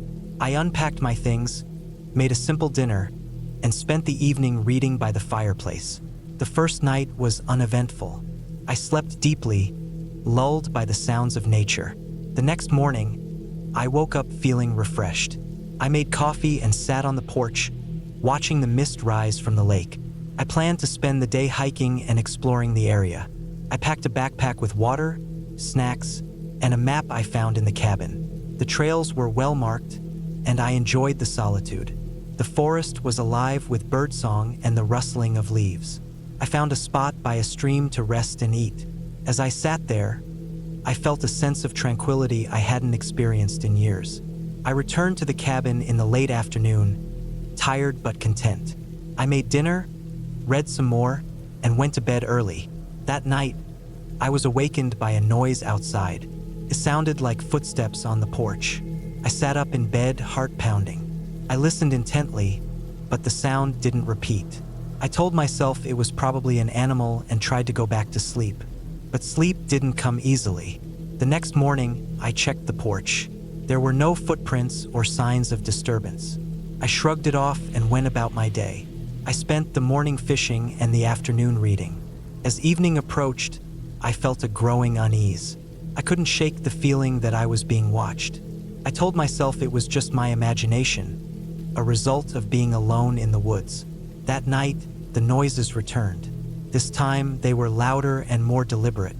I heard the creak of the porch boards and the sound of the doorknob rattling. I grabbed a flashlight and cautiously approached the door. I shone the light through the window but saw nothing. I didn't open the door. I waited, heart racing, until the sounds stopped. The next day, I decided to cut my trip short. I packed my things and prepared to leave.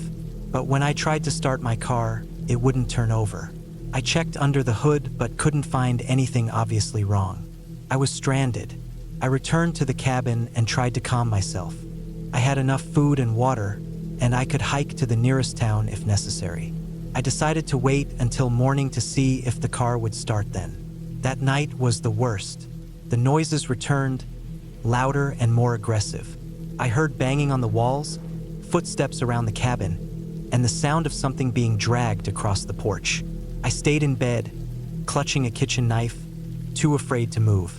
The sounds continued for hours before finally stopping just before dawn. In the morning, I found deep scratches on the cabin door and strange symbols carved into the wood. I was terrified. I packed a backpack with essentials and set out on foot, determined to find help. I followed the road for miles, eventually reaching a small town. I found a gas station and called for a tow truck. The mechanic said my car's battery had been disconnected. Someone had tampered with it. I never found out who or what was harassing me at the cabin. The police investigated but found no evidence of foul play. I returned home, shaken but safe. I learned to trust my instincts and to be cautious when seeking solitude. The experience taught me that sometimes the most terrifying things are not supernatural but all too human.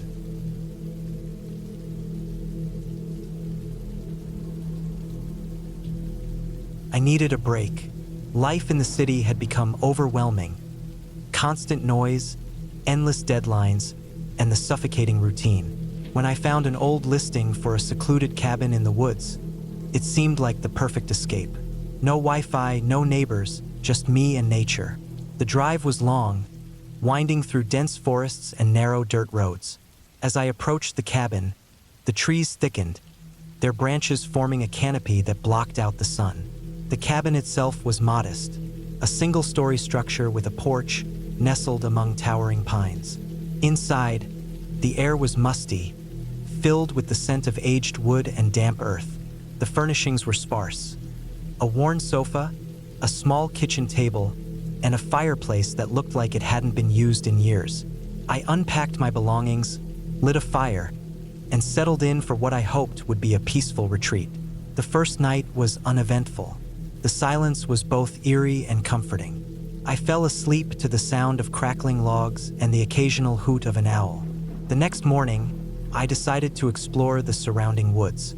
The forest was dense, with narrow trails winding through thick underbrush. As I ventured deeper, I stumbled upon a clearing with a small, stagnant pond. The water was dark, reflecting the overcast sky. Something about the place felt off, so I turned back.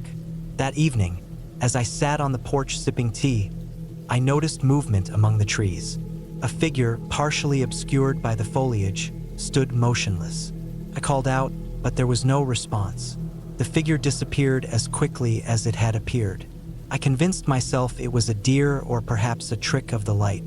Over the next few days, strange occurrences became frequent. I would find items in the cabin moved from their original places. Footsteps echoed outside during the night, but whenever I looked, there was no one. The sense of being watched grew stronger. One morning, I discovered footprints leading from the woods to the cabin's door. They were human, barefoot, and fresh. Panic set in. I decided to leave, but when I tried to start my car, it wouldn't turn over. The engine was dead, and the nearest town was miles away. With no other option, I armed myself with a kitchen knife and decided to confront whatever was out there. That night, I stayed awake, listening. Around midnight, I heard the creak of the porch steps. Holding my breath, I waited as the doorknob slowly turned. The door opened, revealing a man, disheveled, eyes wild. He lunged at me and we struggled. I managed to stab him in the shoulder, causing him to flee into the woods. Shaken, I barricaded the door and waited for dawn. The first light, I ventured outside. Blood trails led into the forest. I followed them cautiously, eventually finding a makeshift shelter built from branches and leaves. Inside were personal items, photographs, clothing, and journals. It became clear that someone had been living in the woods, watching me. I returned to the cabin, packed my belongings, and began the long walk to the nearest town. Hours later, exhausted and dehydrated, I stumbled upon a ranger station. I reported the incident, and authorities later apprehended the man. A hermit who had been living off the grid for years. The experience left me scarred but grateful. I had survived a real-life nightmare, one without ghosts or monsters, just the unpredictable nature of humanity.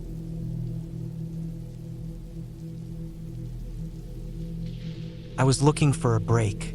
Life in the city had become too loud, too crowded, and too fast.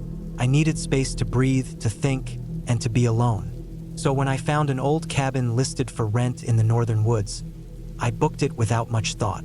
It was cheap, isolated, and surrounded by nature, exactly what I was looking for. The drive took longer than expected. The roads became narrower and less maintained as I ventured deeper into the forest. Eventually, the pavement gave way to gravel and then to dirt. My car bounced and jolted over the uneven terrain, but I pressed on, eager to reach my destination. The cabin sat in a small clearing, surrounded by towering pine trees. It was a simple structure, wooden walls, a pitched roof, and a small porch with a single rocking chair. The windows were dusty, and the paint was peeling, but it had a certain charm. It felt like a place untouched by time. Inside, the cabin was modest but functional. There was a small kitchen, a living area with a fireplace, and a bedroom with a single bed. The furniture was old and worn, but clean. I unpacked my belongings, stocked the kitchen with supplies, and settled in. The first few days were peaceful. I spent my time hiking through the woods, reading by the fireplace, and enjoying the solitude.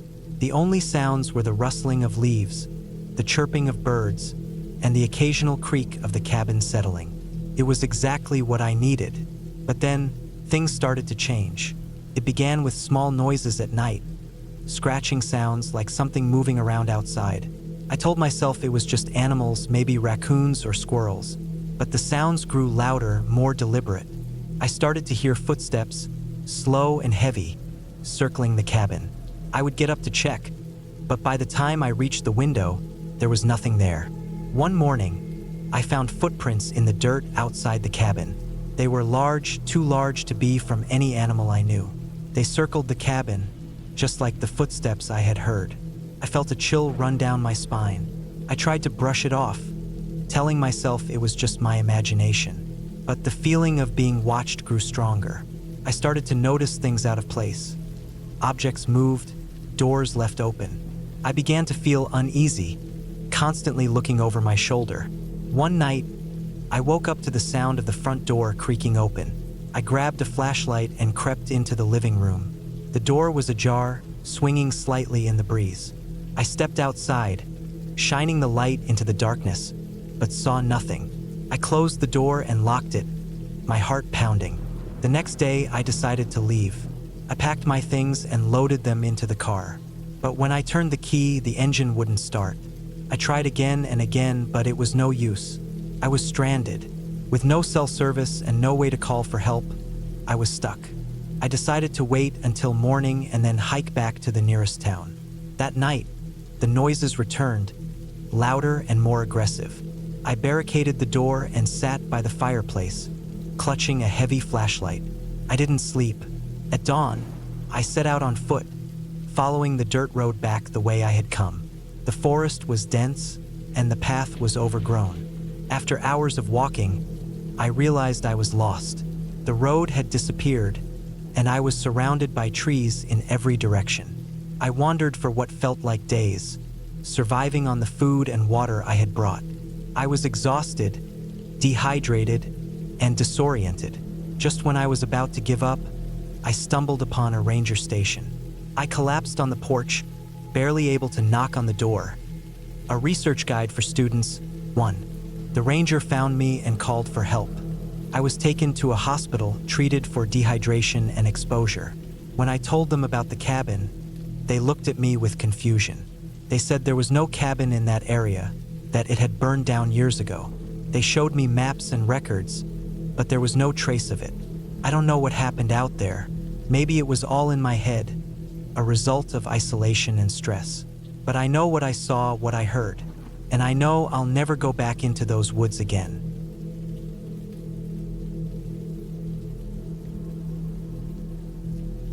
It started as a simple plan to get away. I needed a break from everything. I was tired of the city, the noise, the endless meetings, the concrete.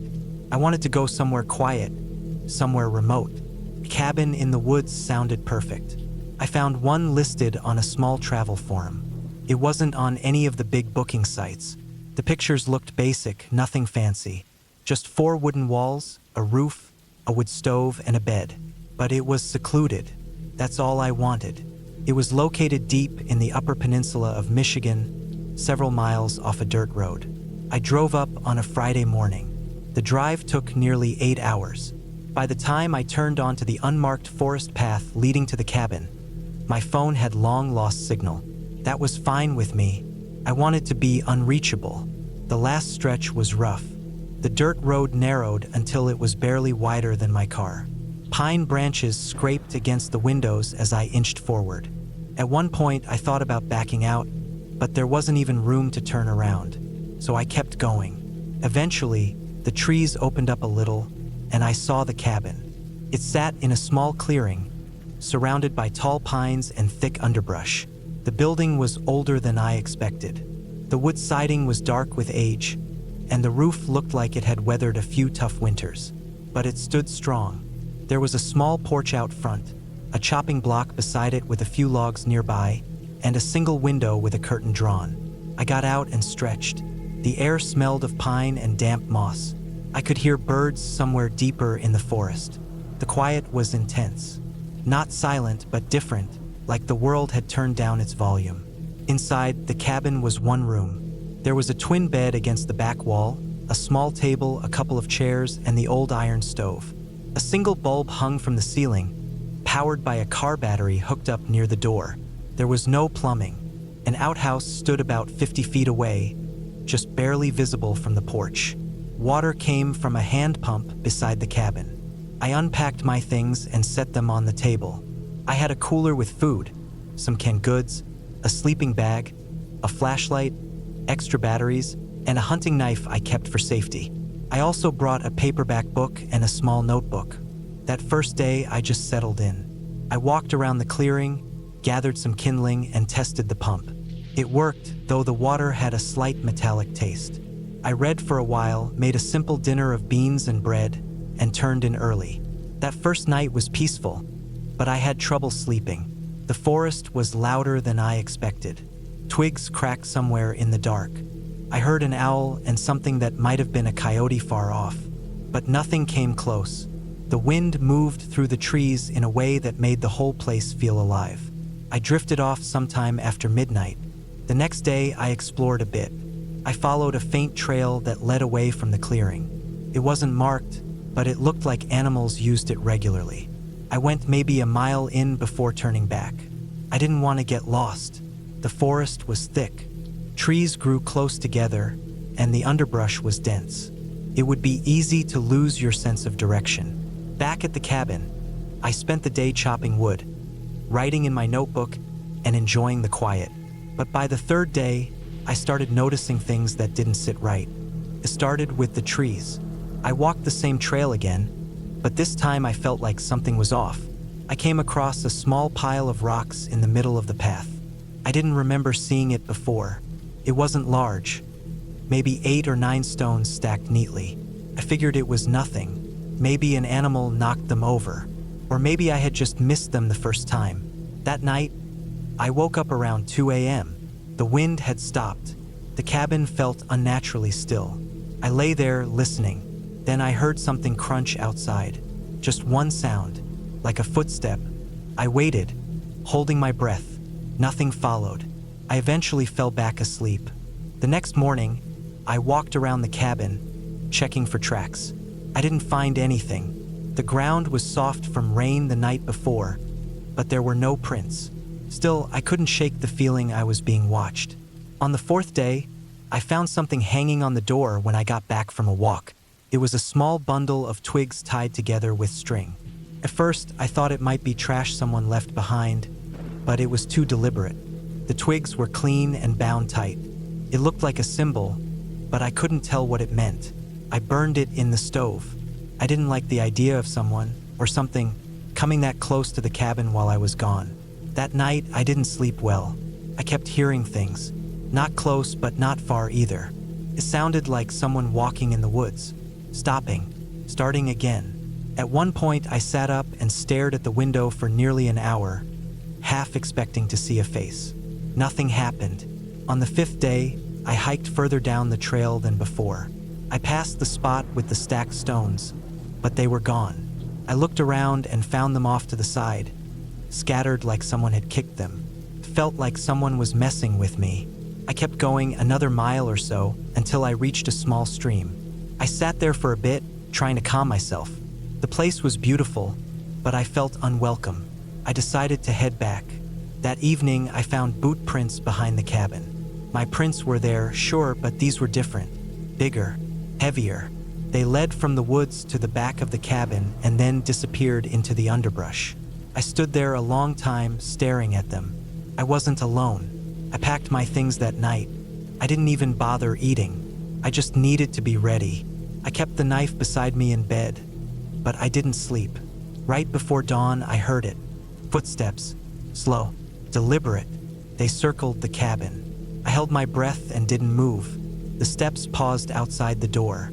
I gripped the knife so hard my hand ached. After a while, they moved off. I waited until full light before opening the door. There was nothing there, but the bundle of twigs was back, hanging on the porch railing.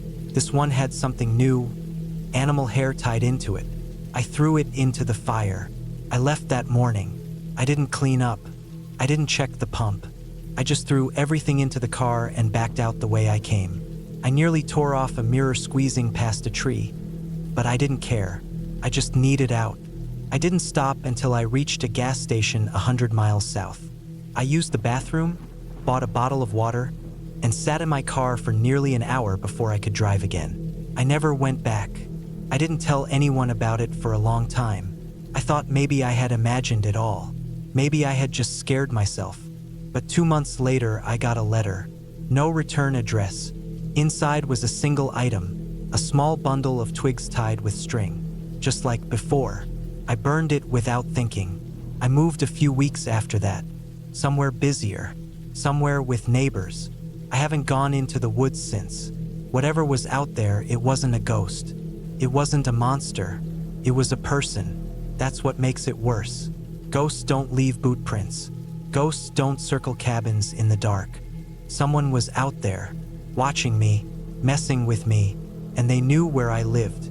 Now I lock every door. I check the windows twice. I sleep with the knife close. Not because I'm afraid of what's in the woods, but because I know what people are capable of. That's what still scares me the most.